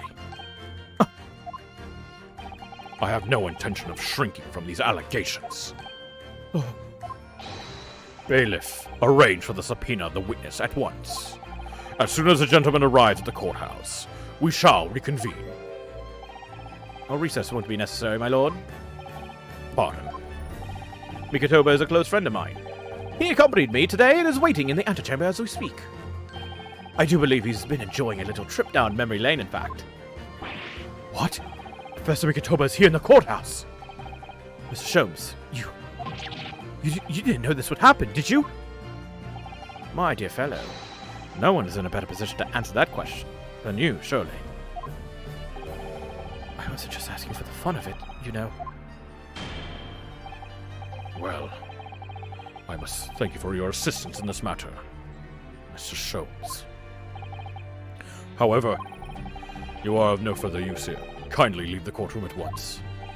But of course, in truth, I find myself rather busy now as a result of these developments. Mr. Naruhodo. Yes. I trust you have Iris's little lucky charm with you. Absolutely.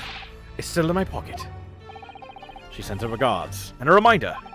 If you find yourself at a dead end, the ears are at your disposal. Just one tug, if you please. Oh, of course. In that case, the trial will continue without delay. Bailiff, show the witness to the stand. So it's Lord Strongheart. He's the Reaper of the Bailey. Where exactly is this trial going to take me, I wonder? Just how deep am I about to be plunged into the blackness of the abyss? Well, I'm ready.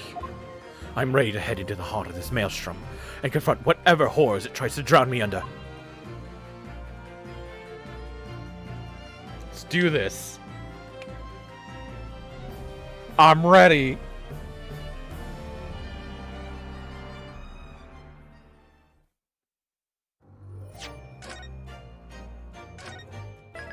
This is it. The end of the Great Ace Attorney. All of it. It's all wrapped up here. What the?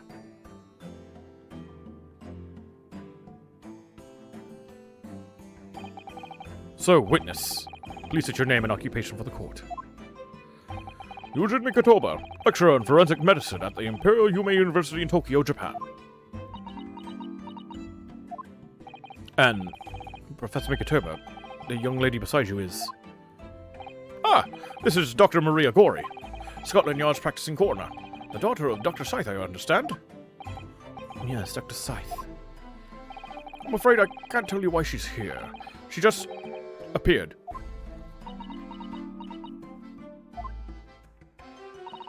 You summoned the strange Japanese man as a witness to that autopsy, but you don't summon Mama. That makes no sense. She was there too. That's about the size of it. I've had her eyes boring into the side of my cheek constantly, whilst I was in the antechamber too. Poor man. The idea of it is making me shudder. The revelations about Dr. Scythe that came to light some days ago defiled the reputation of the entire judiciary. She was therefore deemed unfit to appear as a witness in today's proceedings. The Ministry of Justice's decision on that is final. Well, we wouldn't want any more perjury to be committed, would we?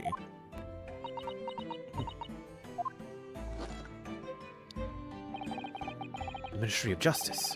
Some questionable strings are being pulled, I think. I remember you, Dr. Mikotoba.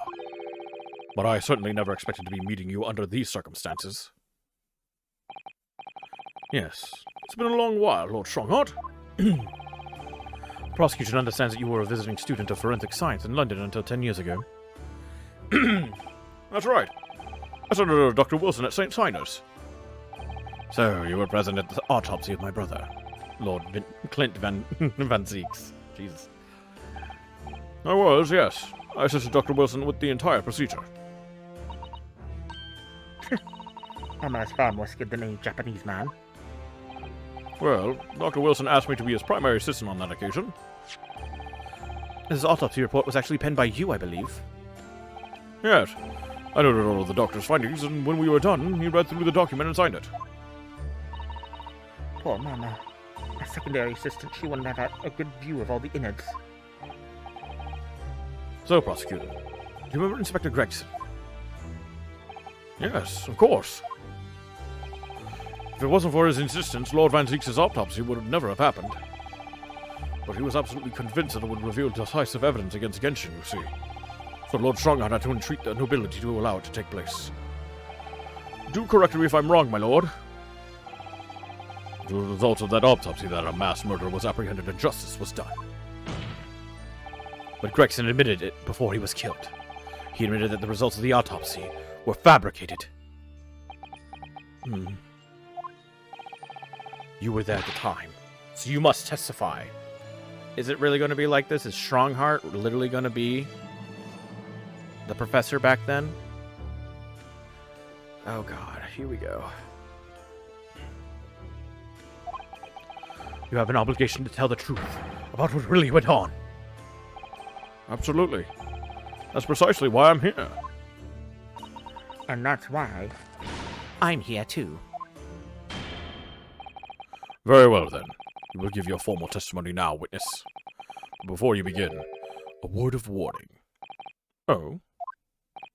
You will state truthfully and accurately what you saw and what you heard at the time.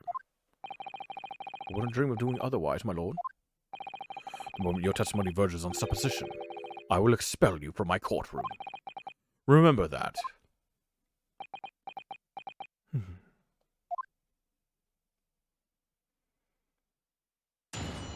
Witness testimony. The autopsy of Clint Van Zieks. From my own observations, I couldn't say there was any indication of the autopsy results having been fabricated. Death resulted from a wound made by a Western-style sword transfixing the heart. That I found a little strange. There were no other signs of internal injury. Nothing questionable at all. It was just that beautiful but dangerous piece of evidence removed from the man's stomach. Presumed to have been swallowed by the victim as a way of posthumously identify his assailant. I cannot say posthumously. Yeah, I said it right the first time. Posthumously. No indication. Nothing to suggest fabrication. Professor Mikotoba, are you certain about that? Well, nothing that I could positively identify as such, much less swear to in testimony.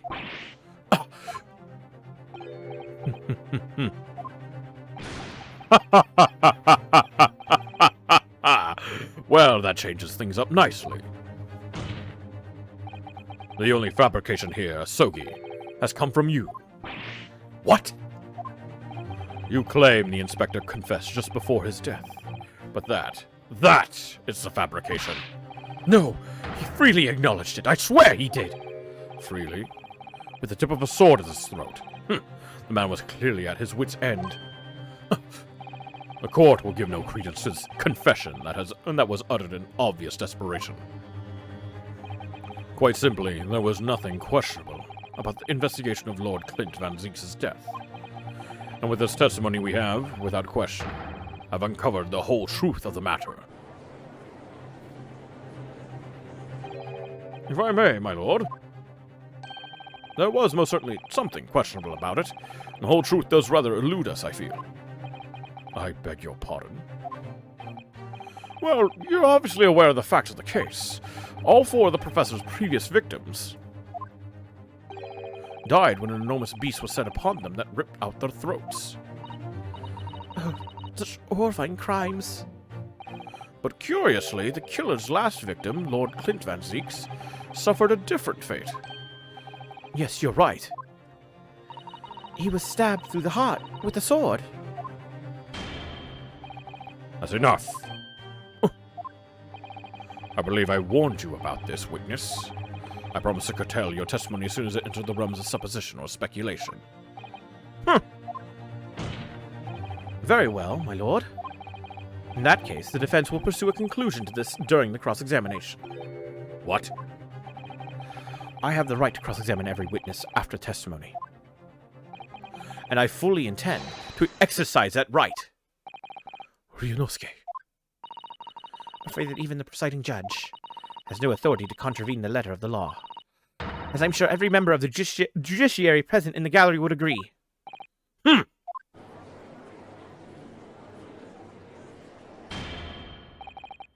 Very well. You may begin, counsel. However, the moment your argument strays from the established facts, I will not hesitate to bring the cross-examination to an end. Proceed with caution. Yes, my lord. Oh, shit. I wonder if he's being for real or not. I'm gonna save the game just in case. The autopsy of Clint Van Zieks. We saved the game. We saved scum here. We saved scum in this house.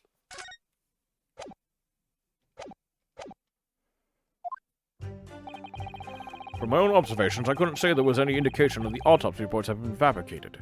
Hold it! You couldn't say. No, sadly not. But then, you couldn't say there was any indication either. Wasn't any indication either. Could you? No, true, I couldn't. I was at Dr. Wilson's side as he performed the procedure, recording what he did. But at times, of course, he instructed me to fetch implements and such like. Whilst I was away from the operating table, obviously I could have missed something. At those times, what was the secondary assistant doing? Following this Japanese man's orders to adjust the lighting or pass him implements. But that doesn't mean Mama was a vital part of the team. Wasn't a vital part of the team, my bad. Quite, yes, so would you kindly refrain from staring at my cheek like that? Professor Migatoba, think! Was there nothing at all that seemed out of place to you? Well, yes, there was, as a matter of fact.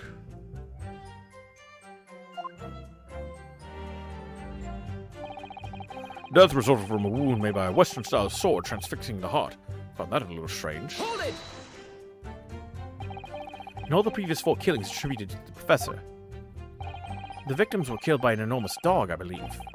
The throats were, well, mauled? Correct. And yet Lord Van Zieks was stabbed. Ah, do you mean to say you think Lord Clint Van Zieks may not, in fact, have been one of the professor's victims?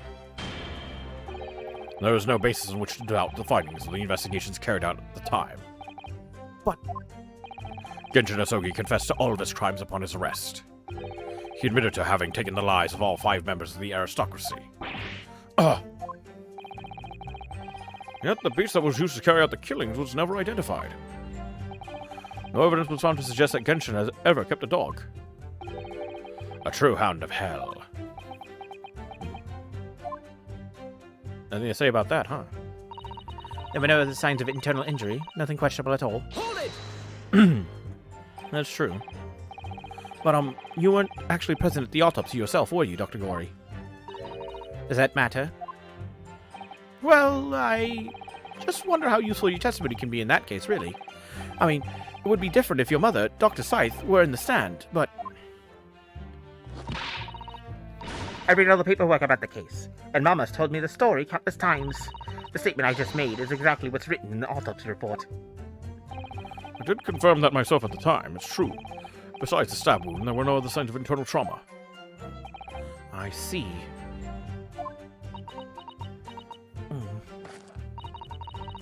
Mama told me all about it. Oh? She said there was nothing of note internally. But they did find an amazing piece of evidence. Something unbelievable. Unbelievable? What do you mean? Come on, Dr. Gori. What was it?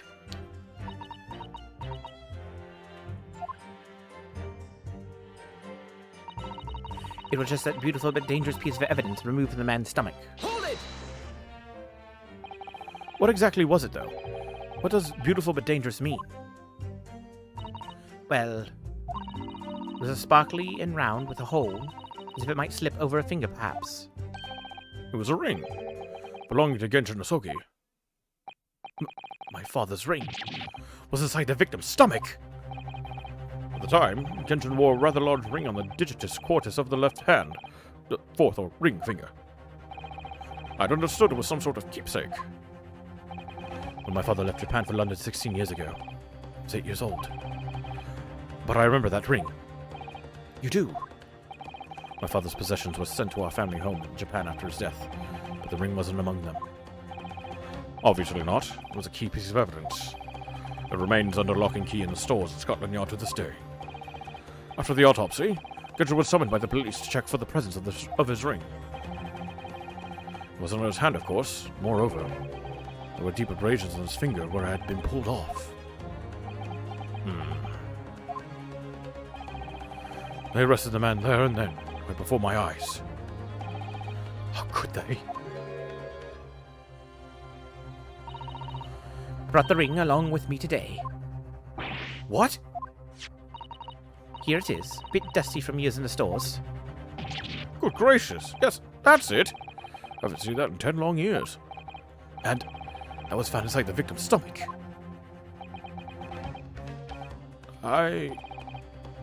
Yes, I'm afraid so. You hesitated there, Professor Mikotoba. Should we read something into that? Well, just that thinking back now, I didn't actually witness the moment it was extracted from the victim's body. Oh my! Really? At that precise moment, Dr. Wilson had asked me to fetch him a new scalpel, you see. Ah, that explains why they buy so many scalpels now. Dr. Gorey. The removal of historic evidence from the stores requires my consent, does it not?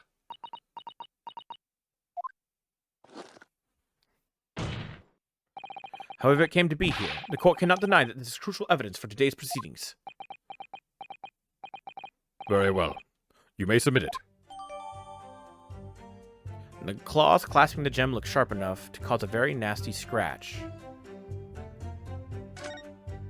The sort of ring normally seen in Japan. Almost look like claws protecting that jewel.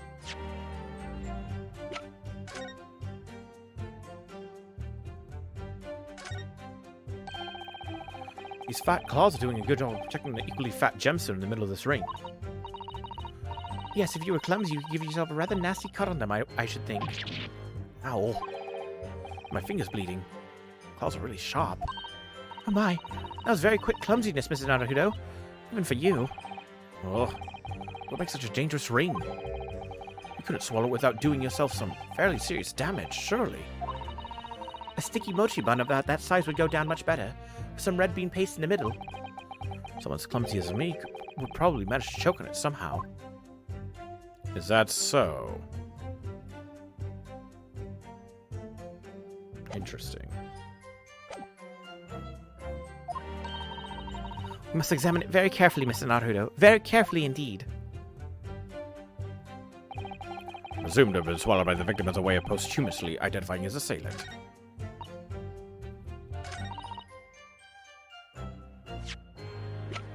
Objection! Whew. Okay. The court has heard that the ring was extracted from the victim's stomach, but you didn't actually see it being removed, did you, Professor Mikotoba? That's right. As I said in my testimony before, at that moment I was fetching a replacement scalpel that Dr. Wilson had requested. In other words, you can neither confirm nor deny whether this ring, in fact, really came from the victim's stomach or not. What are you suggesting, counsel? That the ring was never in the victim's stomach to begin with. It's entirely feasible that Dr. Wilson fabricated that detail about the autopsy. What are you saying? That Dr. Wilson was in possession of the ring in advance, after it was somehow stolen from Mr. Asogi. And he produced it during the procedure, pretending to have found it there and then in the victim's stomach. Objection! Supposition at best. What possible evidence do you have to support such a rash claim? The evidence, right here. That's the autopsy report. It's explicit in that report, counsel.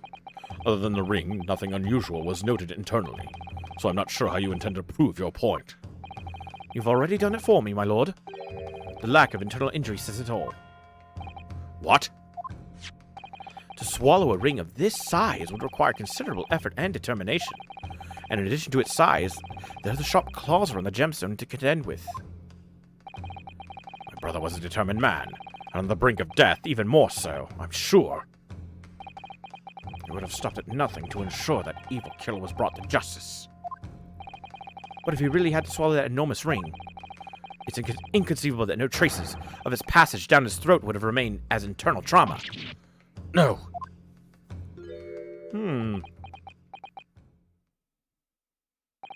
And there you've arrived at the sticking point. That's precisely why I had my doubts about the findings myself 10 years ago. Then why didn't you say something at the time?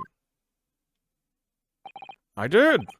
I still remember the conversation I had with Dr. Wilson in the laboratory that day. Look at this. Now, this is a very curious thing to find in a man's stomach, wouldn't you say? But isn't that rather peculiar, Dr. Wilson? What's that now, Mikotoba?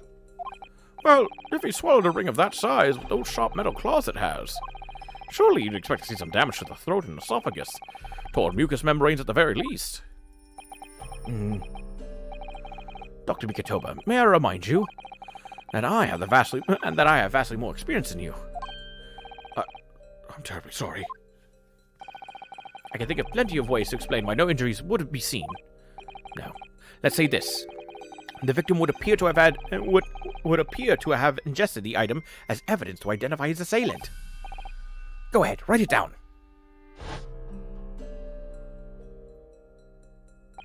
So I was right. Dr. Wilson deliberately fabricated the results of the autopsy to implicate my father. I'm disappointed, Counsel. That argument is nothing more than speculation. What? Dr. Wilson was Britain's leading authority on forensic science and autopsy work. There's no scientific basis on which to doubt the man's expert opinion.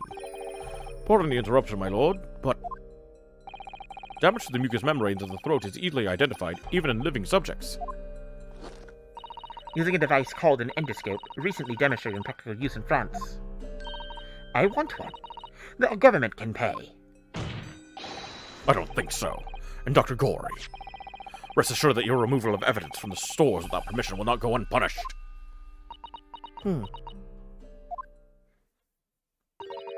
We open up the dead to find the truth.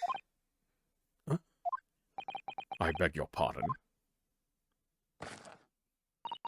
But Mama, she chose to stitch your corpses up, with all her secrets inside. That's wrong. Dr. Gorey, it's looking as though she's chosen to walk a different path to her mama.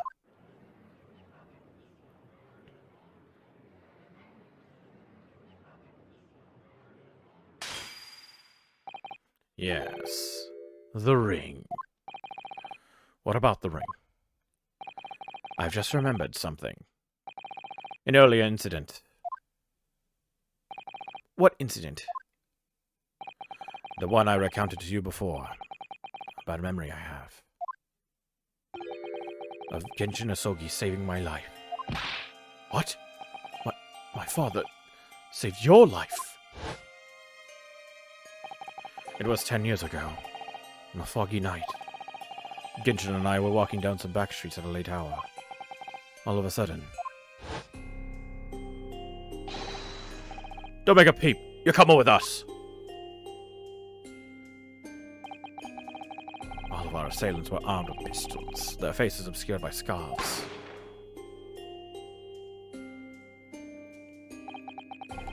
The next thing I knew, there was silence all around. Genshin lay on the cobbled street. Blood was seeping from his left hand. He shielded me. I was on the ring. It was on the ring finger of his left hand that they used to wear that ring. Are you saying? I've always believed those thugs were after me. But now I'm starting to question if perhaps I wasn't the intended target after all. Wait, but... Genshin was arrested 2 days after that attack.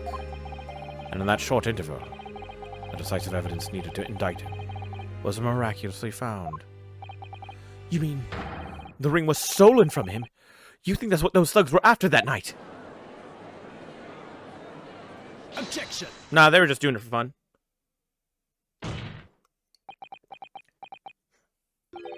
You pathetic coward. You expect me to believe that you weren't involved? What do you mean by that? It was you, wasn't it? You're the one who took it. You stole my father's ring! You set the whole thing up so you could paint him as a mass murderer and have him arrested! Kazuma, open your eyes. Ryunosuke! You must know deep down, the truth can be completely obscured even when your judgment is only slightly clouded. But at the moment, you seem to be floundering through a dense fog. Is that why you're so insistent I should be present in this trial? To see you like this.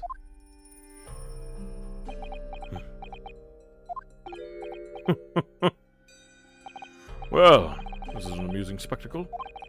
What a grandiose expression on your face, as if you were Lady Justice herself. It seems you've thoroughly convinced yourself of this alleged fabrication of the autopsy results, so much so that you're apparently blind to the blatant contradiction that would be born out of it. What? Though it's extremely hard to believe, let us imagine that there was some misconduct during the autopsy. If that were the case, why would Asogi not have disputed the findings in his trial?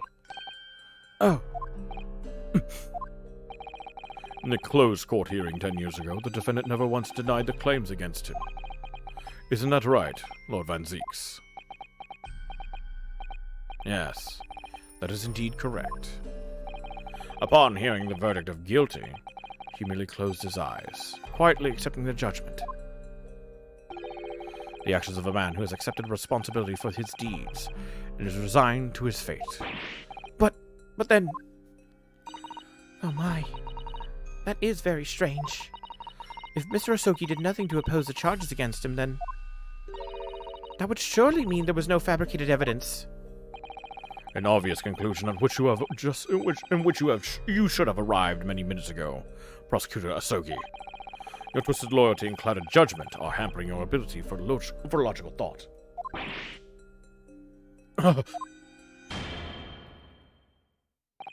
Genshin Asogi's silence at his hearing can mean only one thing. Man, I honestly really wished that he was actually a good guy. We never get, like, good guys that always, like, appear so mean. You know what I mean? Like this. It's like, we have Von Zieks, but even then it's like, he's okay. But when you have a character like Strongheart here, you immediately know, oh, he's bad. I really wish that he wasn't. I really wish that was totally a red herring to get you thinking, oh, yes, he's going to be the mastermind behind it all. Oh, well. Genshin Asogi's silence at his hearing can mean only one thing. There was no fabrication of evidence during the autopsy of his final victim 10 years ago. Ah!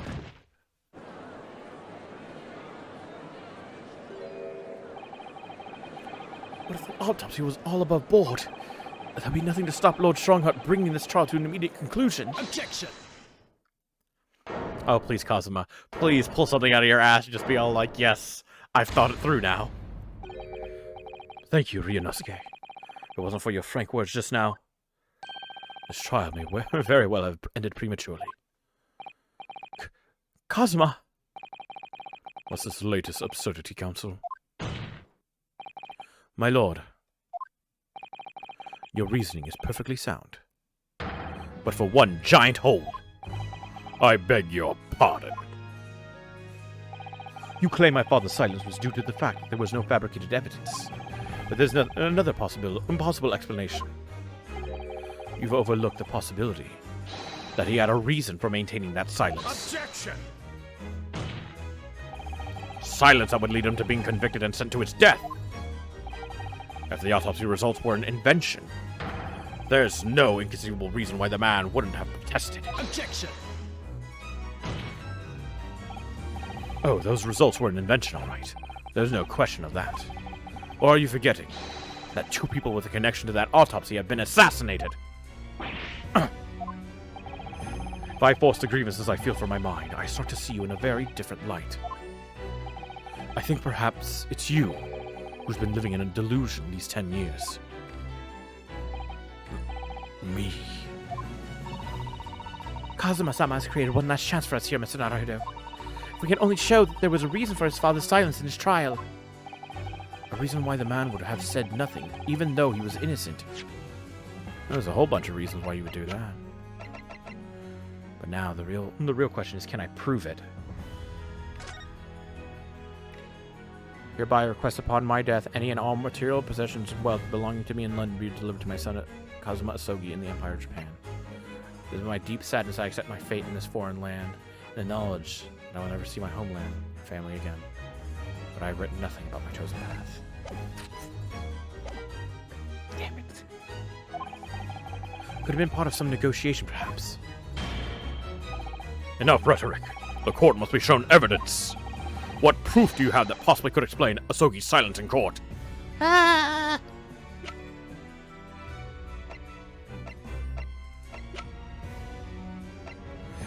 to be information from 10 years ago.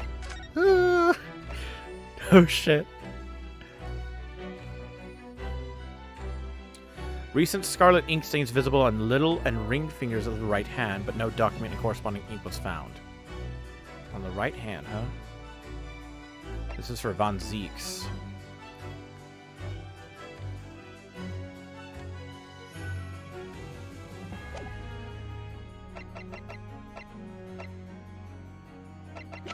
Holy shit. I do not have that many pieces of evidence for back then.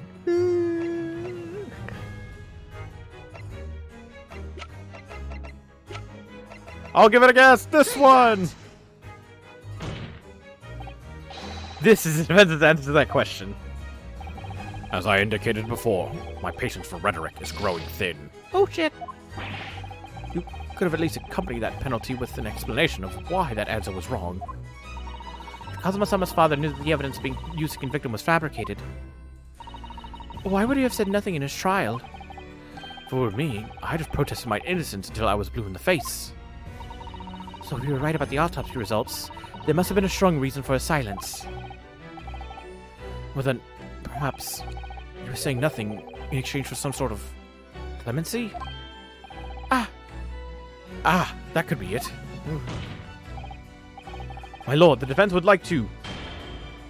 Enough rhetoric. The court must be shown evidence.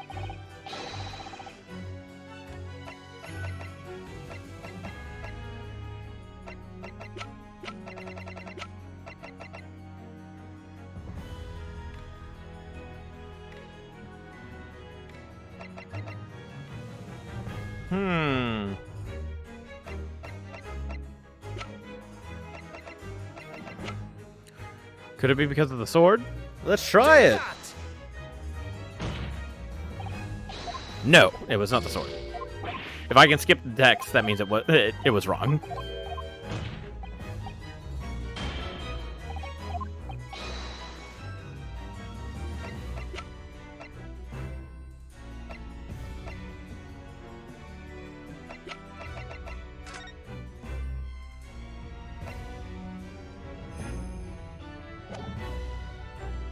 It's like, how would I prove that somebody could have threatened his friends, his family? Because that would be like the main reason why I would, you know, accept a guilty verdict. It would be to protect people. I've already presented the will and the sword.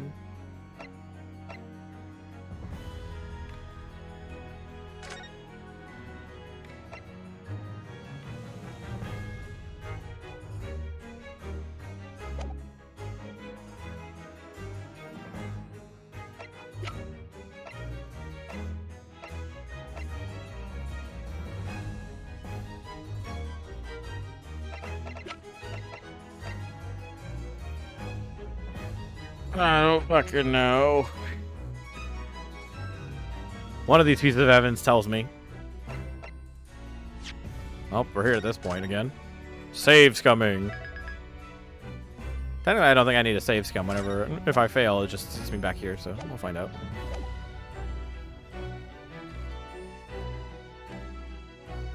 Damn it. Fuck it. Yeah. Autopsy report. It talks about the ink on his fingers. Nope, it's not.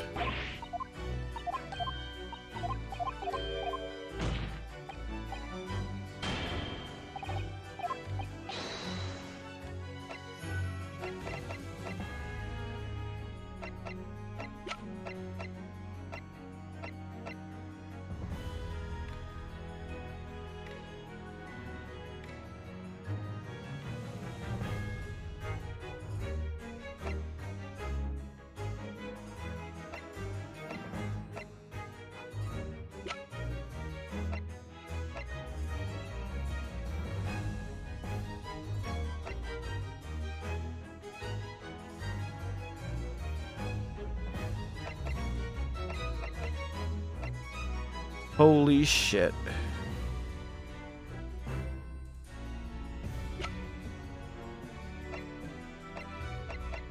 Would it be this? Take that!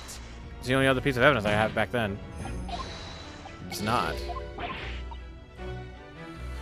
Let me read this again. If Kazuma-sama's father knew that evidence being used to convict him was fabricated, would he have persist my innocence until I was blue in the face? There must have been a strong reason for his silence. Well, that's what I did. I already put up Asogi's will. It denied me.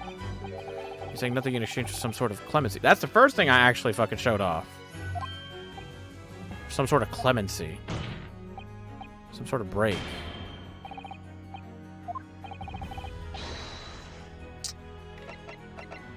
Some sort of break. Clemency.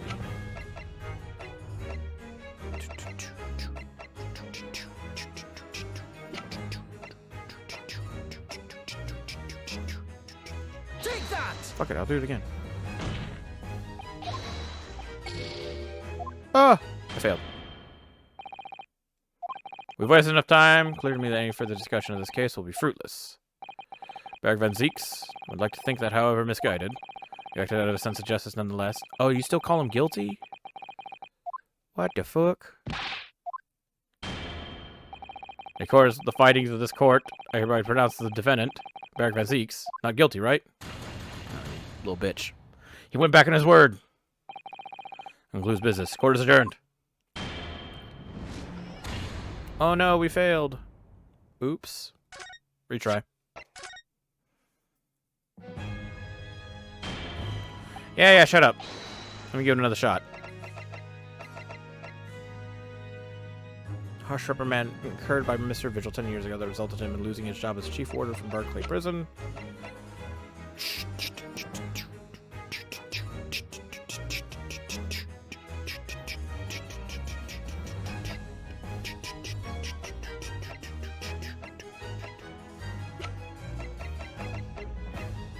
Passport, autopsy report, Lucky Charm, Karuma, small component telegram from Japan.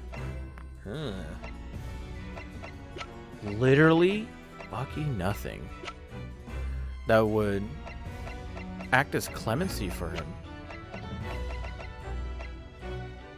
Technically, this is another thing I could possibly... Take that! My armband! Unfortunately, it did not work. Alright, well... we only have so many choices until we fucking get it, so... my favorite part of these games? We just present everything until we get it.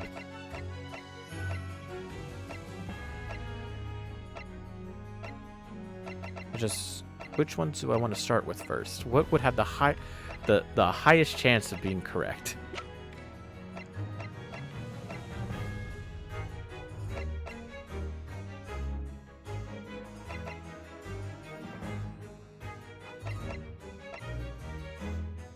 Wait a minute. Do I have to... no, I didn't think I could examine this. You just read it. Holy shit.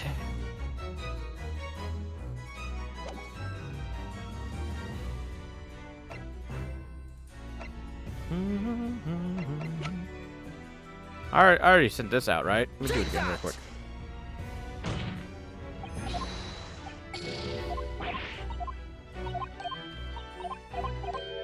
Well, I do suppose we could look at it again, see if we find anything new. Well, that's not new. At least it says so. Pull the sword out.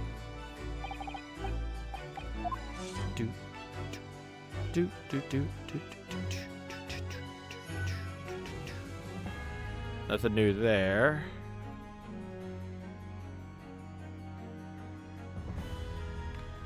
That's a big rip, if I've ever seen one.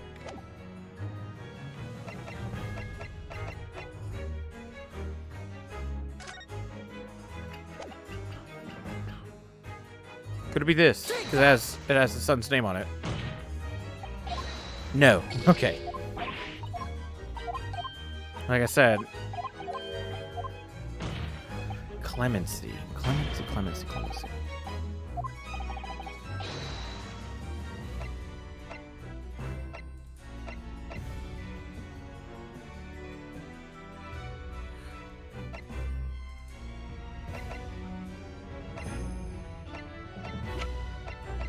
Clemency is like money, right? In this case. What?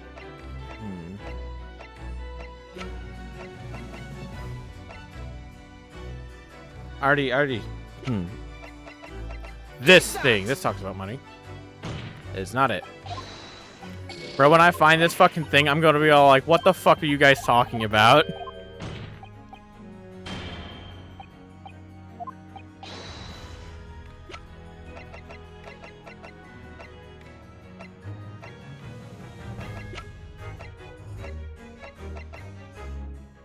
Take that!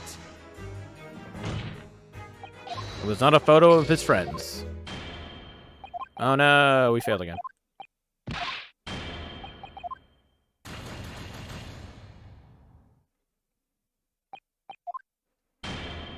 It's these moments in the game that feel so fucking obtuse. It's like, you want to say, it's very simple. You just want to say, well, somebody could have threatened his family. They could have paid him off for silence. You know, that type of shit. But how do you convey that through this?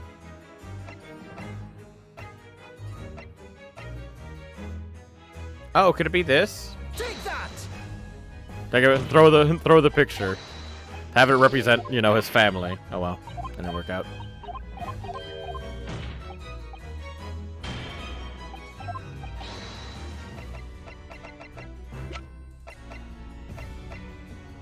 How about this? Take that!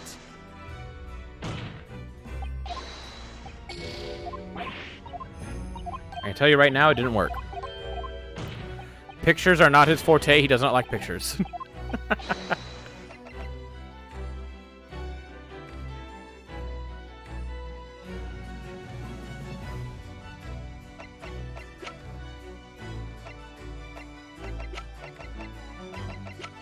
I already showed off. Yeah, Clint's autopsy report.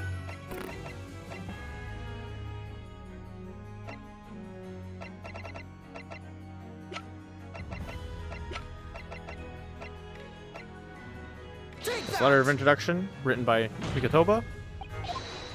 Nope, nothing like that.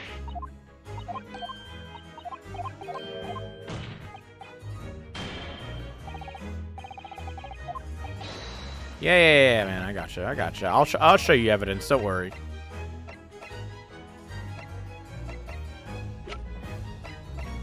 Because this should already have been.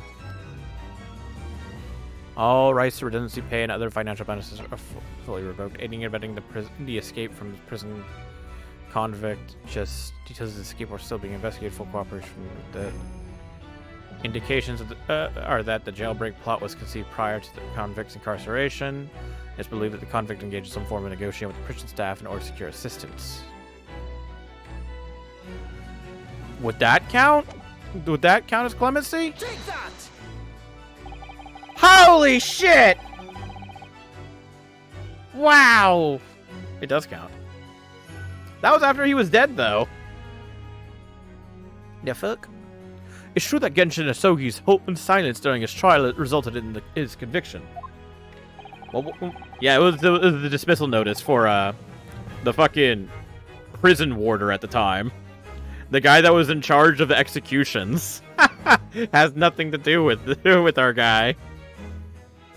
But that didn't actually lead to his execution. On the contrary, it led to his escape. An escape that was only possible because he'd been sentenced to death. Although I find it hard to believe that my father would have negotiated that way. The defense is correct. Of course I'm fucking correct. A fake execution, falsification of a death certificate, and a jailbreak inside a coffin. Clearly, such an elaborate plan couldn't have been carried out by my father alone. He must have had the help of a collaborator from the judiciary. I have here the dismissal notice of the chief warder who was working in the prison at the time. The rules read, there are indications that the jailbreak was in planning prior to the inmate's incarceration. In other words, there were suggestions of some sort of negotiation between Mr. Asogi and the British government. In exchange for his silence in court, he was given an assurance that he would be broken out of prison. Yes, with that sort of clandestine agreement in place, I can imagine he would have kept very quiet. I would go further than that, in fact. I would say the elaborate jailbreak of Mr. Asogi can be explained in no other way. Ooh. Then everything went bad. Order! Order! First fabricated evidence is now a jailbreak conspiracy. Of course, because it's all intimately linked. The prosecution wishes to summon new witnesses to the stand. Witnesses? People who can testify about the jailbreak that took place 10 years ago. Governor Kaiden and the poor chief warder of the prison. I won't allow this trial to turn into a farce, to summon the governor of the prison after all these years. Oh, it wouldn't be any trouble, my lord. What? Father, My dear friend may appear a little rattle-pated at times, but I can assure you he's extremely thorough. He wired both Barclay and the local prison earlier, asking Governor Kaiden and Mr. Vigil to attend the Old Bailey as a matter of extreme urgency. Mr. Sholmes did that. Are you telling me that? Both men are, unless I'm much mistaken, waiting just outside the courtroom at this very moment. Wow. Very thorough. My lord, you must permit this trial to proceed as you declared at its outset. You promised that we would stop at nothing to uncover the whole truth behind these disturbing findings. Oh, yeah. Oh yeah, I did say that, didn't I? Very well, bring in the witnesses. Make no mistake, I too would like nothing more than to lay this business to rest once and for all. Really? Huh. Maybe he regrets everything he's done. And he's really hoping the two of us, Kazuma, Ryunosuke, can actually bring him to justice. Ah, yeah, the full lineup, baby. Why is Van Zeeks just up here constantly now? Will the new witnesses state their names and occupations of the court, please? Okay, here we go. Gotta get the chops ready for the Scottish accent. Scottish accent. I, Barry Kaiden, Governor of the Barclay Prison. Everyone calls me Gossip. I sell jaunty little tidbits to your other persona, if you don't mind. Oh, I do beg your pardon. Of course.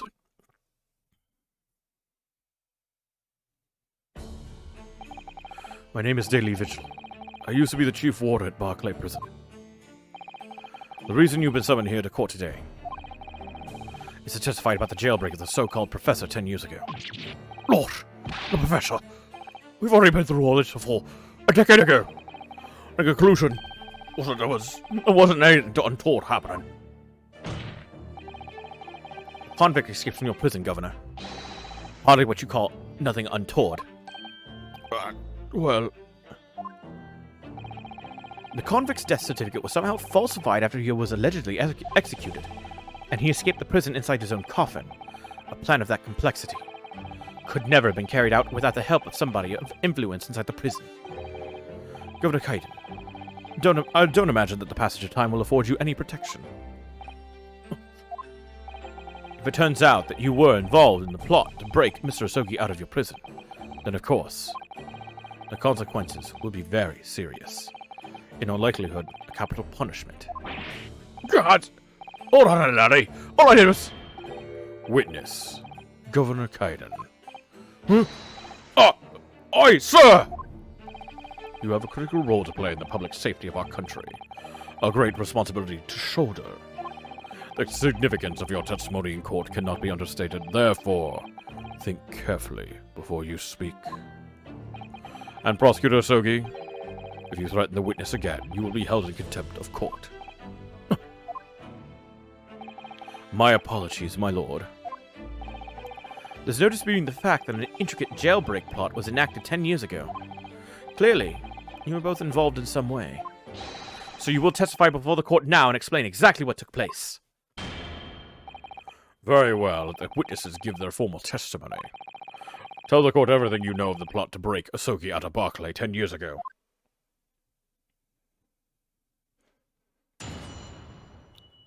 This trial just keeps on going, man. The jailbreak plot. It was the day that Japanese doc was found guilty. The directive came from the prosecutor's office. I signed a contract to the chief warder official here, put the plan to action behind the scenes. I was responsible for the Sogi right up until the night of his execution, but I knew nothing of any plot.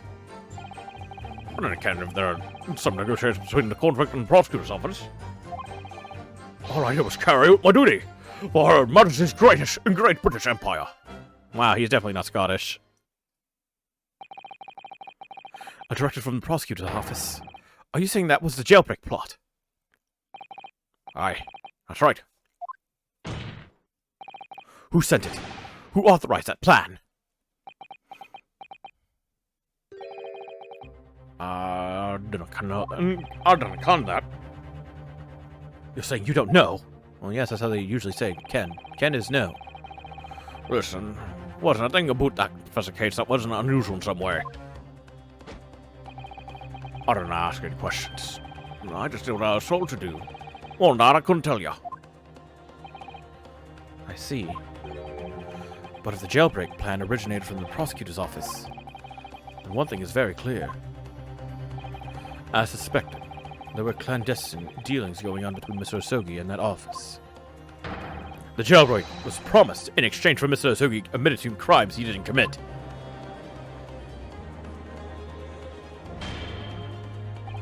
That, counsel, is nothing more than speculation on your part. So, let me ask the defense. Yes, my lord. I fail to see how these witnesses have any more pertinent information here. Do you intend to assert your right to a cross-examination? Absolutely. I have no intention of squandering a single opportunity, my lord. It seems all you Japanese are fiercely tenacious. Very well. Proceed, counsel. Cross-examination. The jailbreak plot. It was the day that Japanese doc was found guilty. The directive came from the prosecutor's office. I assigned a convict to the chief warder official here, with a plan to action behind the scenes. I was responsible for Osogi right up until the night of his execution, but I knew nothing of any plot. Hold it! Did you not notice anything unusual happening in the lead up to that night? Everything was unusual, exception after exception. After all, he was the professor. The man had terrorized the country as never before with his crimes. In order to hide his identity, he was forced to wear an iron mask over his head. Hideous treatment. Fellow was surprisingly docile for someone who'd taken the lives of 5 of the country's nobles. Being the chief warder, I was the only person permitted to approach his cell. I could still hardly believe that I was duped by my own country. I believe you jumped from the window of the governor's office when the jailbreak was blamed on you, didn't you? Lord, Vigil. I can't apologize enough. No, Governor. I don't believe you can. It won't change what's happened. And what else can you tell us about the situation, Governor Caden?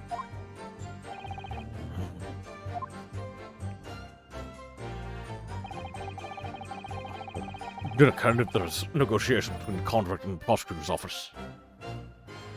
Hold it! But you've already acknowledged that orders came from the prosecutor's office to arrange for the man's escape. There must have been some sort of negotiation. It's the only explanation. Oh, well, that's me. What are you going to know about that? The witness stand is no place to tell her what you don't know for sure. I'll come to that much, I know. Then I presume you also know this. Not telling what you do know is a criminal offense. So, you were just following orders, is that it? I'm afraid that won't absolve you of guilt here. A man was still killed illegally, even if he was a condemned criminal. He may very well be found complicit in murder, Governor. So that's what it's to be, huh? Is it? Even with the threat of conviction, you won't break your silence. Mm-hmm.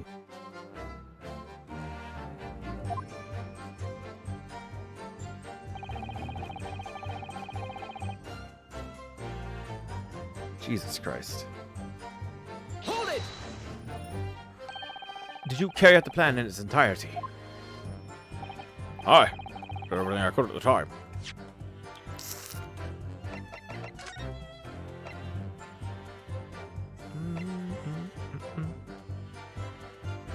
Bum, ba, bum.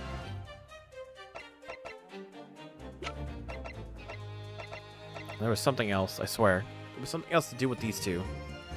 Oh, fuck, what was it? This! It's Asogi's will.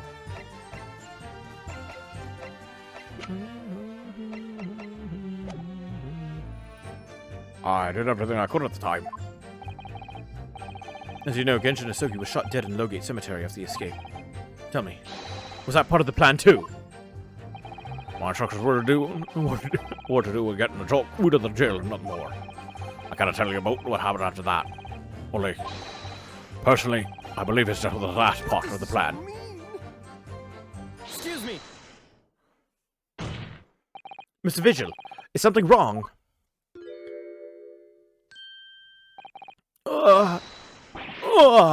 Yes, sir. What can I do for you, sir? He's saluting now. What is it? Some sort of Barclay convention? What Governor Caden just said seemed to upset you. Did it bring something to mind, perhaps?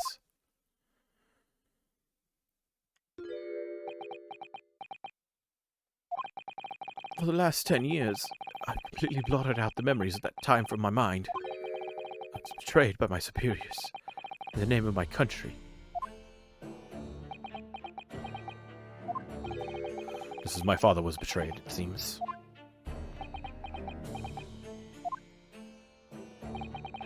But you see, thinking back now, I really can't imagine that the shooting of Mr. Asogi in the cemetery was ever part of the plan. What makes you think that? Well, just doesn't make sense, does it? To make the man admit to crimes he didn't commit with the promise of a jailbreak, only to kill him in the end. That's treachery of the worst kind. The point is, the intention was always to betray him. Why would there be any need for all the chicaneries of an escape? Yes, that's quite true. If whoever negotiated with Asogi never intended to keep his or her end of the bargain, it would have been far simpler just to let the man be executed in prison as dictated by his sentence. It'll happen in that vast chamber of secrets that is Barclay, behind the high prison walls. I suppose nobody knows what really went on in the execution room now. Yes, it's an unsettling mystery, certainly. Truth be told, there is a wee matter that's never quite made sense to me. You believe there was some kind of negotiation about the jailbreak between Asogi and the body at the top.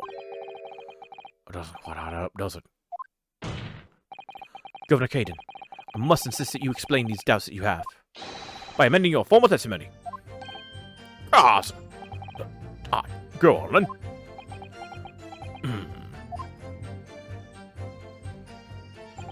Seems to me that the Japanese fellow did not have nothing to bargain with. What? Hold it! Admitting to the crimes. That was what he had to bargain with, surely. Can I say that myself? A roll? Did the prosecution not have conclusive evidence against Carly, huh? This, you mean, discovered during the final victim's autopsy. There's every possibility that this conclusive evidence was fabricated by Scotland Yard in the prosecutor's office. Objection! Possibilities are very well, but nothing has been proven. You can holler about misconduct in the trial 10 years ago all you like. But if you can't establish that it happened with hard evidence, no one's going to listen. Aye, that's right. So what I'm saying is, your convict had nothing I could use for any kind of bargaining at all. The witness makes an astute point. Logically, it would seem no negotiation could have taken place. And the plan to break the man out of prison was definitely put into practice. So he must have been armed with something that gave him an angle to negotiate. Sogi-san agreed to confess to the crimes because he was assured he'd be broken out of prison later. I really don't think that Kazuma-sama's father would have engaged in such negotiations. And perhaps something compelled him to agree. What a terrible thing. Using the law to legitimize such an underhand dealings with a desperate man. Only to double-cross him in the end. It's quite the opposite of justice. I can't have a feeling. There's something about this apparent negotiation that doesn't quite add up.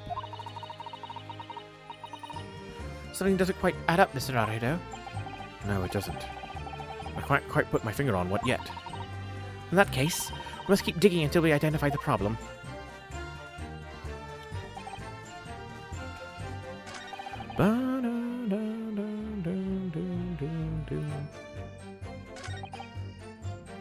Well, I didn't press these first three. I only pressed this one, and then the last two.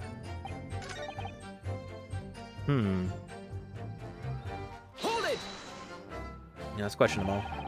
And you say you don't know who actually issued the directive? Aye, that's right. What can be sure of? That was official. But it was from the prosecutor's office that narrows down who could have issued it straight away. And it wasn't me. I can't even say with certainty that it did originate from the prosecutor's office. What? There's no telling where it started. There's a fair chance it came from higher up the ladder. Basically, I can't give you any indication of who it was behind it. You can't be serious. We can say for sure that the order must have come from somebody in authority, I suppose. Most of us on the ground, as it were, near the ball with idle speculation. Let's get the job done. I assigned the convict to the chief water vigil here. Put the plan into action behind the scenes. Hold it! Jesus Christ.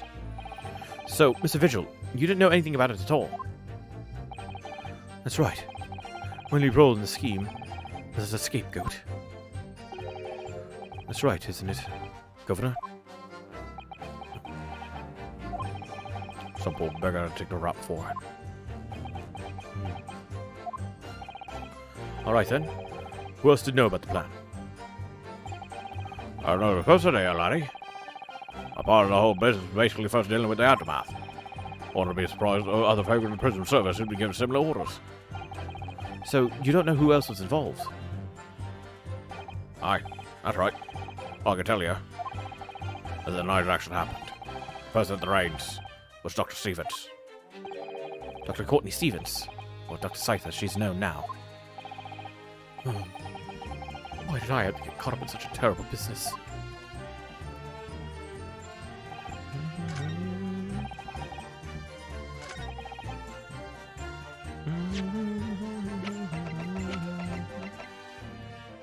Apparently, Mr. Osogi described it as the only weapon I have left.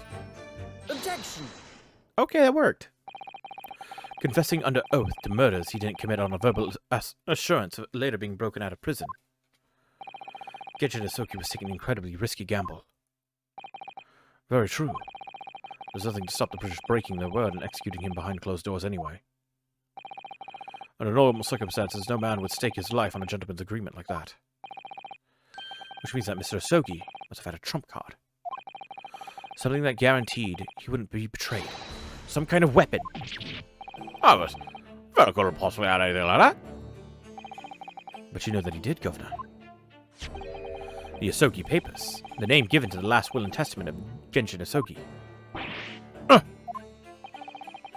Turns out that Mr. Osogi was hiding his will in his cell at Barclay. Chief Warder Vigil caught him with it one day. You squealed, did you, you wee rat? I tell you to keep that secret. You can't touch me now! Ah!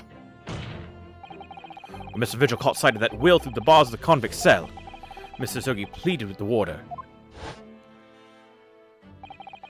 All right then. But what's on that paper?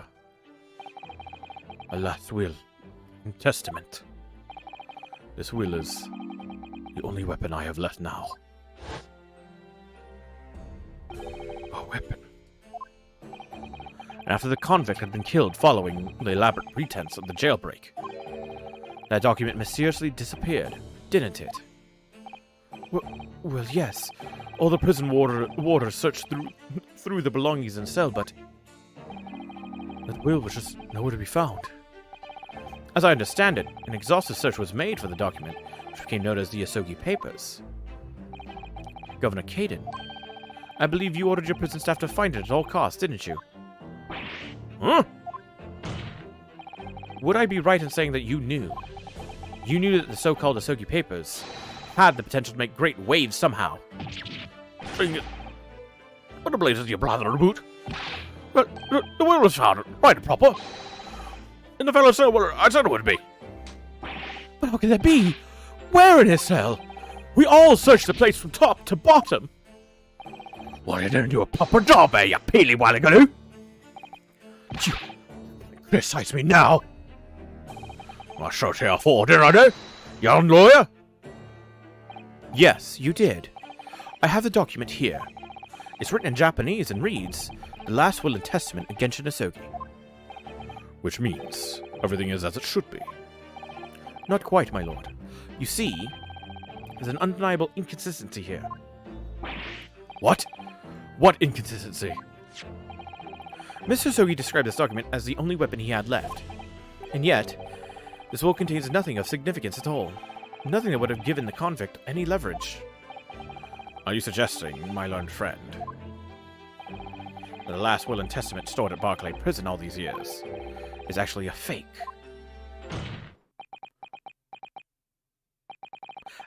As has clearly been demonstrated already, what went on at Barclay Prison was far from above board.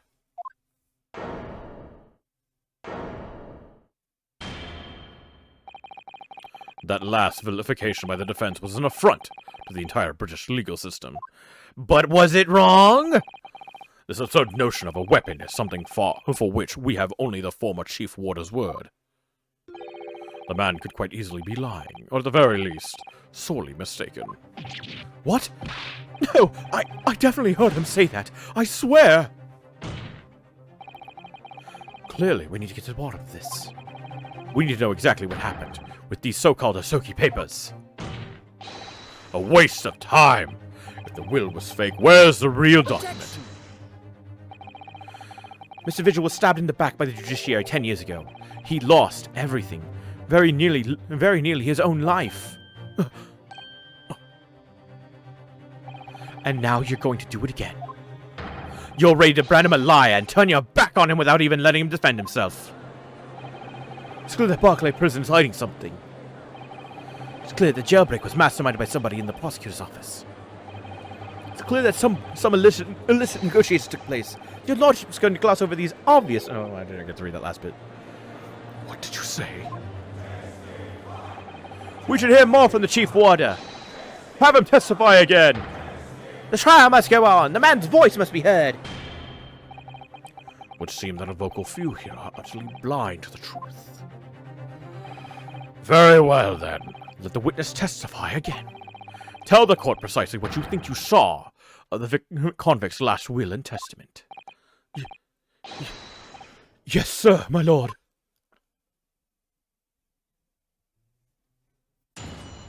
Witness testimony. The Asogi Papers. As the warder responsible for condemned convicts, I attended to Mr. Asogi and kept watch over his cell. The night after he was found guilty in court, he was doing something with that will in his cell. We turned the cell inside out looking for it after the execution, but to no avail. Only found one out about the Asogi Papers and the directive came telling me to impound them. The document was found was in the folds of the fellow's robe that was left in his cell. Kimono, I think it was called. In his kimono? That's a lie. We searched every inch of the man's cell. We looked through all the clothes. It can't be true. Well, you're not satisfied with calling me a liar once, are you, wee waffinger? Waffinger? There we go. There's nothing you can do about it now. You don't have any hold over me anymore. Other than the hold you'd like to take on my cravat, of course. Is that what you're going to do, is it? Are you going to give me a good shake again? Or are you too scared?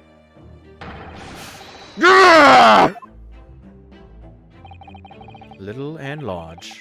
What a double act. We complied with Asogi's will as far as was possible.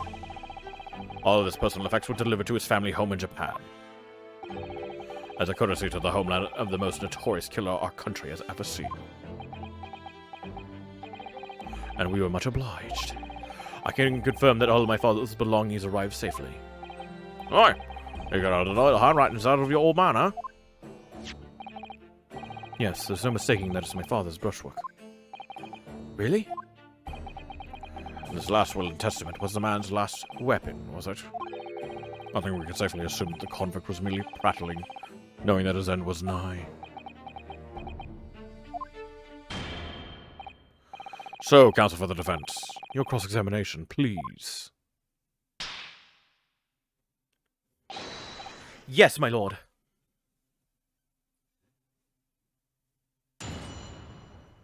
Cross-examination. The Asogi Papers. As the warder responsible for the condemned convicts, I attended to Mr. Asogi and kept watch over his cell. Hold it!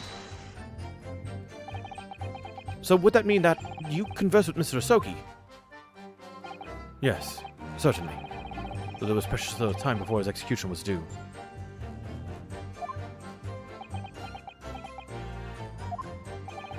He was remarkably calm, considering his days were very much numbered.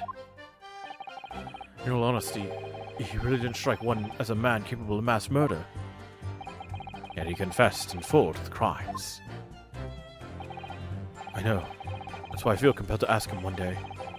I can still recall his reply. I'm guilty of the unforgivable crime of ending another human's life. Yes.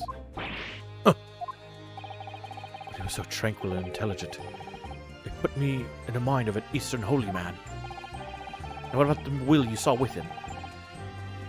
What can you tell us about that?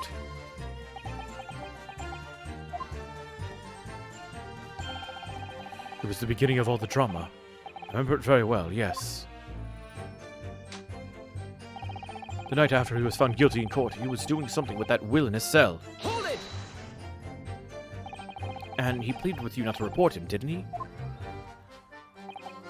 Yes, that's right. Like the bam party eye, you didn't tell me. Breach of trust that was. I could see that the man had a noble spirit. I found myself wanting to treat him accordingly. But according to what you told us 2 days ago, the convict had been strictly forbidden from having any writing materials whatsoever. Yes, you're quite right. So when exactly was the will penned? Before the man was remanded in Barclay, obviously. Yes, the prosecutor's office under supervision of the relevant authorities. I personally instructed Asogi to make a will for the benefit of his family and his homeland. In that case, why was it found in his cell? What do you mean by that? Well, if it was penned at the prosecutor's office, you would have expected it would remain there for safekeeping, surely. It's curious. There doesn't seem to be any obvious explanation for why it was subsequently found in the convict cell. Oh, well... The defense makes an astute point. Well, Governor? A prison guard cannot be expected to get inner work into the prosecutor's office. In that case, Lord Strongheart, perhaps you could shed some light on the matter. I am unable to offer an explanation here and now. I would have to consult with the notary responsible for the will at the time.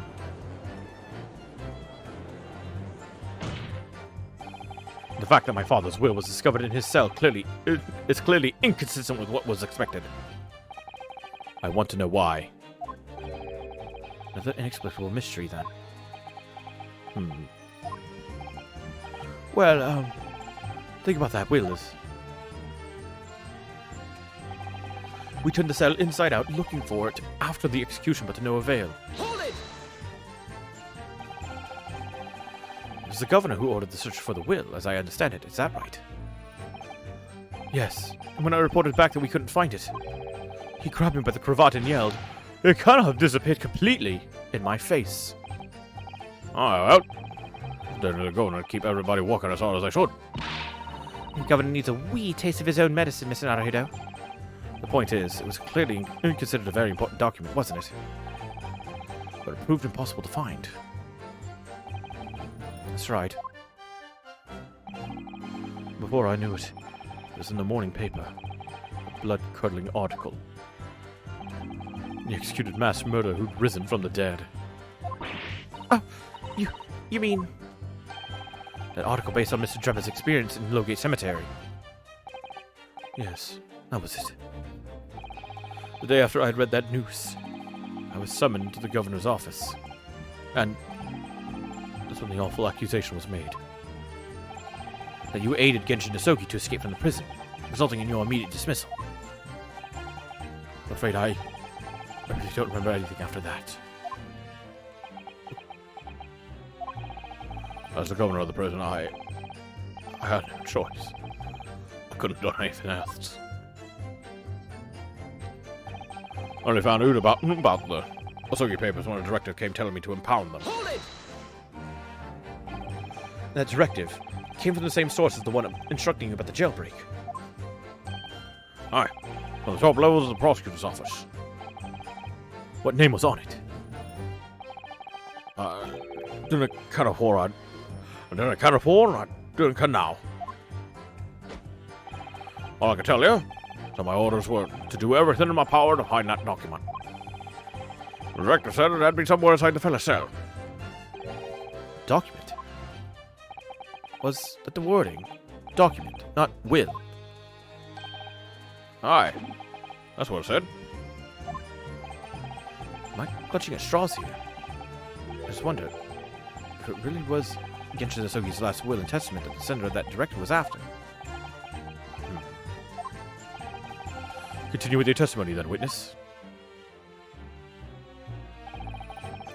Document was in the folds of the fellow's robe that was left in his cell. Kimono, I think it's called. Hold it! In Mr. Sogi's kimono. Aye. Well, probably when he was locked up. Yes. He was permitted to have his personal effects with him during his incarceration, I understand. That's right. He was granted as much freedom as possible during the few days before his execution. Indeed. He had a number of items of personal significance, I remember. He was very reluctant to part with them. Some books. That kimono. His sword. His sword?! Karuma, the famous sword of the Asogi clan. It bears the soul of my family. I don't doubt it, but I wasn't really getting at that. Yet being the soul of the clan, could the man have a more obvious weapon? Have some respect, Ryunosuke. Respectful silence? The warders carry firearms at all times, and the inmates have shackles around their ankles. They could have hurt anybody with that thing. Still, he was allowed a sword, but no writing materials? Aye. He wrote that will before he came to stay with us at Barclay, you see? Dr. Mikitoba was asked to bring the necessary Japanese writing implements to the prosecutor's office. A Suzuri inkstone, a black sumi ink, and some Hanashi rice paper, no doubt. I was present when he wrote it. But I'm sorry to say, the letters just look like scrubbing mass of jet black earthworms to me. Earthworms. It's earthworms. Excuse me. Are you feeling faint, Mr. Vigil? Mr. Vigil? Sir! It was Scarlet, sir! What? Oh, I'm terribly sorry. I didn't mean to blurt it out like that.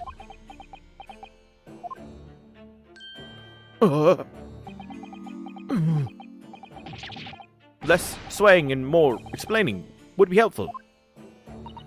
Is it something about the testimony we just heard? Have you recalled something of importance? Something of importance. Possibly, or possibly not. I'm unable to tell which way he's leaning, I'm afraid. My lord, the defense asks that Mr. Vigil be permitted to supplement his testimony. With this possible or not possibly not an important detail. Permission granted. Go ahead, Mr. Vigil. Yes, it was Scarlet. As I remember it, the document was written in scarlet ink, but perhaps I'm mistaken. Hold it! Scarlet, you say? Well, yes. I mean, when I caught sight of it for a brief moment, of course. But even by the dim light in the cell, I remember thinking that it was an unusual color. At the very least, I'm quite sure it wasn't black. Witness! Is that really what you saw? What? Sir!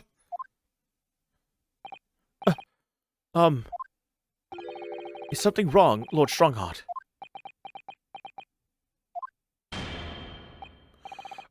I apologize. Continue. What do you make of that, Mr. Naruto? For Lord Strongheart to be so visibly shaken in that way. Oh, an hour? Plain see the writing here. It's as black as the Earl's waistcoat. Well, yes, you're right. Mr. Vigil, I'd like to confirm one point with you.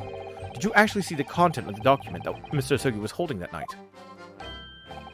Well, no. I mean, there was no time. As soon as he noticed me there, he hid it behind his back. But it was definitely a will, was it? Yes, it was.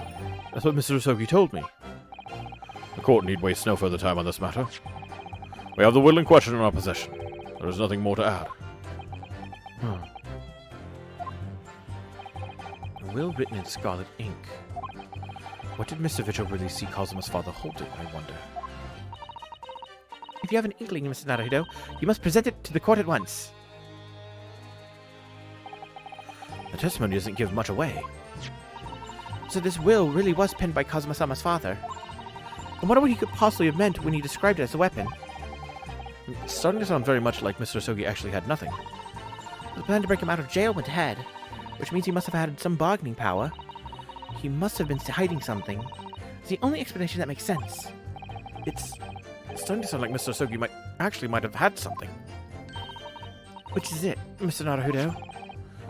I'm not sure, but I feel as though I'm on the brink of understanding all this. This is all the information again, see what more we can learn. We can't overlook even the smallest detail. Absolutely.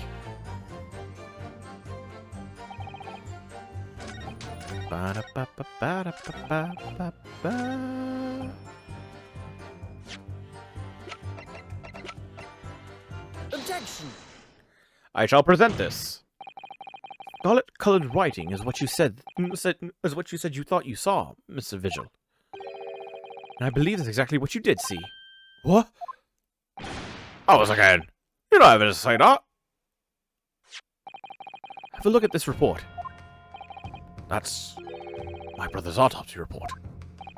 Yes, and there's something in here that's bothered me since I first read it. It states that scarlet-colored ink stains were noted on the fingers of the victim's right hand.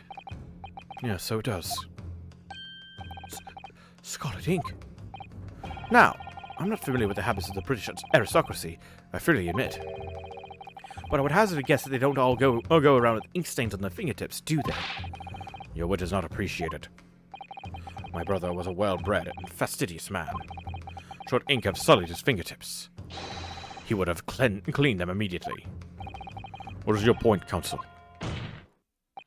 My point is this. Whatever Lord Clint Van Zeeks was writing in that unusually colored ink, it must have been directly before his death. Because he died before he had the opportunity to clean his hand. What? I remember something troubled me at the time. At the scene, the lid of my brother's inkwell was open. But Clint was punctilious about such things. It seemed unusual. And no document penned in the color of the ink that was in the inkwell was ever found. So the document had disappeared.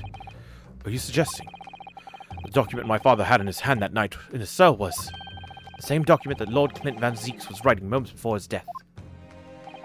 Then it was. If Mr. Vigil's testimony is to be believed, it can only mean that, yes. Mr. Vigil! Sir! When you spotted Mr. Asogi with the document in his cell, his precise words were as follows, were they not? Alright then. But what's on that paper? My last will and testament. This will is the only weapon I have left now.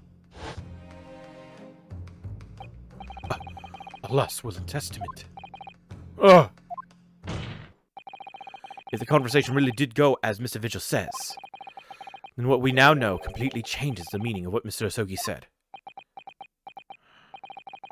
You really think? Mr. Vigil did indeed see the convict with a will, but it wasn't that of Genjin Asogi. It was the last will and testament of Lord Clint Van Zeeks. No. What? Objection! This is madness. My brother's last will and testament. That would mean he had chosen to die. That is what it would mean. Yes. No! Impossible!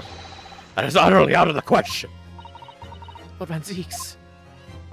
Clint was pursuing the professor. It consumed him. Whatever happened, he would never have abandoned his investigation before its conclusion. Never! He wouldn't rest till the job was done, till the killer was gone.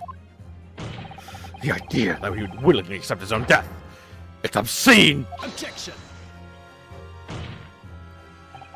And yet, we can be sure that he was writing his will moments before his death, and that Genjin Asogi came to be in possession of that document. So what could a will possibly have contained? Clearly something that couldn't be made public under any circumstances whatsoever. Because on with that document, my father was able to negotiate with the judiciary for his life. Something so damning that it prompted the powers to enact that daring jailbreak plot. Yes, there can be no question that the will contained information of the utmost secrecy. Information of the utmost secrecy. Ah! No, it couldn't be.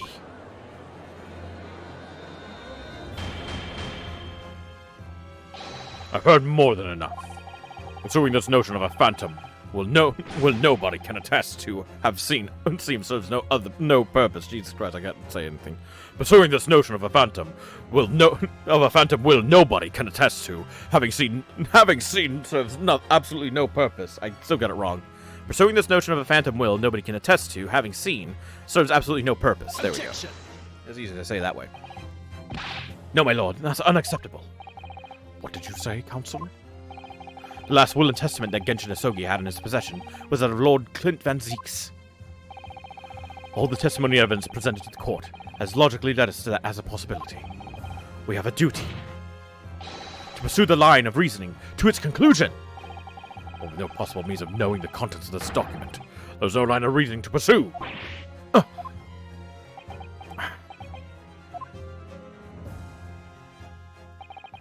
A reason why Lord Clint Van Zeeks, a man of high, noble standing, would have chosen death. Information so secret, people in the judiciary would be willing to negotiate the jailbreak of a condemned killer. The only explanation that fits those facts is an unthinkable truth that turns everything on its head. But it's just too hideous. Mr. Naruto. How difficult the situation might become. You work with your client in pursuit of the truth. That's what you resolved to do when you entered the courtroom this morning, if I'm not mistaken. Mr. Sato.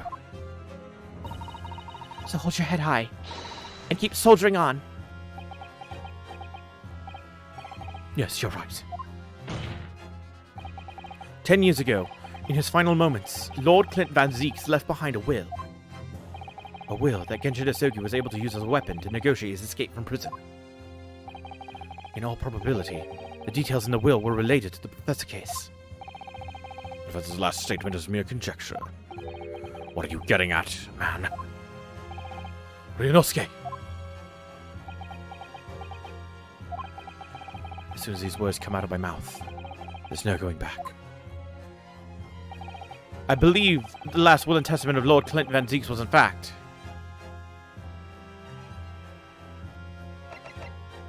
Oh, shit.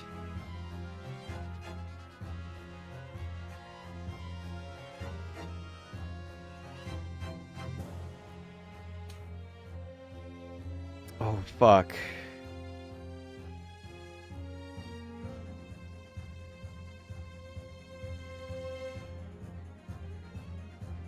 I don't know. I only got 2 chances, so... It's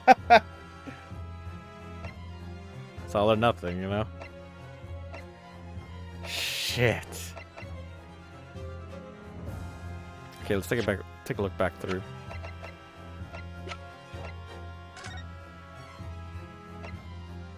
Death from a single stab wound to the heart, other superficial external wounds indicative of a duel.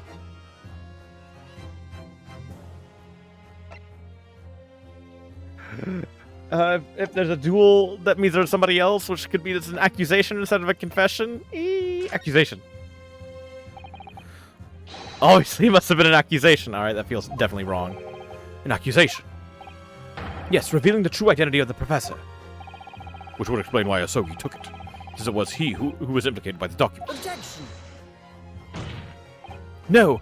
In that case, the will wouldn't have given Mr. Asogi any bargaining power at all.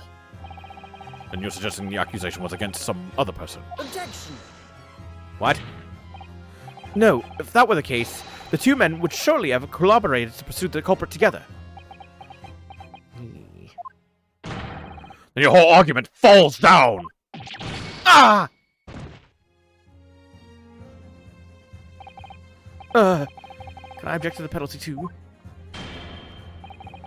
It's apparent that the defense's explanation has no real substance. This line of inquiry is dead. Come on, Ryunosuke. I know you. You see to the heart of all this, haven't you? No? I don't know what the fuck he's talking about.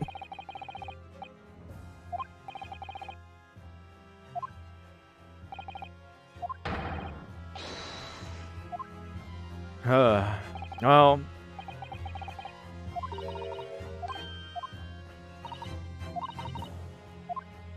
The language they use there definitely makes it sound like... Why would he have chosen death? It's because he was responsible for a bunch of stuff. He'd feel very... Okay. That's why I felt like a confession was... That's why a confession felt very natural in that moment. Let's find out if it's this.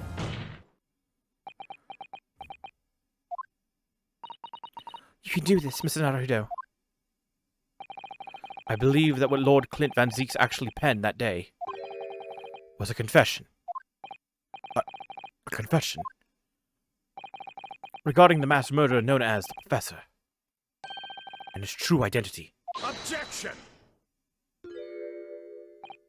Enough! Counsel!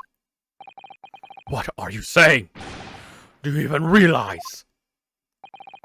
A confession of the true identity of the Professor. That would mean... Lord Van Zieks, I appreciate this must be hard to take in. But it's the only explanation that fits. The killer that terrorized London a decade ago became known as the Professor. The man believed to have murdered 5 members of the aristocracy. Wasn't Genshin Asogi at all. No. You can't be suggesting. It was in fact the man believed to have been the 5th victim. Lord Clint Van Zieks himself.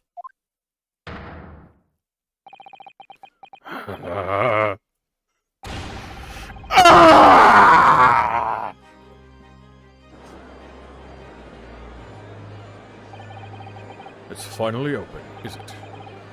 Pandora's box.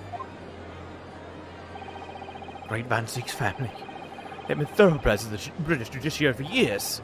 Lord Clint Van Zieks, he was a paragon of justice in the capital.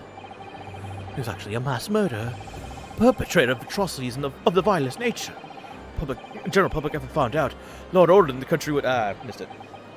My brother. This is too awful. Oh, Lord Van Zieks. I wonder, though, did he never suspect? Mr. Naruto. Lord Beric Van Zieks is a brilliant prosecutor. Is it conceivable that he didn't realize what his older brother really was? Order! Order! Order in the court! Lord Van Zeeks.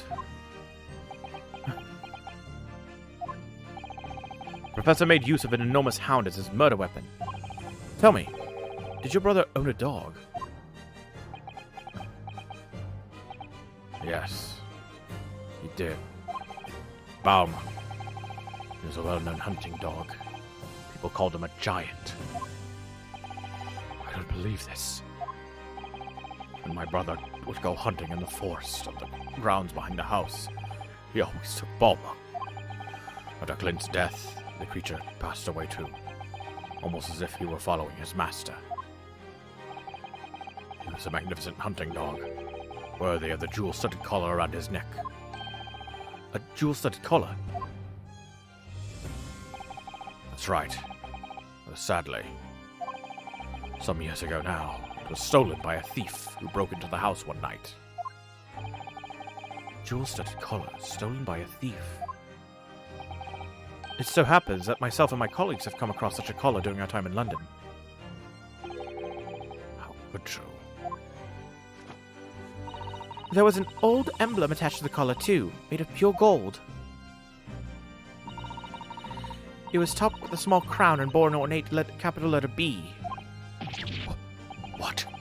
An emblem bearing the initial B? Oh my, you know it! It's the insignia of the Baskerville family. What? The Baskerville? Why is that name coming up now? Baskerville is the family name of my late brother's widow. That pure gold emblem was an heirloom which Clint acquired upon their marriage. There can be no doubt, then. The collar you described was Balmung's. Family insignia of Lord Clint Van Zeek's widow. There was a considerable amount of blood on the collar when we saw it. Since we know the dog was used for hunting, it could have been from its quarry, of course. But it could equally have been from human prey.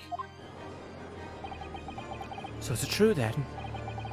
Clint Van Zeeks really was a professor. Impossible! These Japanese are making it up to exonerate their own! So, in fact, the person responsible for these murders of nobles and royals was a noble himself. And that threatened to be an enormous scandal that would irrevocably destabilize British society. My father knew that, and was using it to negotiate his way out of the unjust charges brought against him. But at the very last hour, those he'd bargained with betrayed him, slaying him mercilessly on foreign soil.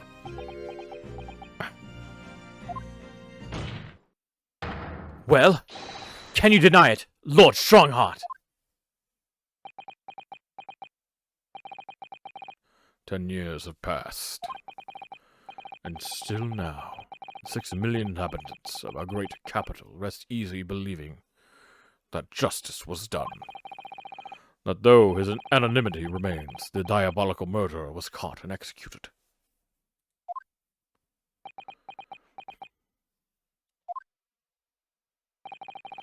Very well, then. You may have the truth.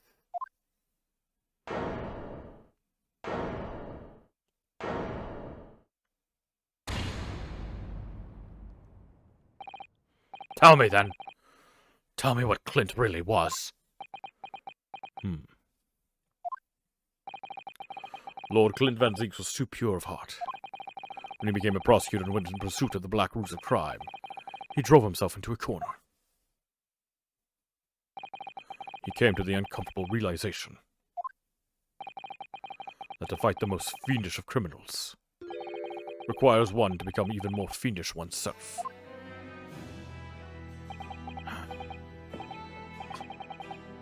Clint.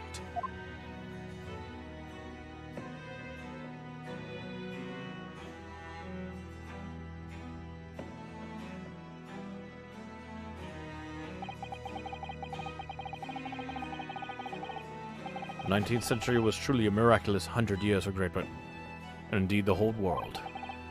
New industry, new technology, with the birth of the Metropolitan Police Service, new law and order. These dazzling new developments meant ever deeper shadows were cast in society. Water sullied by factories, air thick with noxious fumes and crime, growing daily to fill the darkness. Lord Clint Van Zieks made it his mission to combat that darkness. But as time went on, it slowly ate at his soul, till eventually he was consumed. It's ironic, really, and somewhat surprising. The truth has once again been unearthed by a Japanese. Once again? What do you mean? 10 years ago, your father, Genshin Asogi, turned up at my office one night. The professor. Yes, beyond all shadow of doubt. You must issue a warrant to search his home at once. Don't be absurd. The man comes from one of our country's most illustrious families. He's a paragon of justice here in the capital. Yes, that's the point. That's why none of you British can see it. He's using his noble status as a diversion, whilst he commits these atrocious crimes behind the scenes. Do you have evidence? Nothing definitive as yet. But he keeps an enormous savage hound on the estate. We need the full support of the judiciary for this. We're up against a member of the aristocracy. So a large family estate has a fierce guard dog. You should know that's commonplace here in Britain. I'm sorry, but I can't possibly put Scotland Yard onto this based on the tenuous accusation of a visiting student.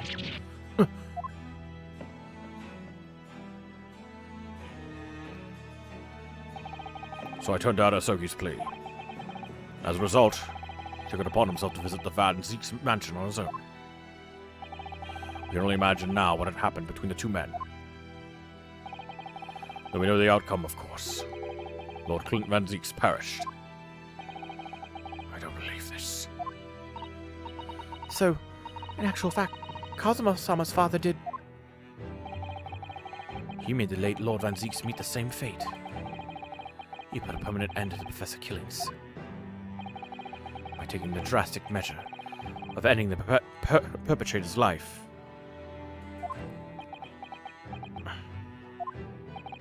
As soon as I hurried to the mansion. When I arrived, it was easy to grasp what had happened. And what about the will? Asogi must have already taken it. Nothing of that nature was found at the scene. We had no idea of the existence of such a document at that time.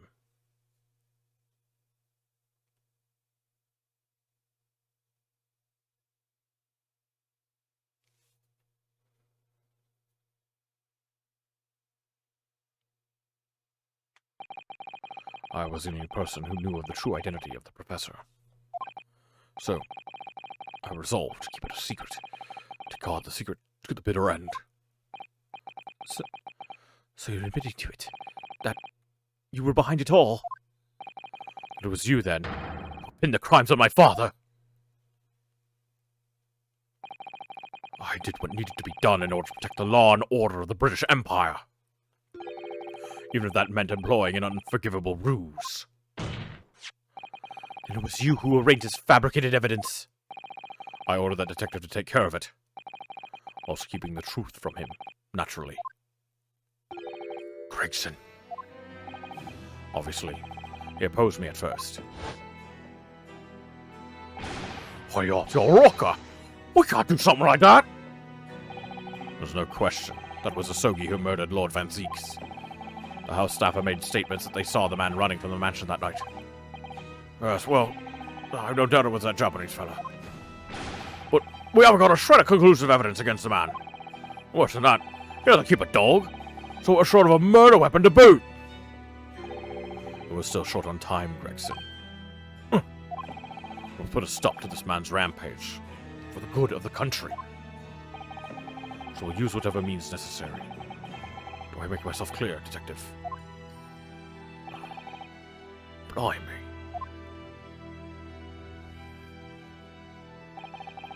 So that night 10 years ago, when I was attacked by those thugs in the back streets, Genshin's ring was taken. It was him, was it? That was Gregson and some hired help.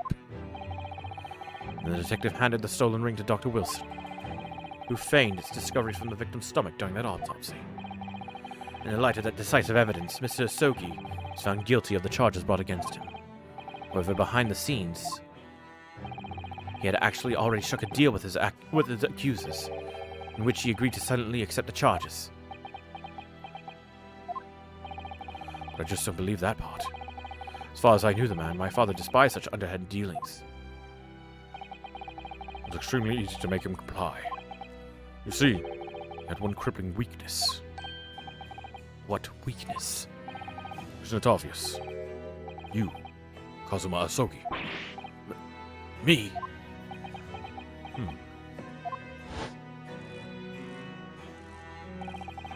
Perhaps you have no desire to return to your homeland, Asogi. What? Though I hear you have a 14-year-old son. Agree to cooperate and accept your guilt without contention.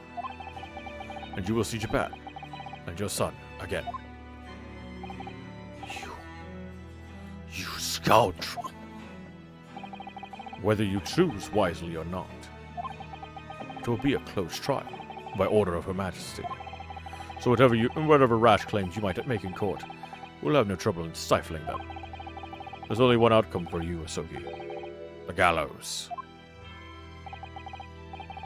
Don't forget that I have a weapon at my disposal. A document revealing a truth that I know you're desperate to keep hidden. Yes. And it escaped my mind, which is the only reason I'm willing to bargain with you. I only want to protect this country's law and order. You understand? So, what's it to be, Asogi?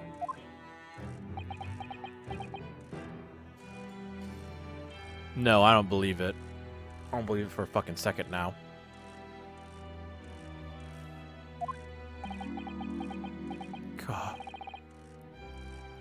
Kazuma.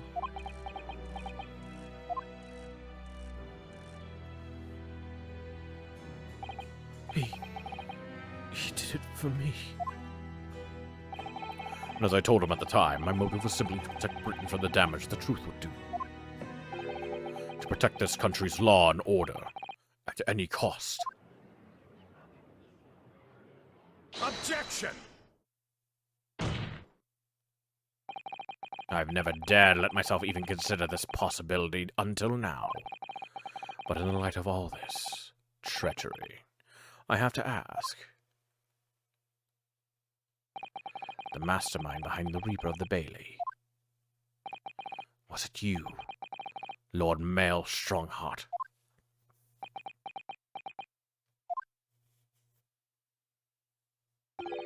A rather brilliant idea, wouldn't you say? Lord Beric Van Zieks. The spirit of your late brother, that paragon of justice, should return to reap justice for his sibling. Could there be a more appetizing tale for London's masses, I ask you? What brazen? I knew that you'd play the part to perfection, but your role really wasn't that of some embodiment of death. No, you were London's guardian angel. An angel with bloody hands. I think not. Those who had cooperated with me already were only too happy to participate in my plan. Inspector Gregson, Dr. Wilson. My minions worked tirelessly to ensure that the finger of guilt could never come to rest on you. It's all thanks to them that you were exalted as the demigod the Reaper had become. But Dr. Wilson left Britain 4 years ago, when he was invited to work in Japan. That's right. So I had to employ the services of his young protege after that. Dr. Courtney Scythe. Dr. Scythe? So what with the execution of the professor and the subsequent reign of the Reaper of the Bailey, I successfully safeguarded law and order in my mighty capital for the past decade. That is everything.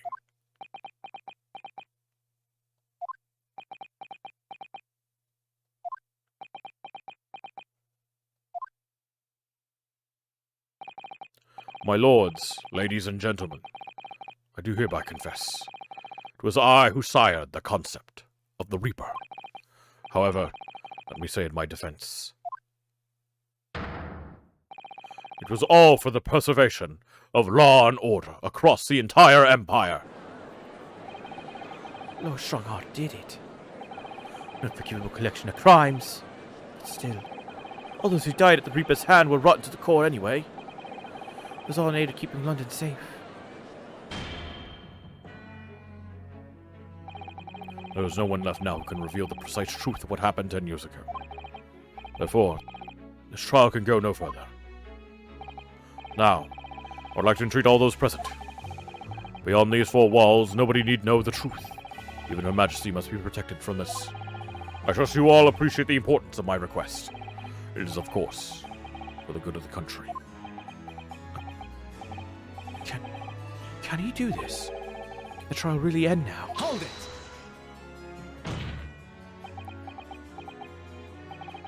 I have one last question. The accused, Lord Van Zieks. What? Of course, I know that you're a highly accomplished prosecutor, but I find it hard to believe that you didn't have any doubts at all. That you never suspected your older brother. Yes, the same thought occurred to me.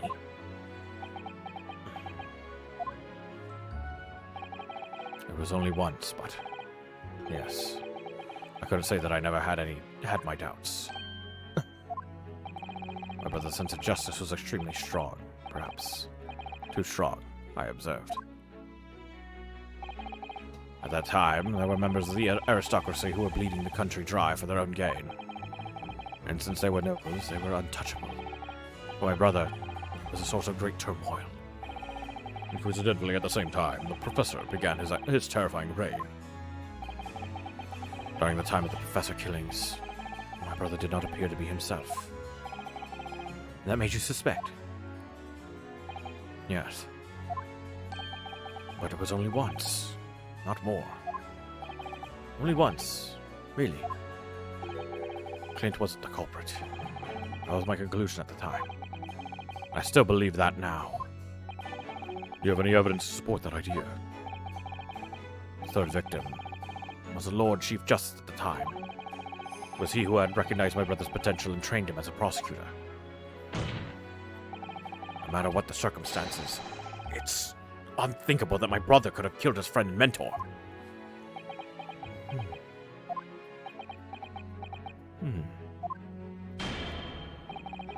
That will do. Neither Clinton, Van Zieks, nor Genshin Asogi still walk this earth.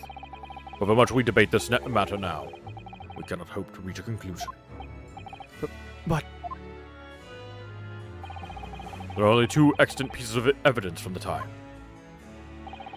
The woebegone ring that acted as incriminating evidence to condemn Genshin Asogi, the 3-page last will and testament penned in black ink and left behind by the man. The wretched truth of what happened is exactly as I have explained.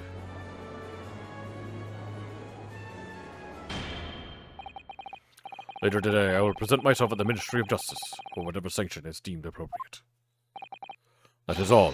Court is adjourned. Objection!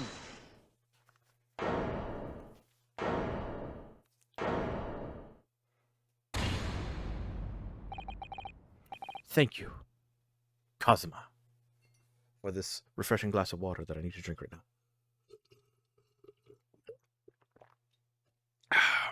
Oh, God. Did my recording die? Hopefully not. Okay. Me?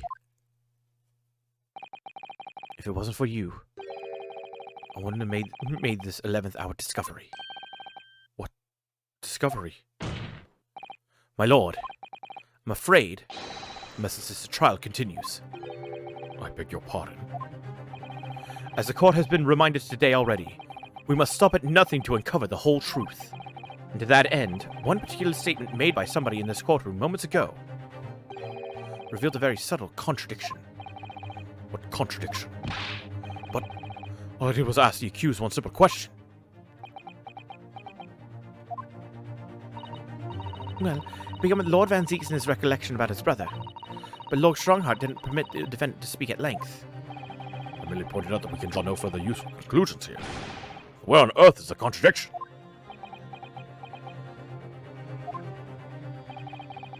One of them definitely just said something contradictory. Time to identify who. Oh shit.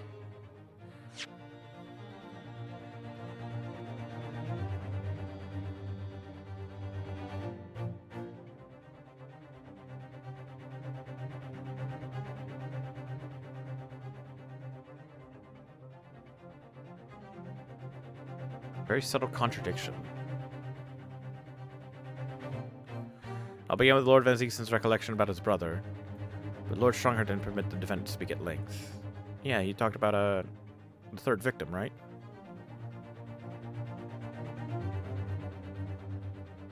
Oh, Strongheart said that there were only 2 pieces of evidence.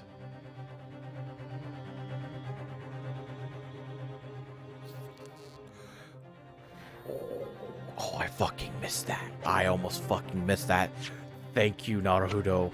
You are the fucking best. That motherfucker said 3-paged will. Let's count the pages again. 1, 2.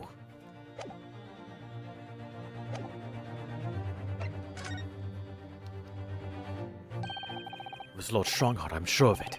Something he said was slightly off. Inosuke, think back over his words, find the problem.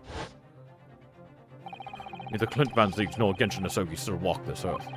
However much we debate this matter now, we cannot hope to reach a conclusion. There are only 2 extant pieces of evidence from the time.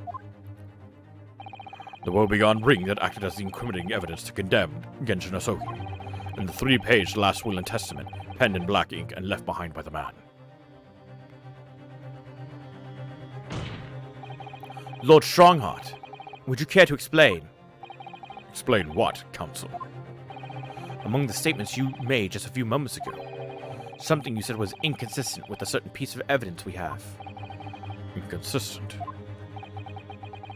And whilst an inconsistency remains, the defense has a right to pursue an explanation. Inosuke, what? Let me warn you about the statements you are making, Counsel. They may very well prove fatal. You claim my words contain a contradiction. With which piece of evidence, I ask you? Man, I only got 1 life left. I don't care. Take that! This here is the will left behind by Mr. Asogi. The 2-paged will. What? Yet moments ago, your precise words were the 3-paged last will and testament. Could it be that originally there was a 3rd page? For a moment, I thought perhaps you had identified something worthwhile. But it's a mere trifle, I see. A trifle? Governor Kaiden. Huh? What can I do for you, sir? You were present when the Japanese man penned his last will and testament. Oi! I was there for sure. I remember the black. Wear them like scrolls to this day. And I'm quite certain, my lord, that there was a 3rd page at the time. What? Well, the first 2 pages were the actual will, though. If I might correct it, the 3rd was a message to his lad back in Japan. For legal purposes, we required only his will. We wouldn't have wanted any uncomfortable words about Britain to get back to Japan, huh? So, it was decided that the 3rd page oughtn't to be sent. Objection! How dare you make that decision? I had a right to know what it said, to hear my father's final words to me. The courtroom is no place for sentimentality, Counsel. As it happens, I have the 3rd page of the document with me here now. What's the message? It'll be given to you at the end of these proceedings. It'll be too late once the trial is over. We need to know what it says now. The slightest thing may give us a vital clue. My lord, the defense calls for Genshin Asogi's last words to his son to be read out loud before the court now. Your request is denied. Inevitably, maudlin words can be of no consequence now. Objection! The prosecution agrees. The court should know the content of that message. Every possible piece of evidence must be thoroughly examined. Very well, then. Governor Kaiden. You will read the 3rd page of the document for all present to hear. Yes, sir! Only, I should point out, my lord, that I cannot actually read Warem language.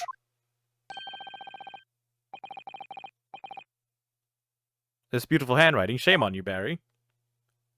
Oh, Mikatoba, sir. Shame on you, Barry. If I could be your citizen here, I'd be happy to translate the words into English for the court. Father! You're still here, are you, Dr. Mikatoba? Naturally. I consider myself a member of the judiciary, albeit lowly one. But perhaps I should quietly withdraw after I translate Genshin's message. Your cooperation is much appreciated.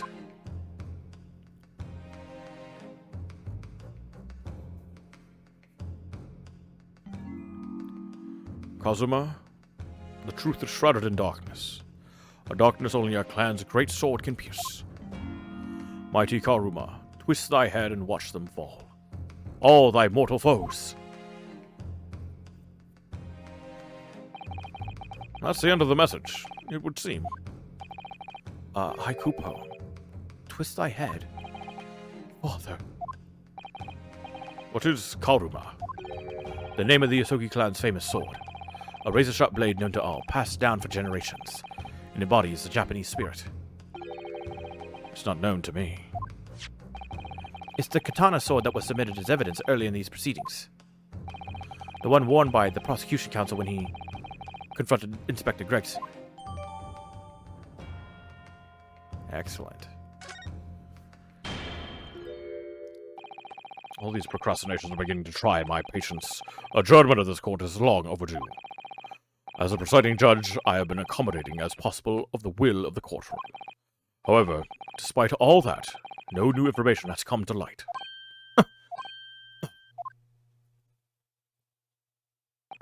In pursuit of justice, Lord Clint Van Zieks tragically lost all sense of morality.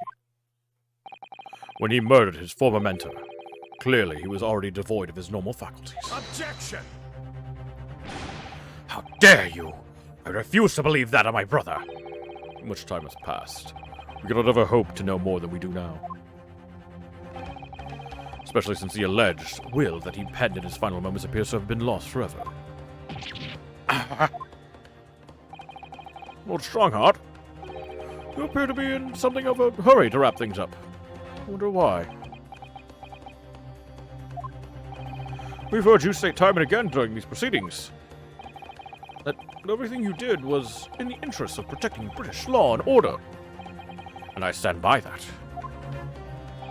Without the Reaper, we could never have achieved the reduction in crime the capital has seen. Objection! What about Inspector Gregson, then? And Dr. Wilson? There were no criminals. You used them to achieve your ends, and then you had them killed. However you dress it up, there was nothing fair or just about that. Lord Strongheart, what exactly is it that you're hiding? Dr. Mikatoba, will you not quietly withdraw after the translation of your former associate's will? In this courtroom, no argument carries weight unless it is supported by evidence. And it would seem that the defense has no more evidence to present. In which case, I hereby order all discourse from these proceedings to be struck from the record.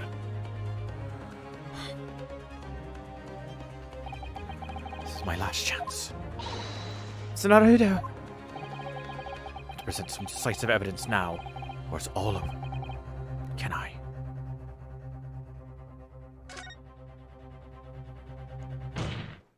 Time to be bold. Wait, my lord. As it happens, the defense does have evidence to present. What? Don't be absurd. There is nothing of relevance remaining from the time. Objection!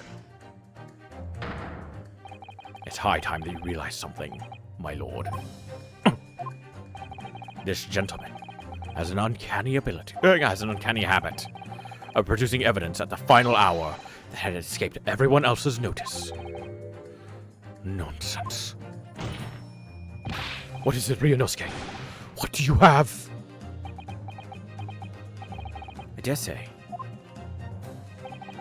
The final, decisive piece of evidence that will reveal the whole truth about this rotten tale. How can you? Decisive? Well, it would appear there's no escaping it now, my lord. Let it be so, then. Present whatever you think you have that can settle this decade-old enigma, if you're capable.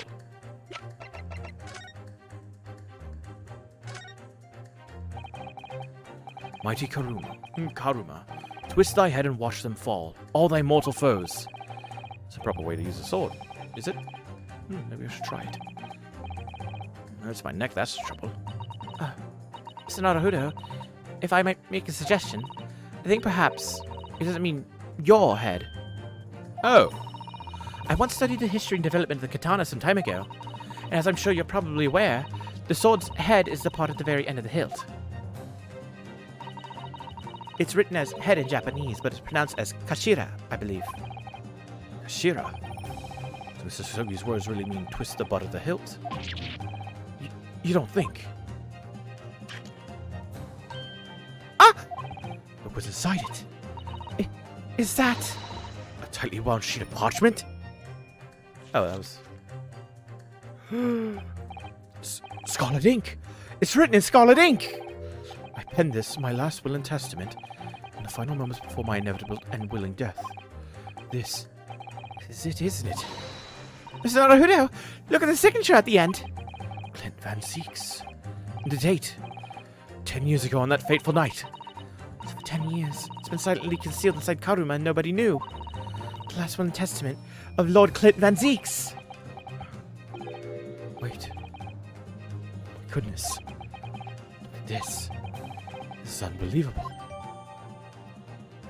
The last will and testament of Lord Clint Van Zieks has been hidden inside the great sword Karuma for years. A trump card left behind by Genshin Sogi.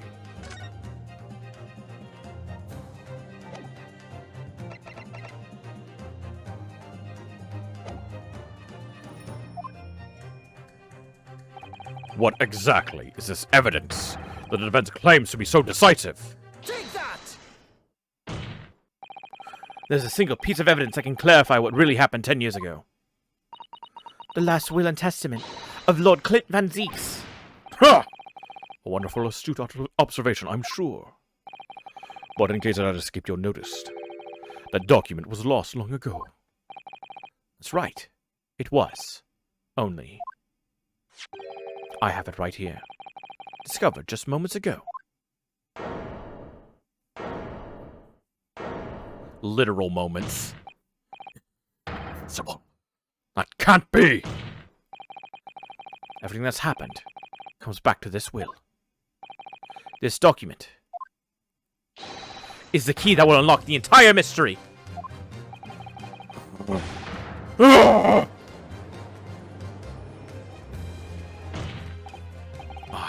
My brother's last will and testament. Where did you find that? It was rolled up inside this. Inside Karuma? That ultimate weapon Genshin Asogi obtained has lain undisturbed in the hilt of the sword for all these years. Just waiting for the right time to emerge and reveal the truth.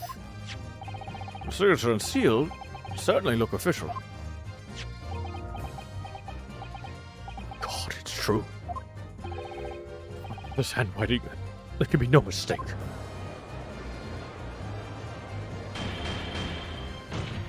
I forbid the contents of that document from being read aloud. Do you hear me? I strictly forbid it. Objection! You can't do that, my lord. This document could explain everything. The document could literally destroy the meaning of justice in this country. I demand that you hand it to me at once. Why? What are you trying to hide? Could it be that you already know what's written on this page? What are you implying? Court is adjourned with immediate effect. Clear the courtroom. Objection! Do that, my lord. And you'll suffer a fatal blow as Lord Chief Justice. I beg your pardon. Forcibly ending a trial without good reason. And not any trial. A closed trial by order of Her Majesty the Queen. To defy the monarch's will is treason.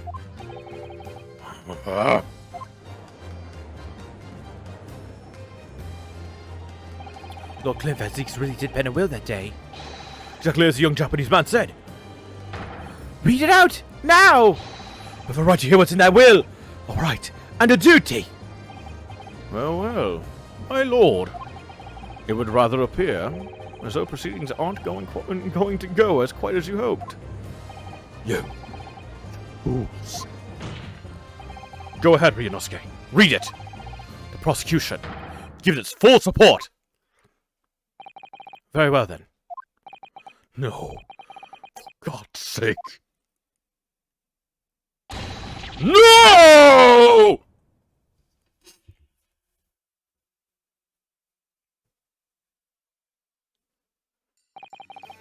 I pen this, my last will and testament, in the final moments before my inevitable and willing death.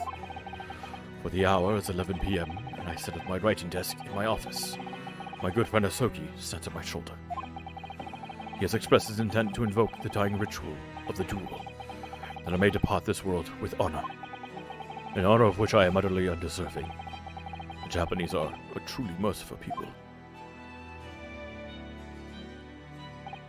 I, Clint Van Zieks, Lord of the Manor of the Van Zieks estate, hereby confess the following.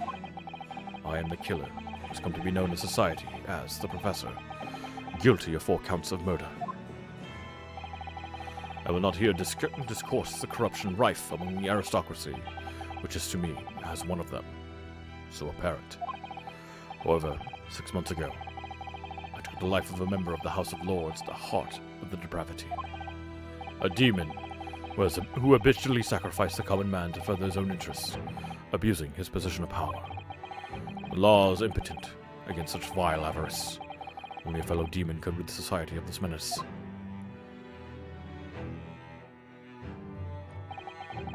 That demon was my quarry, on whom I willingly set my great hound. But though I am a hunter of some experience, a poor felon, it seems.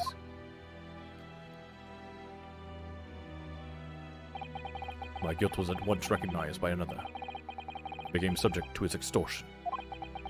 He held over me the threat of exposing my wicked crime to my beloved wife and brother. Under that threat, I have done this man's bidding for months now. Killing those he demanded, I kill. As I watched my former mentor perish before my eyes of the jaws of the hound I commanded, I realized that I had lost the last shred of decency within me, and sunk to the level of a wild beast. There is no path back to light. Be it I or my dear friend Asoki who dies this night, I am eternally damned. To my extortioner, Male Strongheart, may you feel the jaws of the beast at your throat every time you swallow.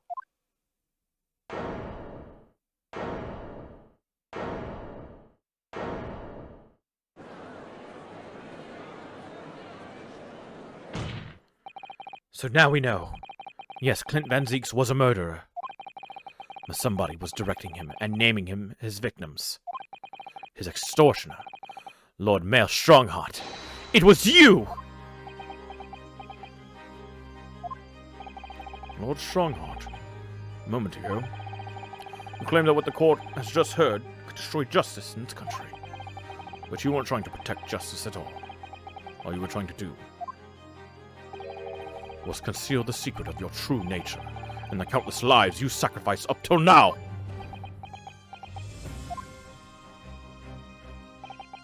It just didn't make sense to me. The third victim, the former Lord Chief Justice, was my brother's benefactor, and a man of lofty principles. As I said, Clint had no possible reason to kill the man. But you did, didn't you, Lord Strongheart? To eliminate the man who stood between you and the office you set your sights on. So you used your own hunting dog, Lord Clint Van Zieks, to take him down. It had to be done. London's unsavory shadows are deep, and the arm of the law fails to reach their depths. Crime must be cut off at the roots. The Lord Chief Justice at the time couldn't see that. He was weak. Lofty principles, you say? Tantamount to cowardice, if you ask me. Which is why I took his place, in order to fight the crime he was allowing to spread like wildfire. By murdering the man?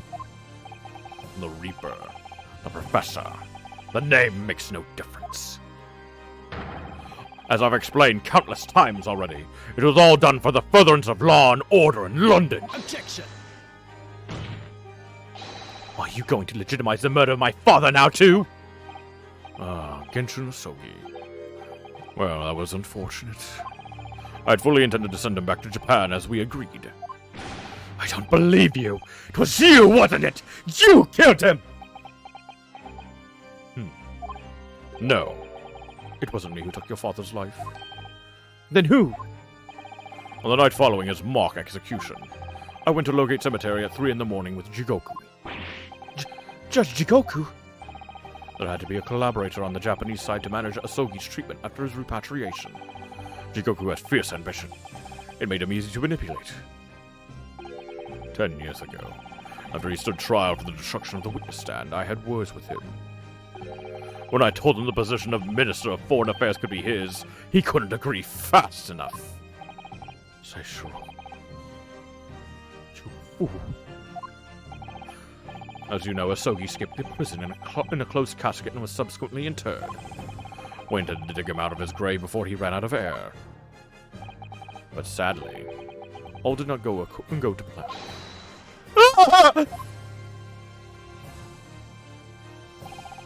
There was an unexpected visitor to the cemetery with his own ideas about digging up graves. A man who witnessed that nobody was supposed to see. Enoch Drebber. Of course, I knew grave robbers frequented London cemeteries. But that grave on that particular night...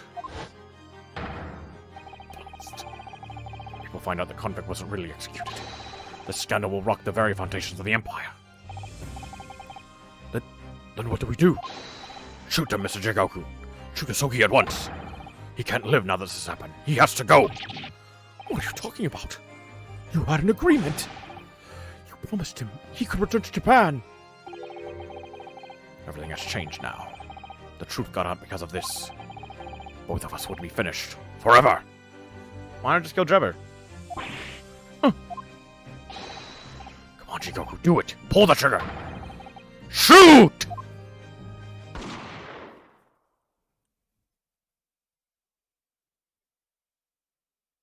Shoot her! Shoot her! Jigoku shot Asogi from the shadows. The grave robber was so close, the blood sprayed over his coat. He fled as fast as his legs could carry him. Then Jigoku and I put Asogi's body back in the grave from which he'd just emerged. When I later learned of the waxwork model's presence at the scene as well, I made her swear to two things. Never to remove the professor's mask, and never to speak of the events of that night.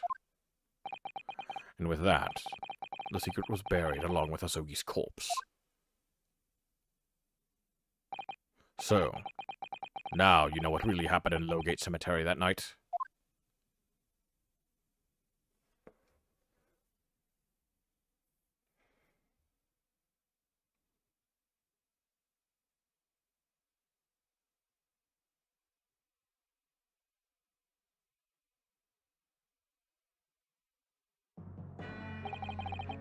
It was Jigoku, your Japanese acquaintance, who killed Asogi in the end, you see.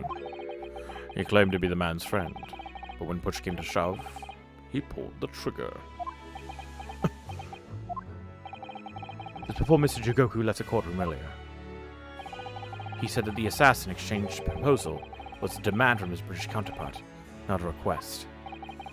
So you coerced him too, using what happened in the graveyard. By that time, Jigoku was the Minister of Foreign Affairs, negotiating international treaties with Britain. You can imagine what would have happened if it came to light he murdered a compatriot 10 years earlier. He would have lost everything. I merely reminded him of that. How do you sleep at night? These past 10 years, I've fought tirelessly with the darker recesses of London's criminal underworld.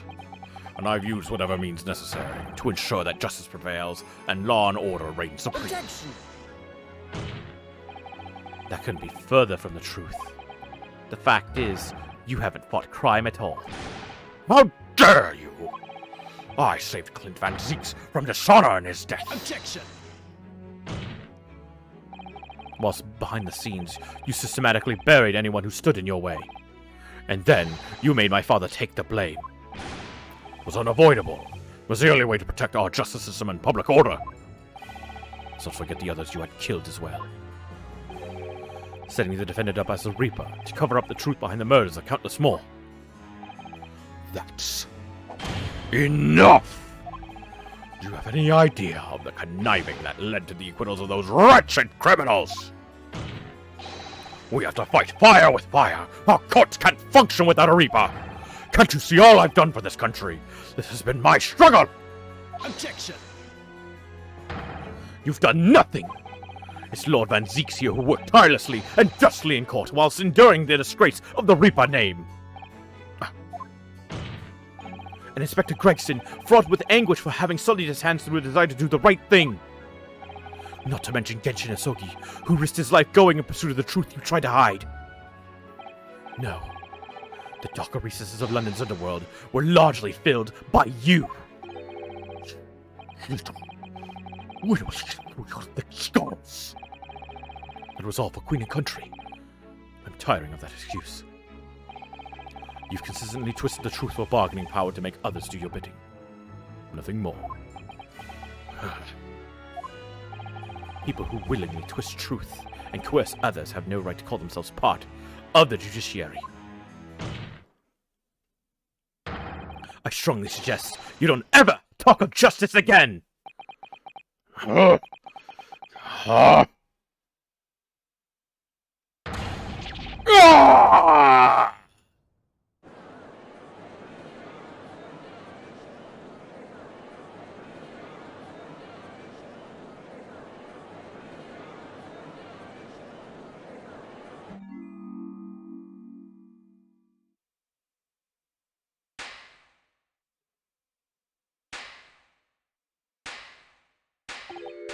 Well, well, well.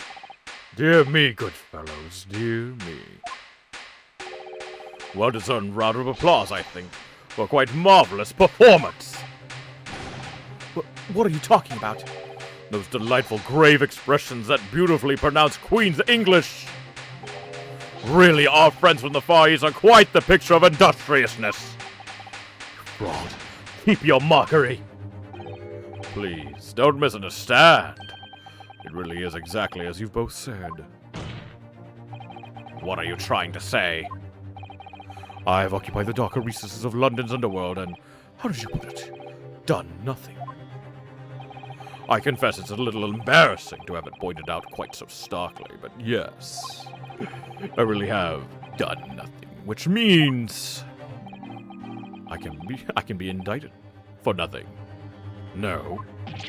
What? It's true. Personally, I've committed no crime. I've merely been surrounded by fools who've acted very rashly indeed. Objection!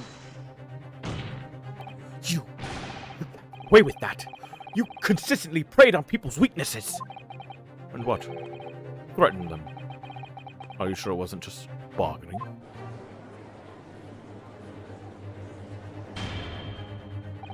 I would like to address all the good lords, ladies, and gentlemen and of the judiciary here present. You all know of these darker recesses in our great capital, and deep down, I believe you also know that to fight those who dwell there requires at least some of us to occupy the darkness ourselves. So let me appeal to your good sense now. Consider the situation with me. If this catalog of horrifying revelations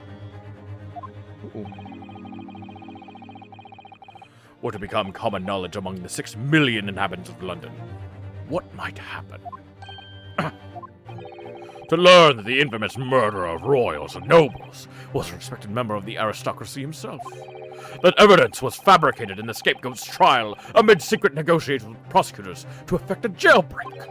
That the Reaper of the Bailey was an organized group of assassins managed by a Scotland Yard inspector. And finally, that it was all masterminded by the Lord Chief Justice himself. The general public of Britain knew the truth.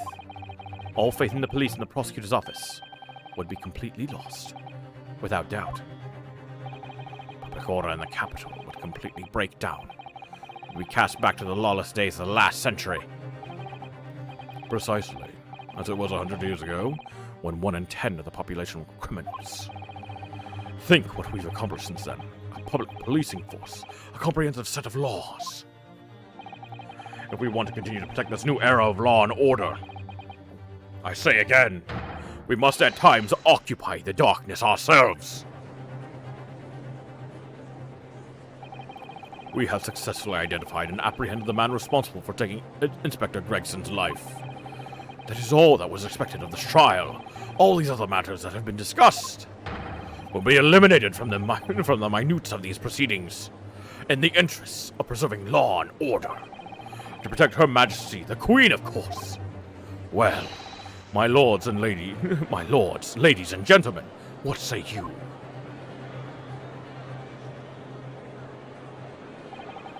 He has a point. Things Lord Strongheart has done are quite unforgivable. But on the other hand, Isn't it our duty to maintain law and order in the capital? you can't deny that the threat of the Reaper over the years has done wonders for the crime rate. By fair means or foul, it's all thanks to Lord Strongheart.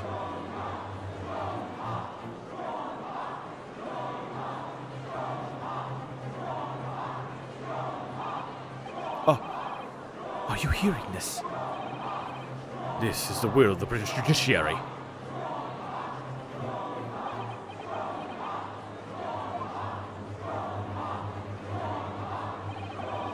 For your rousing response, friends, I express my heartfelt gratitude. Therefore, in accordance with the overwhelming wishes of the court, the records shall be erased. You have to respect the man's ability to turn a situation to his favor. Lord Strongheart really is a master of manipulation. You've conclusively proven his guilt. Yet still he manages to evade justice. I just don't know what we can do. Ryunosuke, It looks like the trial really is going to come to an end now. I'm almost out of options, I think. There really is only one path left open to me.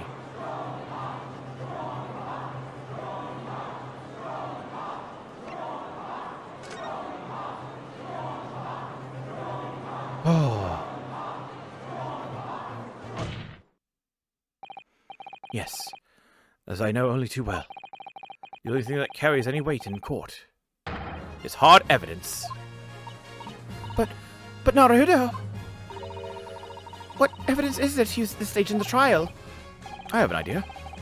I don't know whether anything will come of it, but if there was ever a time for using this particular item we have among the evidence, it's now! Take that! Oh my! Yes, Mr. Sholmes asked if you had that with you earlier. We've exposed all of Lord Strongheart's wrongdoing now. I have no doubt that Mr. Sholmes had already deduced exactly how the truth would unfurl. So I think it must be time for the great detective to take center stage, don't you? Yes, absolutely. Let's take the hair by the ears then, and heave! Alright, here goes. Heave! Ow, ow, ow, ow, ow, ow, ow. My dear fellows, must I remind you every time, a gentle tug will suffice. Mr. Sholmes, you're looking in quite the wrong direction, Mr. Naruto. Because I'm over here. Oh, Mr. Naruto, he's... It's Mr. Sholmes! Look at him go. I wasn't expecting you back, Sholmes. Delighted to be here again. Lord Strongheart. What? What is the meaning of this? Bailiff, seize him! Put that man in irons! This is a closed court. You've been warned once already, man. What the? You can't get hold of him, my lord. I just go right through him. Look at him go. I'm afraid your efforts are wasted. You see, the great detective you see before you is composed entirely of light and shadow. In image, if you will. Mr. Naruto, I must congratulate you on your fine deductions. Mr. Sholmes, what on earth is... Are you familiar, I wonder, with the invention known as the telephone? Well, yes, I hear that some public telephones have been installed recently in Tokyo. The sound of the speaker's voice is converted to an electric signal and transmitted instantly to another place. Quite. Sounds are transmitted, so could not images keep them company, I mused. Iris and I did some modest experimentation to develop such a device specifically for this very day. modest experimentation, Mrs. Sholmes. What a modest description. And somewhat incidentally, I thought we might just as well transmit an entire scene. Somewhat incidentally, Mr. Sholmes, Nigel's being immodest. Do you mean to say you're not actually here, Mr. Sholmes? Ah, I knew my trusty partner would have no trouble grasping the concept. Except he's grasping the stand to steady himself after your shock arrival. Poor father. I would have hoped he might have been forewarned, being the great detective's great partner. Leave my courtroom at once! Get out! I swear to you! Dear me. You, on the other hand, Lord Strongheart, you'd have a very poor grasp of the situation. Allow me to reiterate, I am not here, which would, I hope, lead naturally to one asking, Where exactly are you? very question I was asking! Now, I am at present enjoying the air in a rather splendid garden. A garden? Not just any garden, you understand.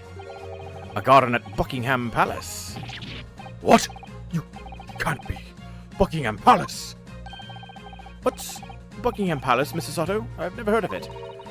Do you ever read the news, Mr. Naruto? Mr. Sholmes? Is Iris with you there? Ah, well, now, Iris is currently enjoying some tea. With Her Majesty. Her Majesty? Not just any Her Majesty, you understand? Her Majesty, the Queen of the British Empire. What?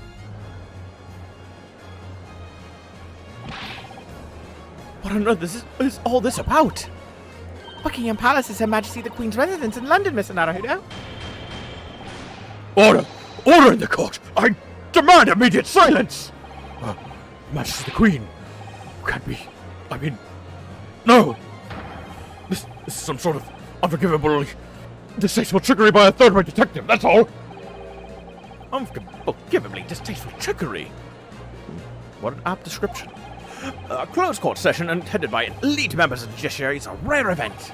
I presume that Her Majesty would be more than a little curious about the proceedings. So, I decided to show her everything, from start to finish. Huh? You showed her? Indeed. By dint of the Herlock Sholmes' remote cinematograph. Cinematograph. Ooh.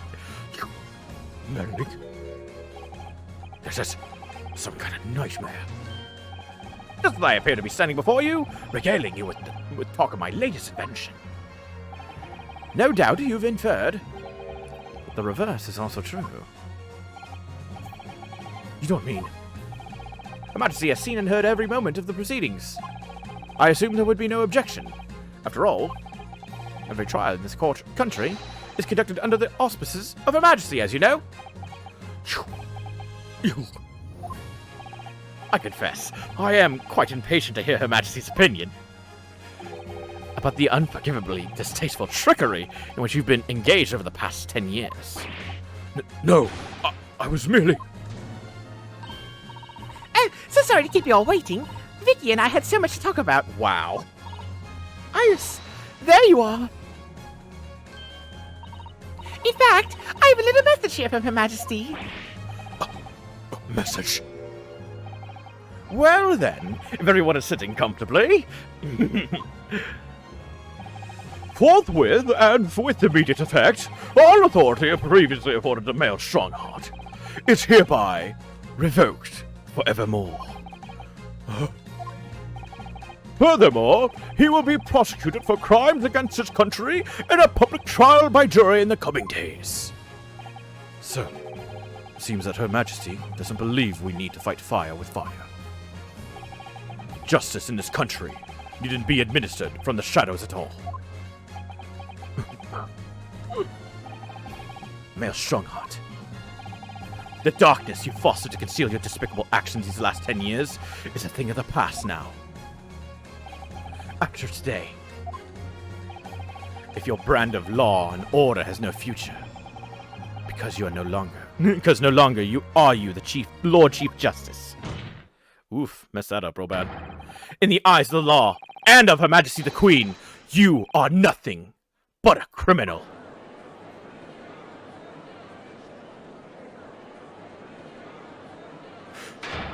Adjourned! A giant! A giant! A giant! A giant! Come is a giant!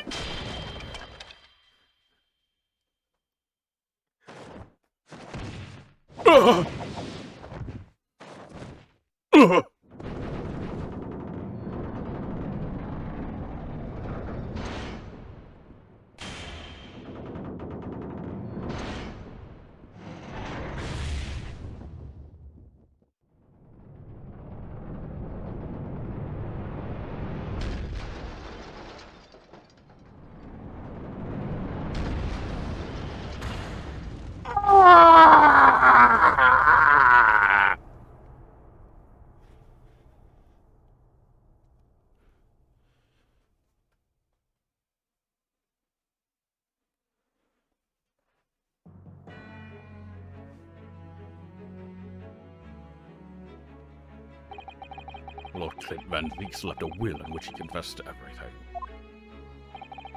When those words came out of Asoki's mouth, it deranged me completely. I knew I must do anything and everything in my power to contain the situation. But I couldn't find the damn document. I searched his cell, but it wasn't there. Which precipitated the jailbreak plot, I presume. What do you mean?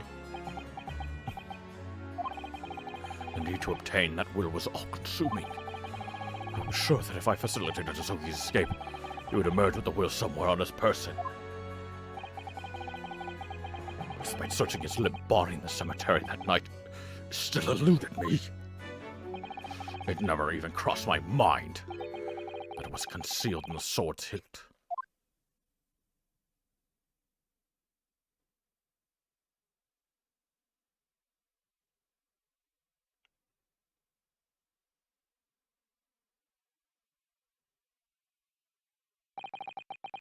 What pains me now is that my brother left this world without a word to me. I'm sorry, Lord Van Zieks. In point of fact, I think perhaps that isn't the case. Sorry? How can that be? There is more to his last will and testament. What?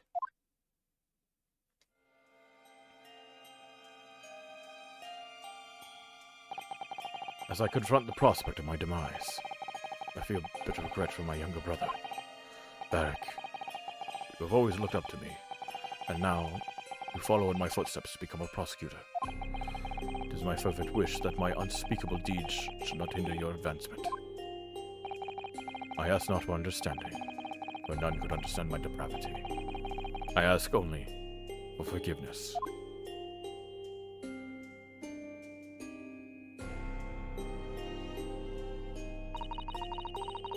Asogi is a fine detective and a hunter worthy of respect. He has agreed to honor my final two wishes. The first is that this document survives. The second, I cannot commit to paper. I have confessed my sins to my wife. May she find resolution in my death. With my eternal gratitude to my Japanese friend, I rest my quill. Clint Van Zieks.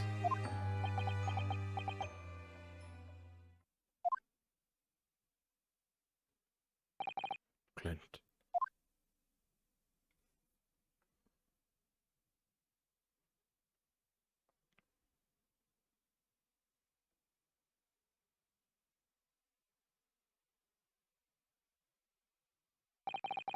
Mere strong heart. You colluded with Seshiro Jigoku in a criminal plot so immense it spanned the oceans, and you cold-heartedly murdered all those who knew the truth about what happened 10 years ago. But why did you say about that now, a whole decade later?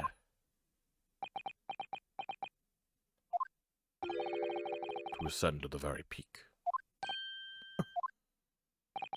These last 10 years made me realize being the Lord Chief Justice wasn't enough.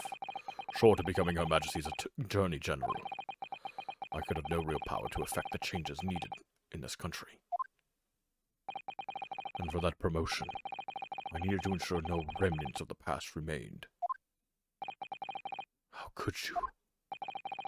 I like everything to run smoothly, in the exact manner that I prescribe, like a well-oiled machine. That was just a step away. And for your ambition to succeed.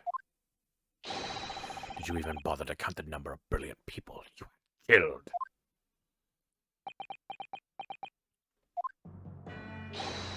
Ah, Mr. Reaper, are you not forgetting something? Such as? You've very much adopted your usual prosecutor-like demeanor in the proceedings now. But the reality of the situation is that you are the defendant in this trial. Ah! However, the presiding judge would appear to have fallen from the bench, as it were. May I suggest, therefore, that we entrust the final adjudication to an old friend? My lord. As a member of the judiciary, I've been following the proceedings from the gallery. I must say, I shan't ever forget the extraordinary battle between good and evil that I witnessed here today.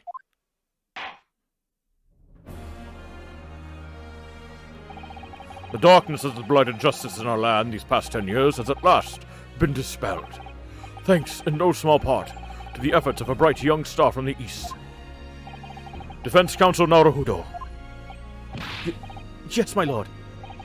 On behalf of everyone here present in the Old Bailey, I give you my heartfelt thanks.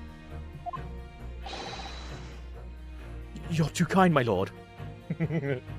Everything would have went fine if it weren't for you rotten kids and that stupid Herlock Sholmes.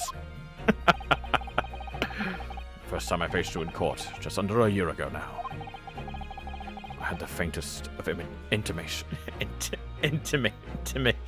Oh my fucking god. Intimations. I had the faintest of intimations. Of that if British justice, so warped and twisted over its long history, was finally to know change. This might just be the man to do it. What? But at the time, I wouldn't allow myself to acknowledge the possibility. I couldn't overcome my hatred of the Japanese after the circumstances of my brother's death. Mr. Naruhodo, allow me to apologize for countless discourtesies on my part. You are a lawyer of boundless talent. Lord Van Zieks. When I first arrived in Great Britain, I was literally a nobody. Certainly not a lawyer. The truth is, my fortunes have entirely been made by the miraculous people I've met. My best friend, Kazuma Asogi, who led me here to Britain in the first place. My loyal and ever-patient judicial assistant, Miss Susato, who helped me study to become a lawyer. The brilliant Lord Van Zieks, who never failed to challenge his Nipponese rival. And not to mention, the exceptional master of logic and reasoning, who showed me the true art of deduction, Mr. Sholmes. Saving the best for last, Mr. Naruhodo. What a relief! I'm well aware that without all these people's help and support, I wouldn't be where I am today. The truth is a guiding light that always leads to happiness. I've lived by that principle for a long time now, but actually, it's not true. The truth can also cause great pain, sometimes even leave people on the brink of despair. And for that reason, there are those who feel the need to hide the truth, who do it instinctively even. But as soon as we allow our eyes to settle on something other than the truth, the darkness takes hold, and from there grows, until eventually it makes us blind to the guiding light of the truth altogether. So that's why it's my belief that we must all resolve never to avert our eyes from what is just and true. So that we can continue to walk the straight and narrow path ahead.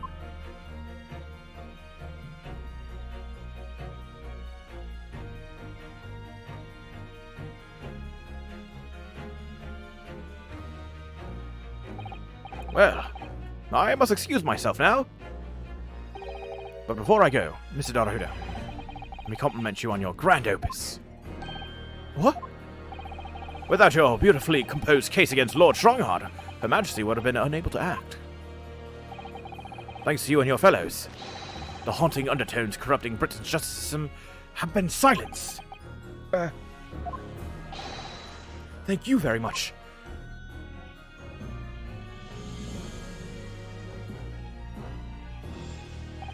So, until our paths cross again somewhere.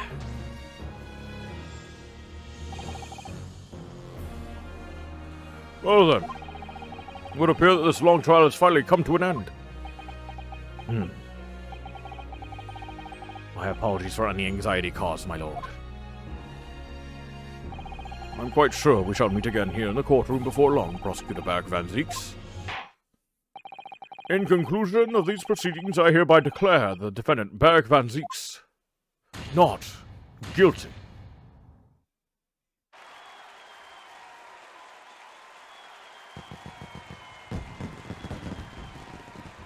Oh, we saw the fireworks and they didn't blow up in the big explosion.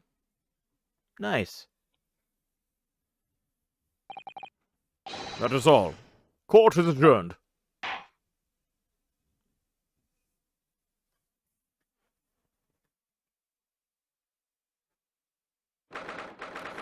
November, 4:21 p.m. The Old Bailey. Defendant's antechamber. It really is all over. Did I sacrifice too much? Mr. Naruhodo. I really must congratulate you. It was a truly, truly splendid performance. Honestly, I couldn't be happier for you. Thank you very much.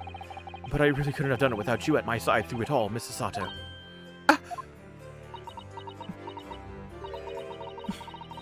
Your kind words mean so much to me.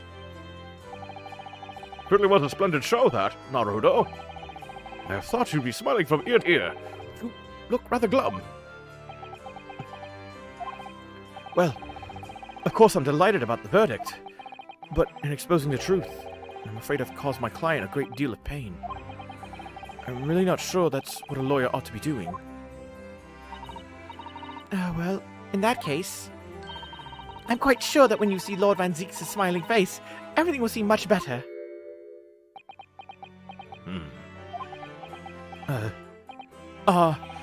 Mr. Sato. Everything seems worse. He has a face like thunder.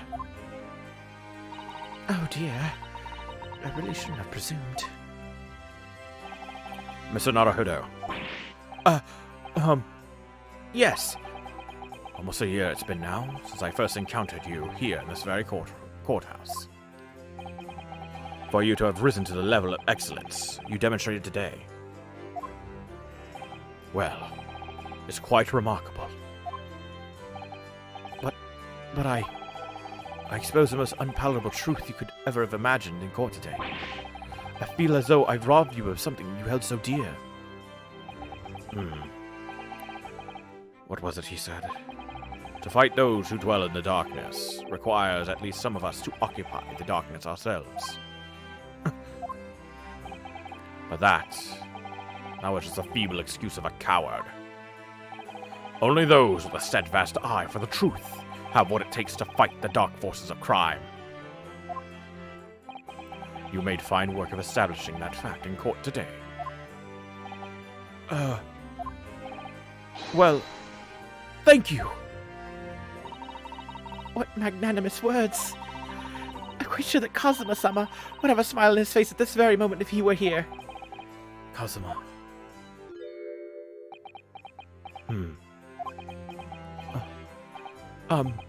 Mr. Sato. There's another face like thunder here. Oh my, he really was here. Lord Van Zieks, allow me to congratulate you on your acquittal. Congratulate me? Or curse me? You failed to bring down the Reaper. I owe you an apology. No, it is I who should apologize. Your father, Genshin, if I had been stronger, then I made an unforgivable error of judgment. Can offer no excuse. And I can offer no forgiveness. That said, I suppose you fought for justice and the truth. For that, at least, I can't withhold respect. Your words mean more to me than you could know. I will hold them dear. Kazuma-sama. I must say, there's one thing that's still bothering me.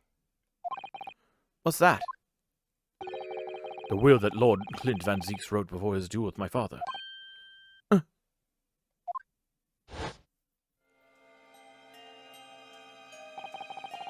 Asogi is a fine detective, and a hunter worthy of respect. He has agreed to honor my final 2 wishes. The first is that this document survives. The second, I cannot commit to paper. I have confessed my sins to my wife. May she find resolution in my death. With my eternal gratitude to my Japanese friend, I rest my quill.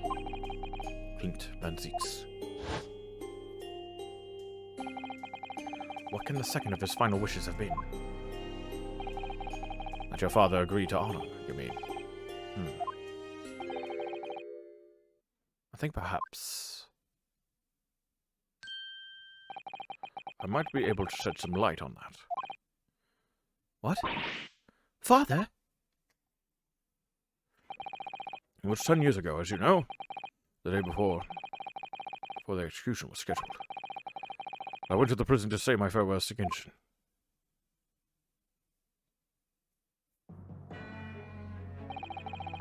Why aren't you putting up more of a fight, Genshin? If you'd only agree to it, Seishiro and I would gladly petition the government. We've been through this already. You don't need to worry about me. Anyway, Eugene, I have a favor to ask of you. Something of great importance.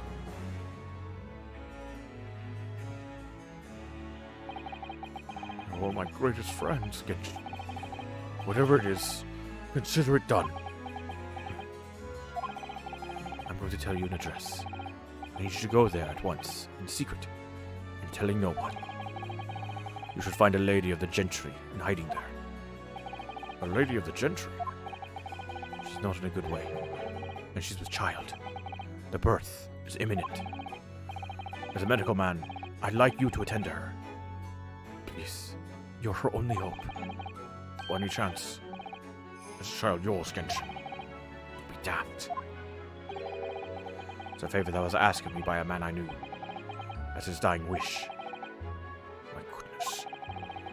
I swore to the man that I would help, and that I would do whatever I could for his wife and his unborn child. If something should happen to me, I need to ask you that same favor. You're the only person I know that I can truly rely on. What did you say? If something should happen to you, tomorrow night you're going to be...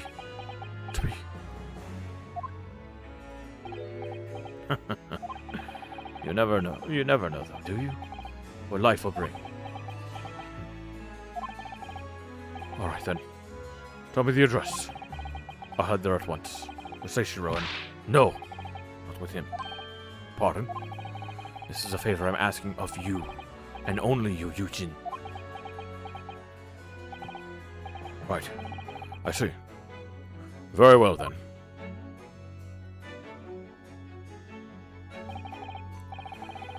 That very night, I caught a train from Paddington to Dartmoor in Devon.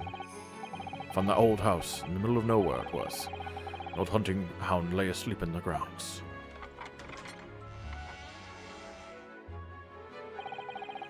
The poor woman was on the floor at the back of a darkened room.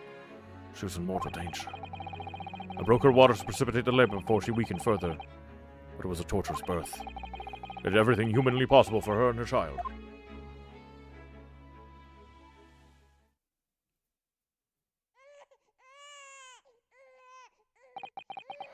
In the end, I was lucky enough to welcome a new life into the world. But tragically, my efforts to save the mother's life were in vain. I held the healthy newborn girl in my arms and wept for longer than I care to remember. Eventually, in something of a daze, I looked around the room.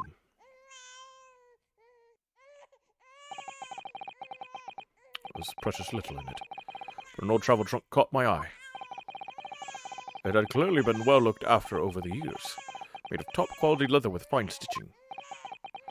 It was when I saw the emblem on the side of it that everything dropped into place.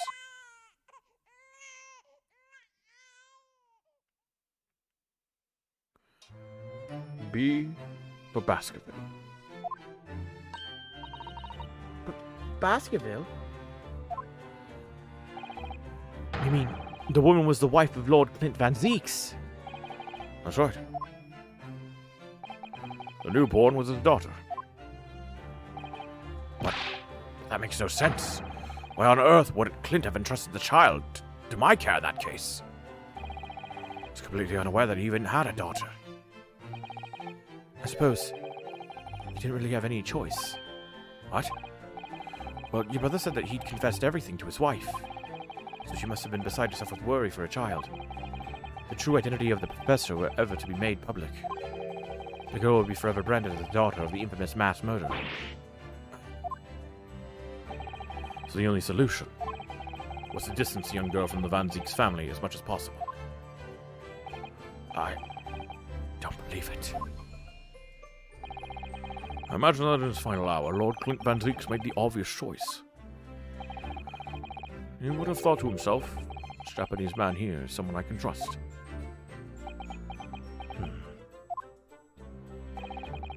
I honored my promise to Genshin, of course. However, only a month later, I was summoned back to Japan. Without disclosing the parentage of the child, I couldn't obtain permission to take her with me. No, how awful. I was completely at a loss. In the end, I had to ask my great friend. I asked him if he would be a father to her. That being Mr. Sholmes, I presume. Yes. He took one look into my eyes and agreed to it on the spot. Mr. Sholmes. It's a heart of gold. Really. All it can be said that I did for the child was to give her a name. Oh?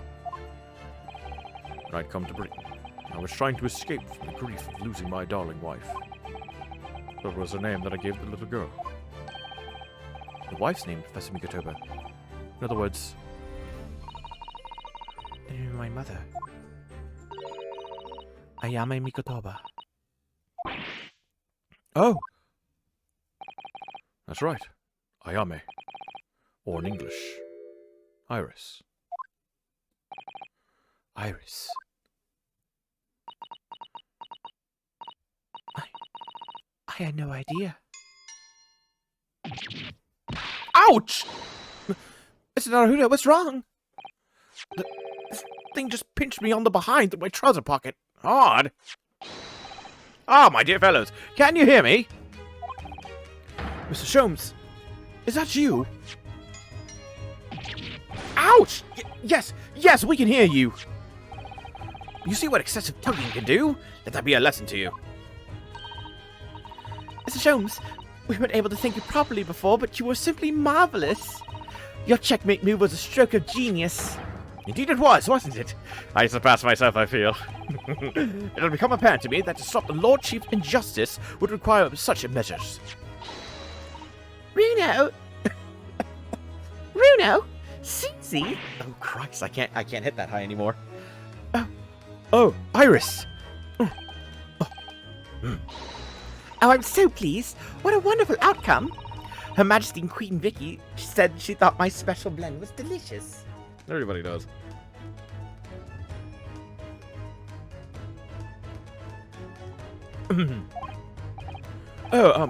I'm sure she did. After all, no one brews a more delicious tea than you do, Iris. Let's have a party to celebrate. And Mr. Reaper, you simply must come too. Well, I'm afraid I couldn't. The Reaper of the Bailey, flustered by a 10-year-old girl. Again. No, really? Oh, Pooh. But I give you my word that I shall present myself at your residence in the near future to express my gratitude. Oh, how lovely. You promise now? I won't let you forget. Bye for now, then.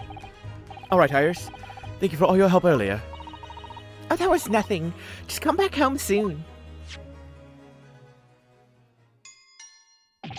Ouch! What a final pinch goodbye, was it?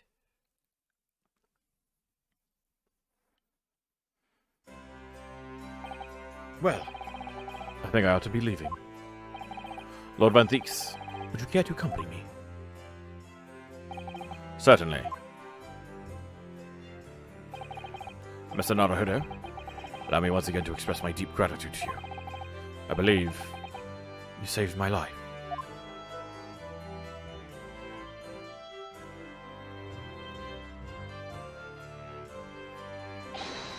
Wait! Lord Van Zieks! Yes? What are you intending to do now? Well, clearly, I shall have to resign from the prosecutor's office. Oh, no. I intend to publicize the full truth about the Professor case. Once that's done, the Van Zieks family will be ostracized completely from London society. Surely not. So as soon as I am free from my employment, I shall leave the capital. Oh. I see.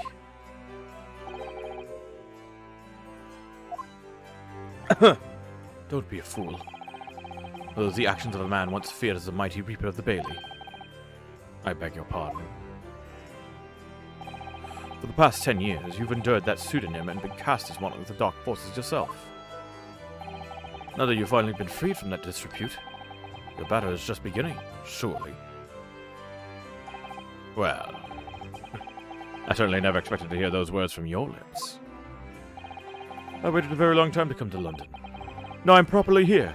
I intend to learn all that I can. Anyway, goodbye for now, Ryunosuke Naruhodo.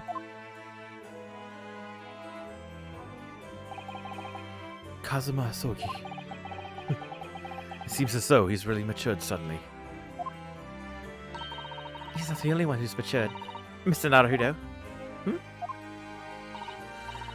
Well, I think we should make our way back to Baker Street. We must help Iris with tonight's dinner. We must.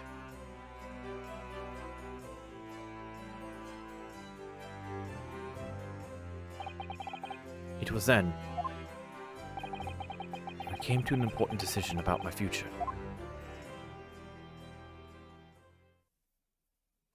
Oh boy.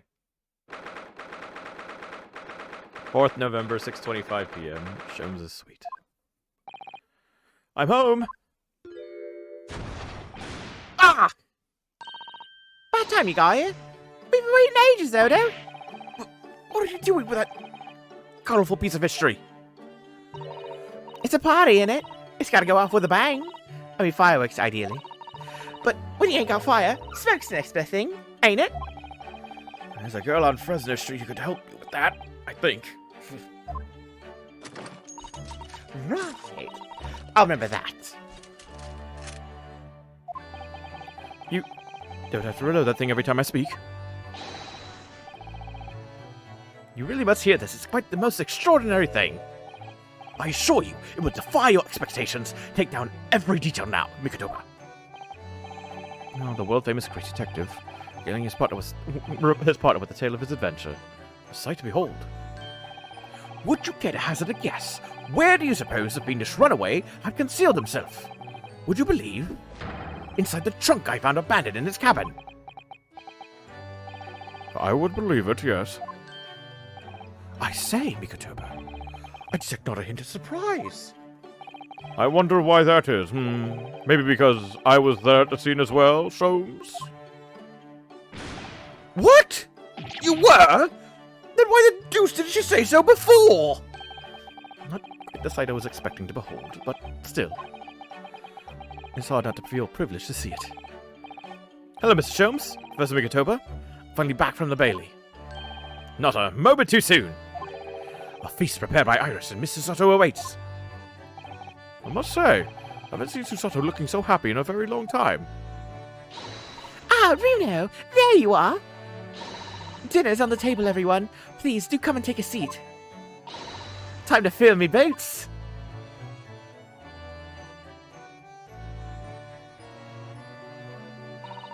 Goodness, is that really true, Gina? Yup. I'm losing me copper's cobbler and going back to what I know best. The diver's life for me. You're really leaving the police force? But why, Ginny? Well, the boss ain't around no more, so... Oh. And anyway, no matter how hard I try, my Reaper ain't ever gonna accept a diver turned dick, is he? Well, people can change, you know?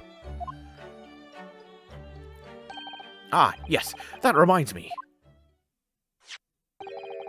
I rather thoughtfully offered to relieve the bailiff of this now defunct piece of evidence. It's Inspector's pocket watch, and the crown's been reattached. That watch was his pride and joy, some of his great achievements at Scotland Yard. For 10 years without fail, measured every second of the man's remarkable career. But now, it stopped.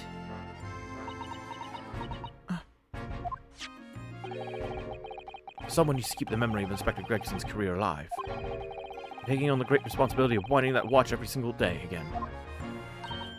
Yes, someone with an equally fierce detective spirit.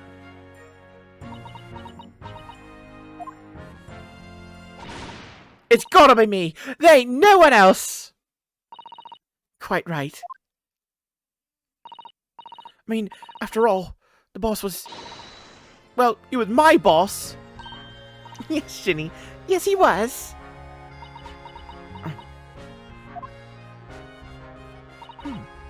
Oh, yeah. I made you a promise and all, didn't I, Iris?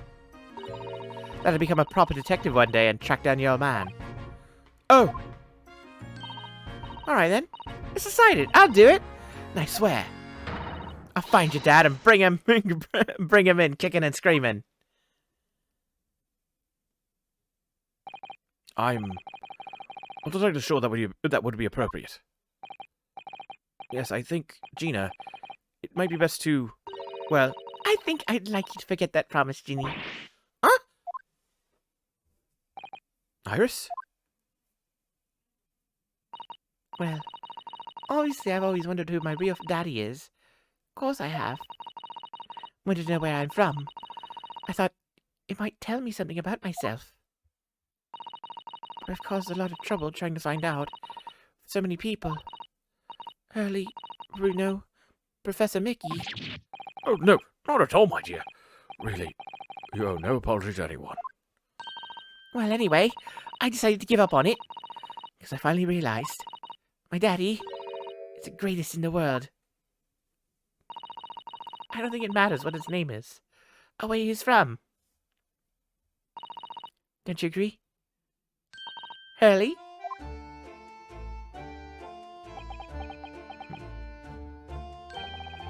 Every word, Iris. Thank you, Hurley. Thank you, Daddy.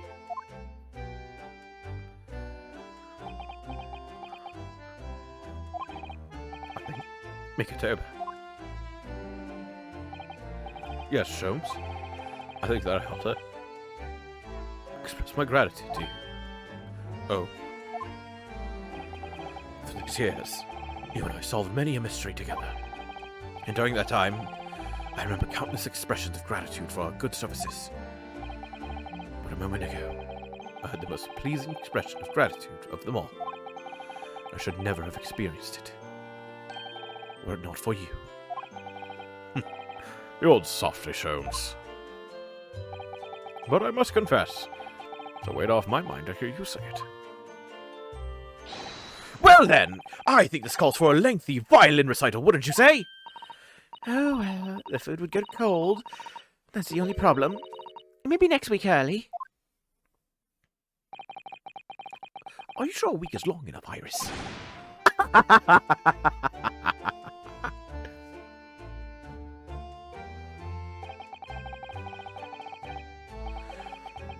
Even amidst the most troubling cases, even reeling from the most shocking of revelations, returning in the evening to the suite of rooms. There's always warmth and happiness to be had. The home of the world's greatest detective. My home, too. My greatest family.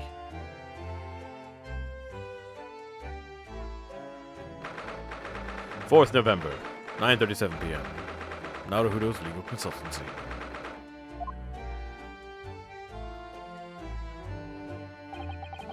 This attic room has been my home and office for almost a year now.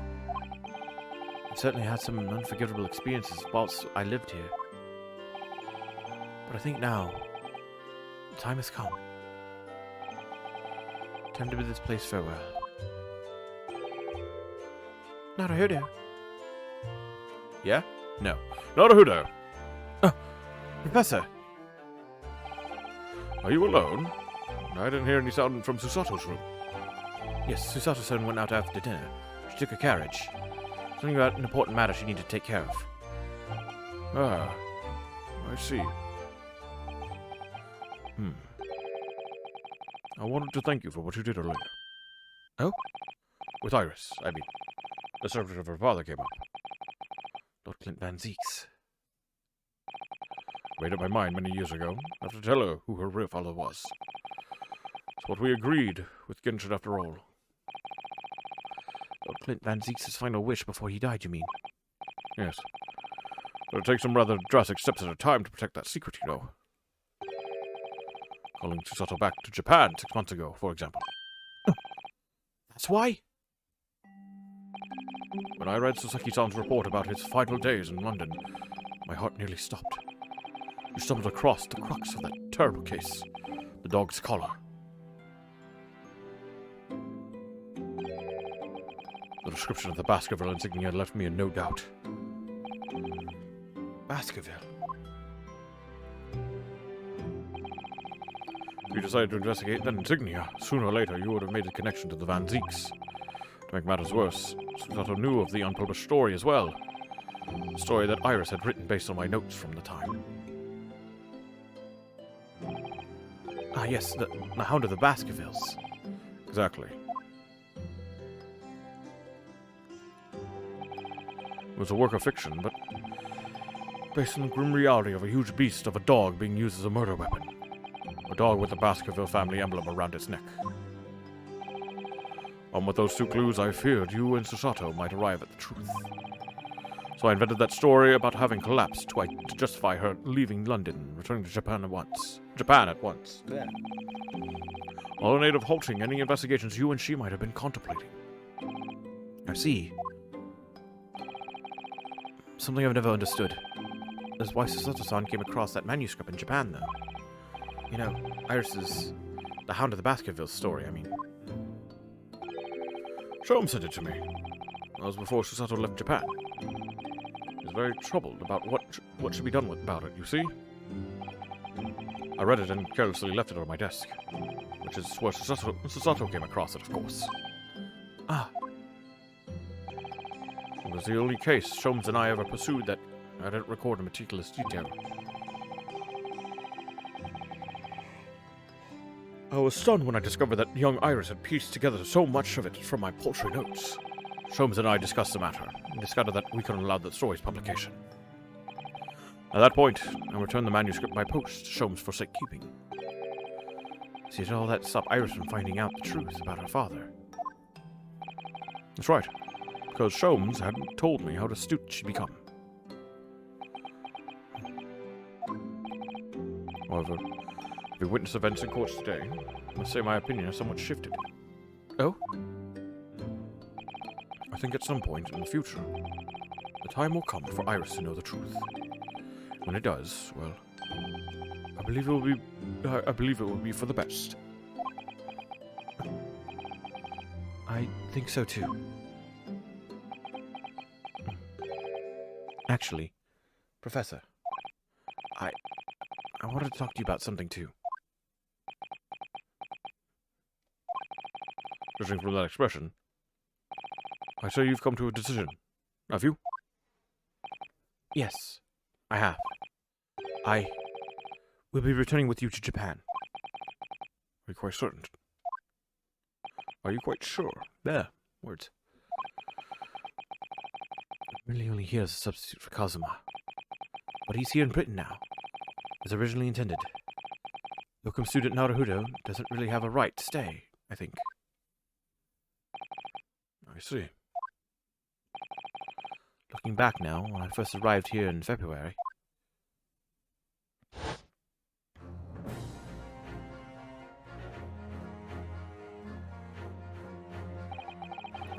becoming a lawyer just seemed to be the way things turned out. With Kazuma, Susato-san, and Mr. Sholmes all gently pushing me in that direction.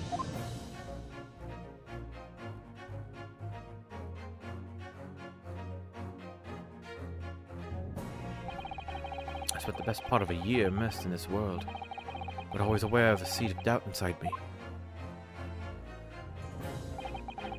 Until today.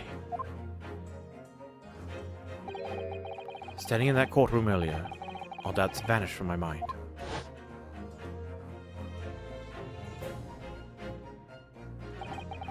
I was totally focused. I was sure of my belief in my client, and I was sure I could see the trial through. And at the end of it, I finally realized no one else chose this path for me. I chose it myself.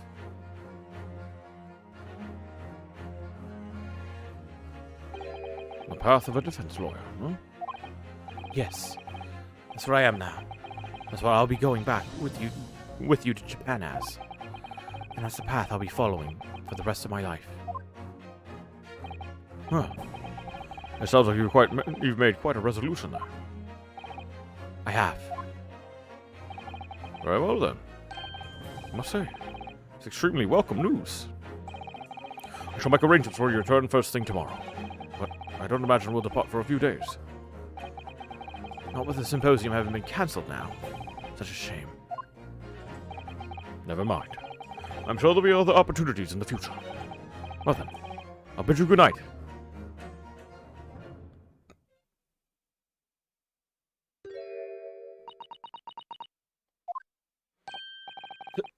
Susato-san? I just wanted to let you know I'm back. Welcome back. Did you, what your father and I were discussing? Oh no, wait, I actually have to take this.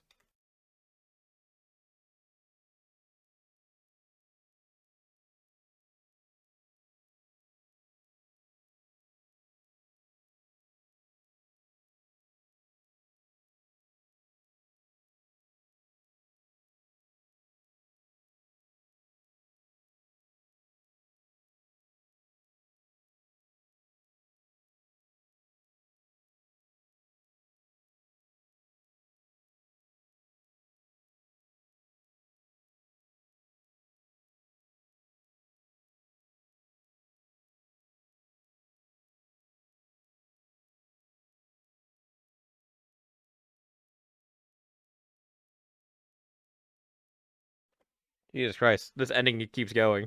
I totally lost track of time. I'm gonna have to get going here in like fucking 45 minutes. Okay. You hear what your father and I were discussing? I'm sorry. I did. Yes, I couldn't help but... Oh. How much did you hear? Well... From the part about Iris's real father, I think. In other words, from the beginning. So you made up your mind? You'll return to Japan and continue working as a defense lawyer. Ah, yes, I'm sorry. I really should have consulted you about it. I did want to earlier this evening, actually, but you'd already gone out. I know. That's quite all right. How do you know that's what you decide, Naruhodo-san? You did?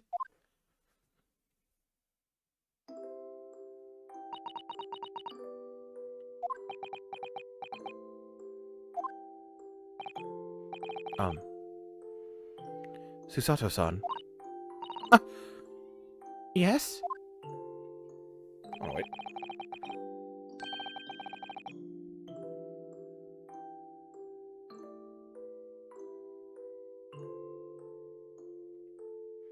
I suppose this means that has to be farewell soon.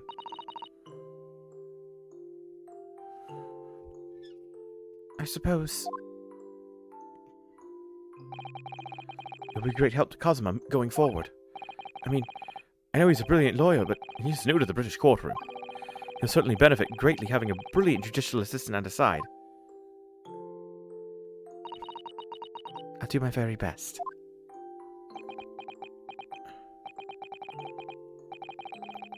I wish I could say it, but I just can't. I can't ask her to come with me. After all, she was always supposed to be coming to Britain as Cosima's assistant.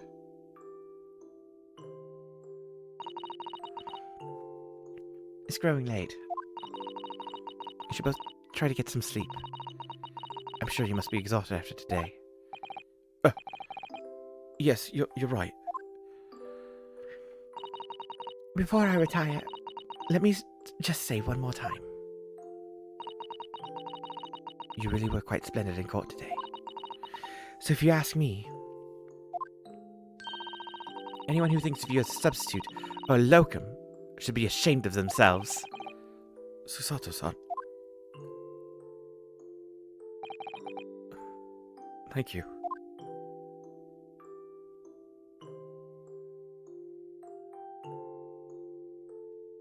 Aw.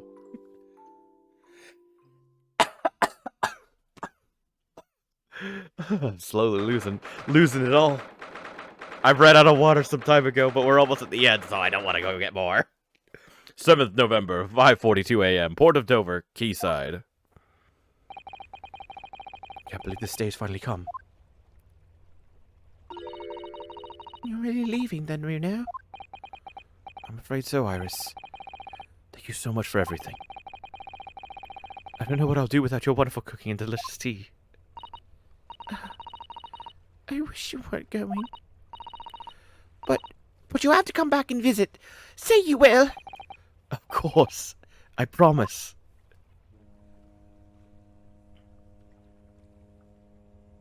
Well, a very brief reunion, but it was a pleasure to pursue a case with you again after so long. For a while, at least. It felt like old times. Yes, I suppose on reflection, there's something to be said for it. Having a little fun once in a while. I'll just go and say goodbye to the professor as well. I think. All right, Iris. You do that.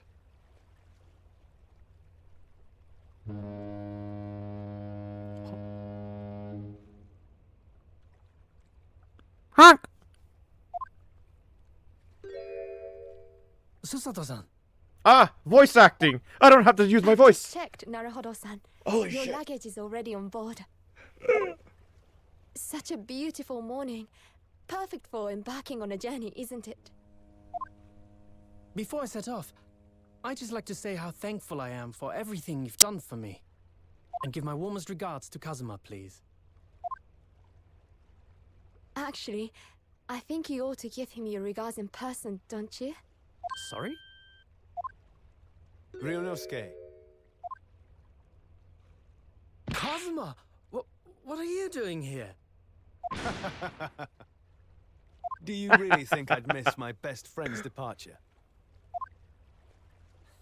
Thanks.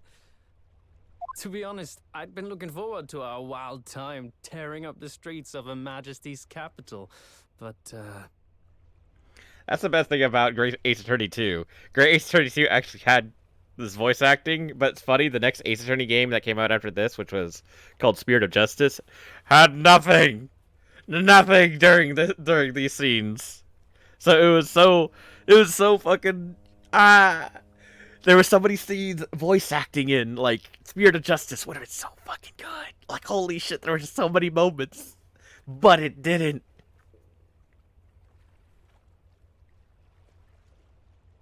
Goddamn. I'm really hoping that when they make like the 7th Ace Attorney game, they'll actually have like this stuff, or maybe even an Ace Attorney Investigations game. I would like a sequel to that one. Give me more. Give me more. I just want more investigation shit. I just want more of this shit. Okay. Well, we'll have to save that for another time. Personally, I'm looking forward to facing you in court again. Me too. But we're both defense lawyers, so I'm going to become a prosecutor. I'll stay in Lord Van Zeek's tutelage for the time being, but before long, I intend to be just as formidable as the Reaper himself. Oh, I see. Actually, Ryunosuke, I have a favor to ask. Name it.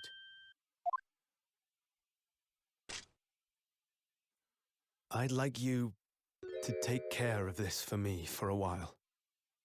What? Really? Karuma? Why?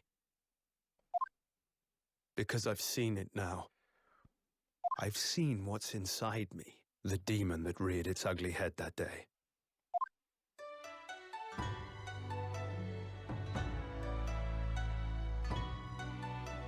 It was only for the briefest of moments. The last time I came face to face with that inspector, but it was unmistakable. I wanted to kill him. I've always known there are demons that live inside people. And now I know there is one in me. The fact that it very nearly consumed me is something I'll carry with me until the end of my days. While I devote my life to fighting those whose demons have got the better of them. As a prosecutor. So, that's what you've resolved to do, is it? Until I'm ready to face the demon within me. To slay it once and for all.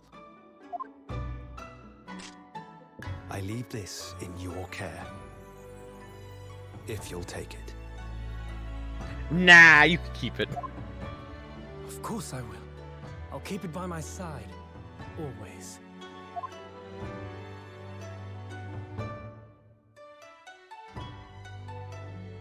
Until we meet again, then. You have your path to follow, and I have mine. Naruhodo-san? The path you're going to follow from now on. I wonder if I might follow it at your side, and unless I'd be a burden. What? I mean, I would very much like you to come with me. But aren't you...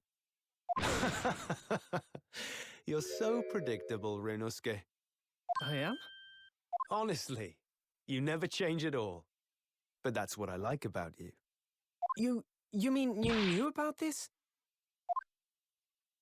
It was the evening after Lord Van Zeek's trial came to an end. She came to see me at the prosecutor's office. Really? Or when I had that conversation with Professor Mikotoba? So, you Just go with keep Ryunosuke going, back to man. Japan? This thing isn't over yet. Yes. I know it's unfair of me to follow my own interests like this. Coming here especially to tell me. You're a stickler for etiquette, aren't you? Well, what are his feelings? We've never discussed it, of course, and Naruhodo-san has made no such suggestion. I worry that perhaps I'd be a burden to him. He's just as much of a stickler for etiquette as you are. He'd never say anything before he was asked. But I'd feel happy knowing you were with him. Look out for him on my behalf, will you? Of course.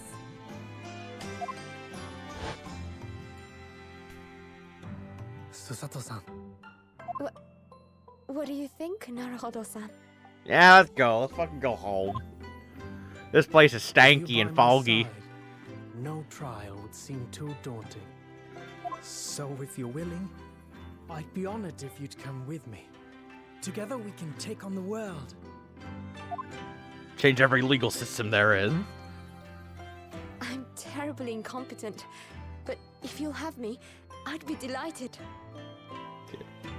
Fucking goddamn it. You're the one reason I saved that one case. Oh, no, not at all. If anyone's terribly incompetent, it's me.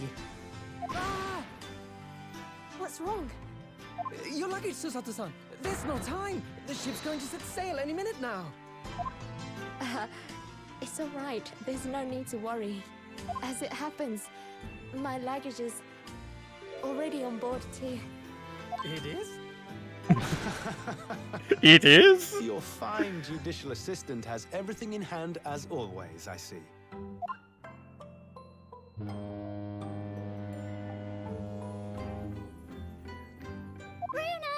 Your ship's about to leave!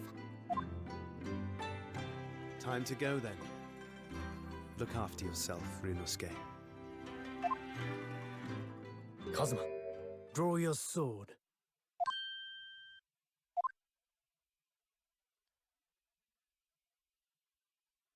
We're gonna have a sword fight right on the right on this dock.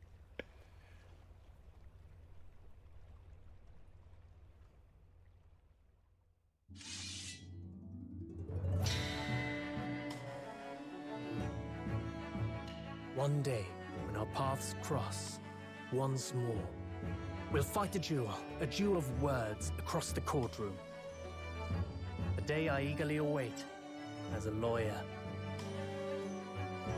I've been waiting to hear you say that, partner.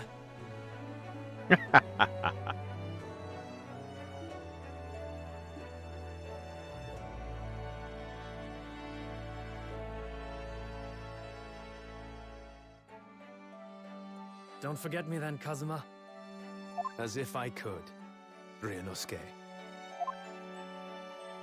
And Mr. Sholmes, thank you so much. I'm very much indebted to you. Indeed, Mr. Naruhodo. I believe you are. I'll never forget all you've done for me during my time in London. Quite. I should like to think you will remember your debt of gratitude. Especially when I visit you in your country. What?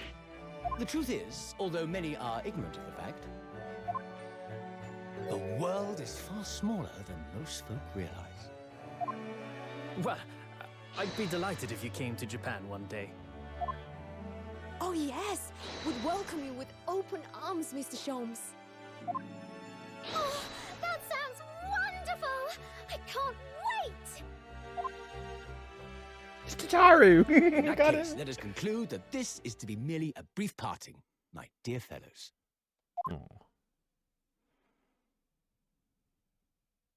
And that brings us to the end of my adventures in Great Britain.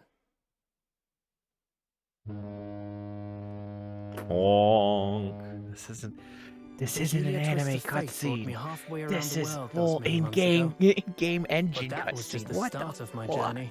Who knows where fate will lead me next? Still, I'm confident this won't be my last meeting with the friends I've made in London.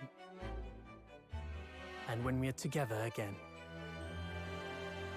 no doubt the first words I'll hear will be,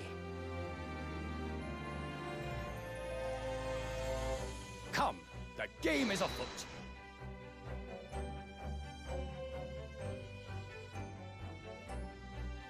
The ship, with our friends from the east, sailed steadily towards the distant horizon. But Sholmes' face was alight with joy. The times may change, but a steadfast friendship will remain true, Wilson. We have but to gently close our eyes, and we are with our companions once more.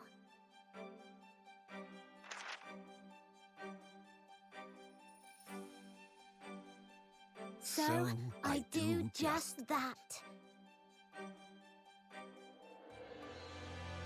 And when I do, I can hear his strong, familiar voice ring out. objection! Until we meet again, Bruno. The great Ace Attorney.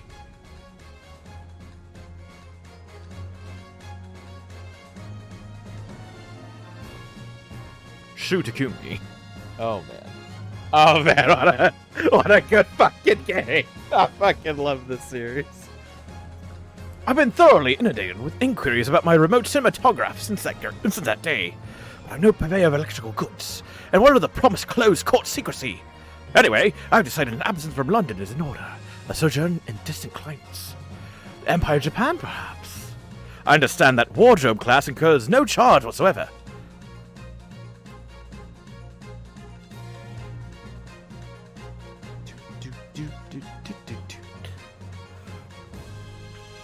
I gave a little note to Hurley the other day. It just said, "Thank you for everything, Daddy." But it made Hurley cry. And I gave him some lotion I invented as well, to dye his hair red safely. But he said that it might make him cry too, so he'd rather not use it.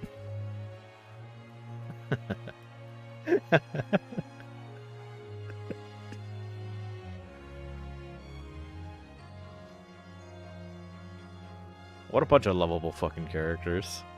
In those days when I was known as the Reaper, I felt your presence at my side. Once, unable to bear the burden of that grim pseudonym, I even retired from the courtroom. Despite everything, I still wear your prosecutor's badge with pride. But the darkness that once beset me is no more, as you too are no more. In the words of a young foreign friend of mine, I must stride forward toward a brighter future.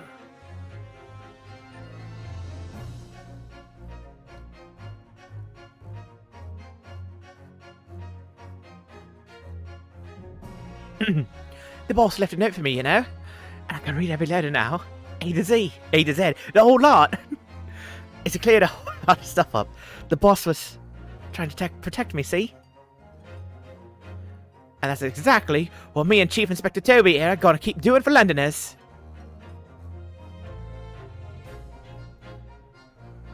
And I wish I could have said how grateful I was before you know.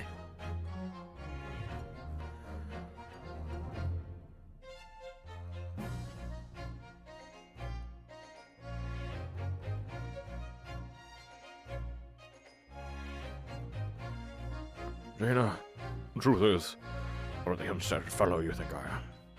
Might be a diver at heart, but it's a good heart. You're man, Mary. I need to be true to myself. I got one more job to take care of before it's ta-ta to London town for the foreseeable. And then, I gotta complete the education in the art of deduction a la Gregson, as they say.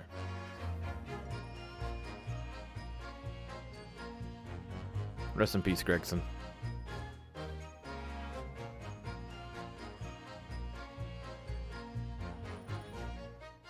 Your Excellency, this man is accused of illegal entry into the office of Minister of Foreign Affairs.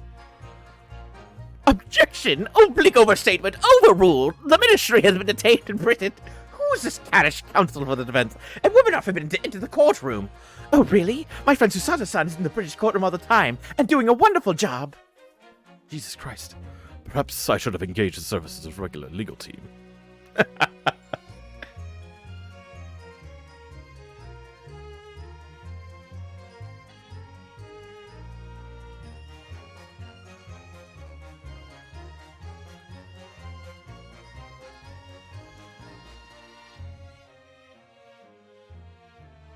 Mama, is it true about Japanese people? Are they experts at filleting corpses? Yes, they are. Fish corpses, on the whole. I like to hone my own filleting skills. You don't mind, do you, Mama? Yes, I do. I'm not a corpse yet, am I? No. And I'm glad.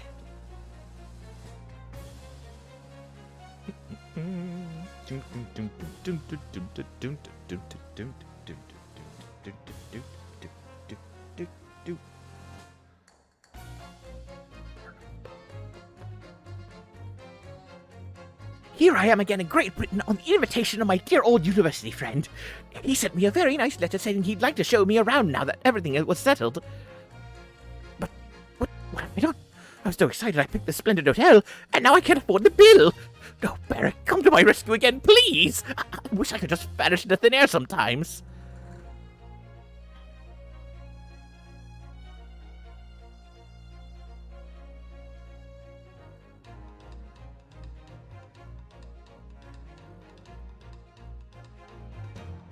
When I went to make the waxwork impression of the killer in the cemetery, I realized what had happened. But even in the witness stand of the highest court in the land, I could never speak of it. The Lord Chief Justice and I had struck a bargain, you see.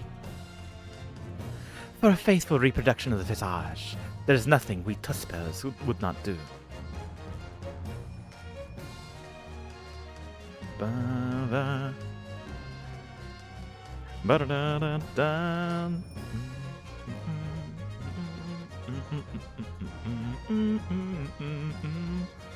Oh, that's right. Everyone calls me gossip. I sell jaunty little tidbits to passerbys, you know. Everyone calls me a Peppino, and I sell spaghetti. It's more redder than my hair. Everyone, they call me... No, I cannot do it. This is ridiculous. Oh, Daly, how charming. You've made lots of new friends here, I see. Yes, and when we're released, we're all going to strike it rich together.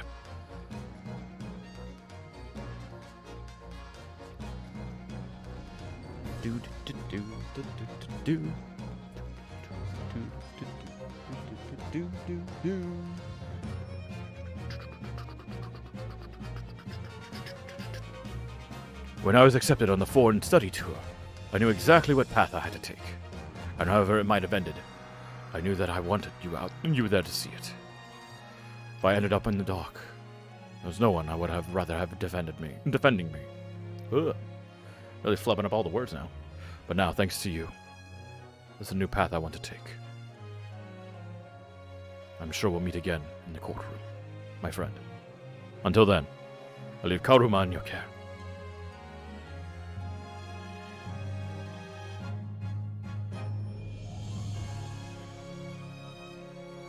Why are you alive? Why do they have to bring you back, man?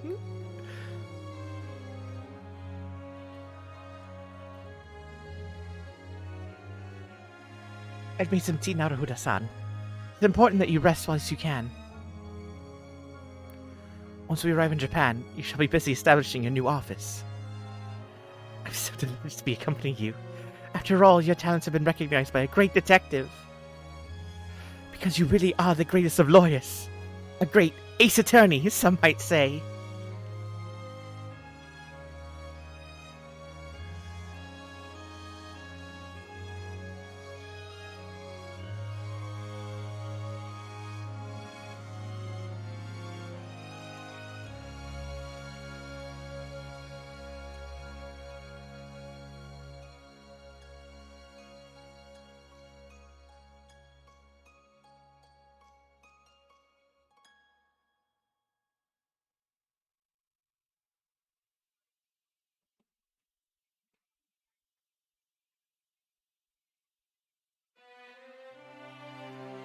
And now, we have reached the end.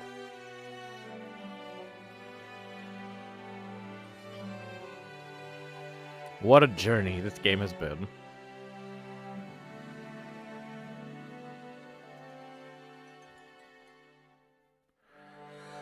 Holy crap, dude.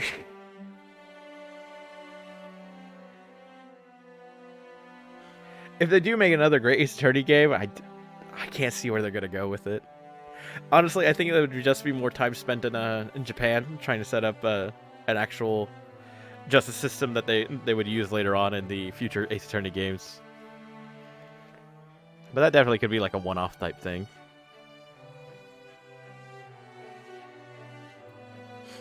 Oh man, it's great. This sequel, it just feels like, yeah, that's what I'm thinking. Just like a DLC case. Definitely, I feel like that's the only way to really push this forward. I know that they have like audio cases and whatnot in the extras and whatnot of this game. So I'll maybe listen to that stuff in another time, because for the time being, I gotta get going in like 20 minutes.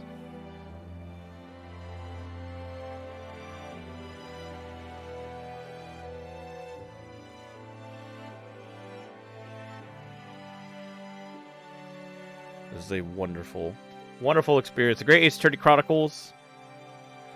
Absolutely worth it. If you really don't mind all the reading. Don't mind all the reading, don't mind all the power of using your brain. There were a couple of times for me throughout this, because like the Ace Attorney games tend to follow like a certain rhythm when it comes to presenting the cases and trying to present you the mystery in front of you.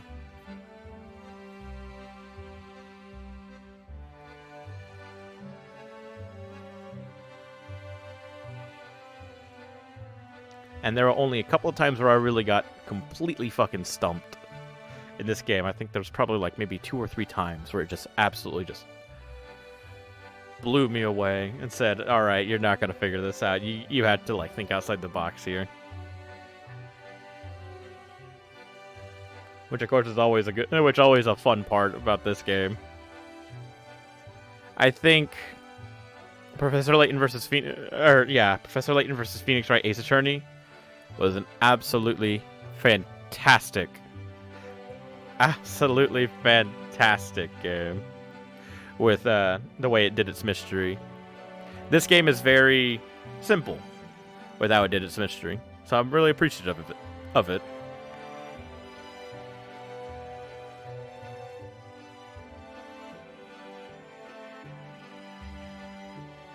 Man, why'd you have to be a bad guy?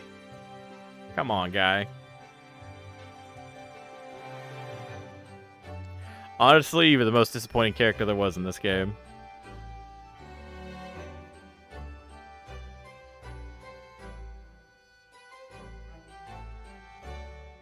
Welcome back, Shums.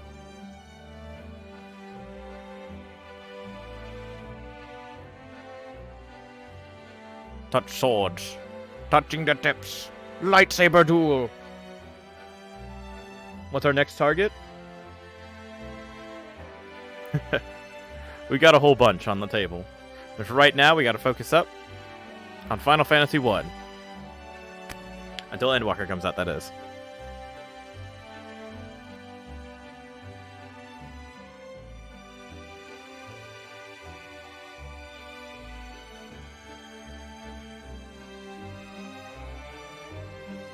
Now we're back in Japan.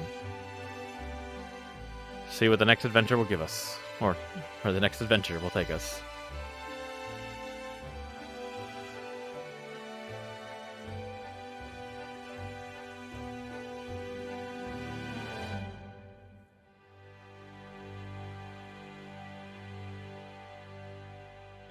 We're Ace Attorney 2. Resolve. Finn!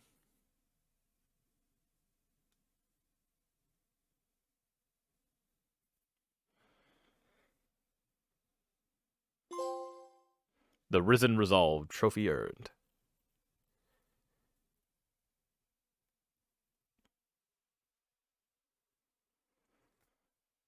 Do do do do do do do do do.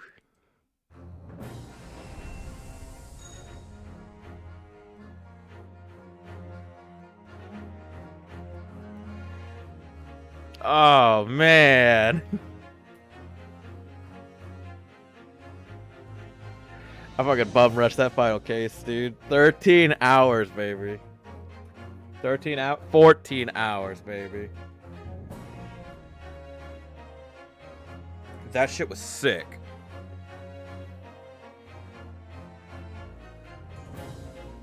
Whew.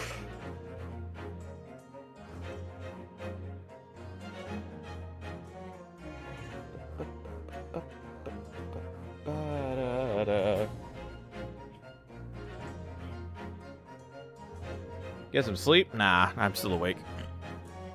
I would have gone to sleep had I felt tired at all during that. There were a couple of yawns, but otherwise the game kept me very, very engaged. Although it was fucking hilarious. I should have seen it, dude. Upon getting into like one of the the very first cross-examination, I didn't know what the fuck I needed to present. I was so fucking stuck. I swear to God. It's like I knew it was gonna talk about like what is called the grouse, and then I was like, where the fuck did I hear that name before? And I totally forgot. So I just started like throwing evidence left and right. It was utterly fucking humiliating. Okay, YouTube, thank you for watching. I've been the Wish Riddle. Keep your mind sharp. Stay safe out there. Bye-bye.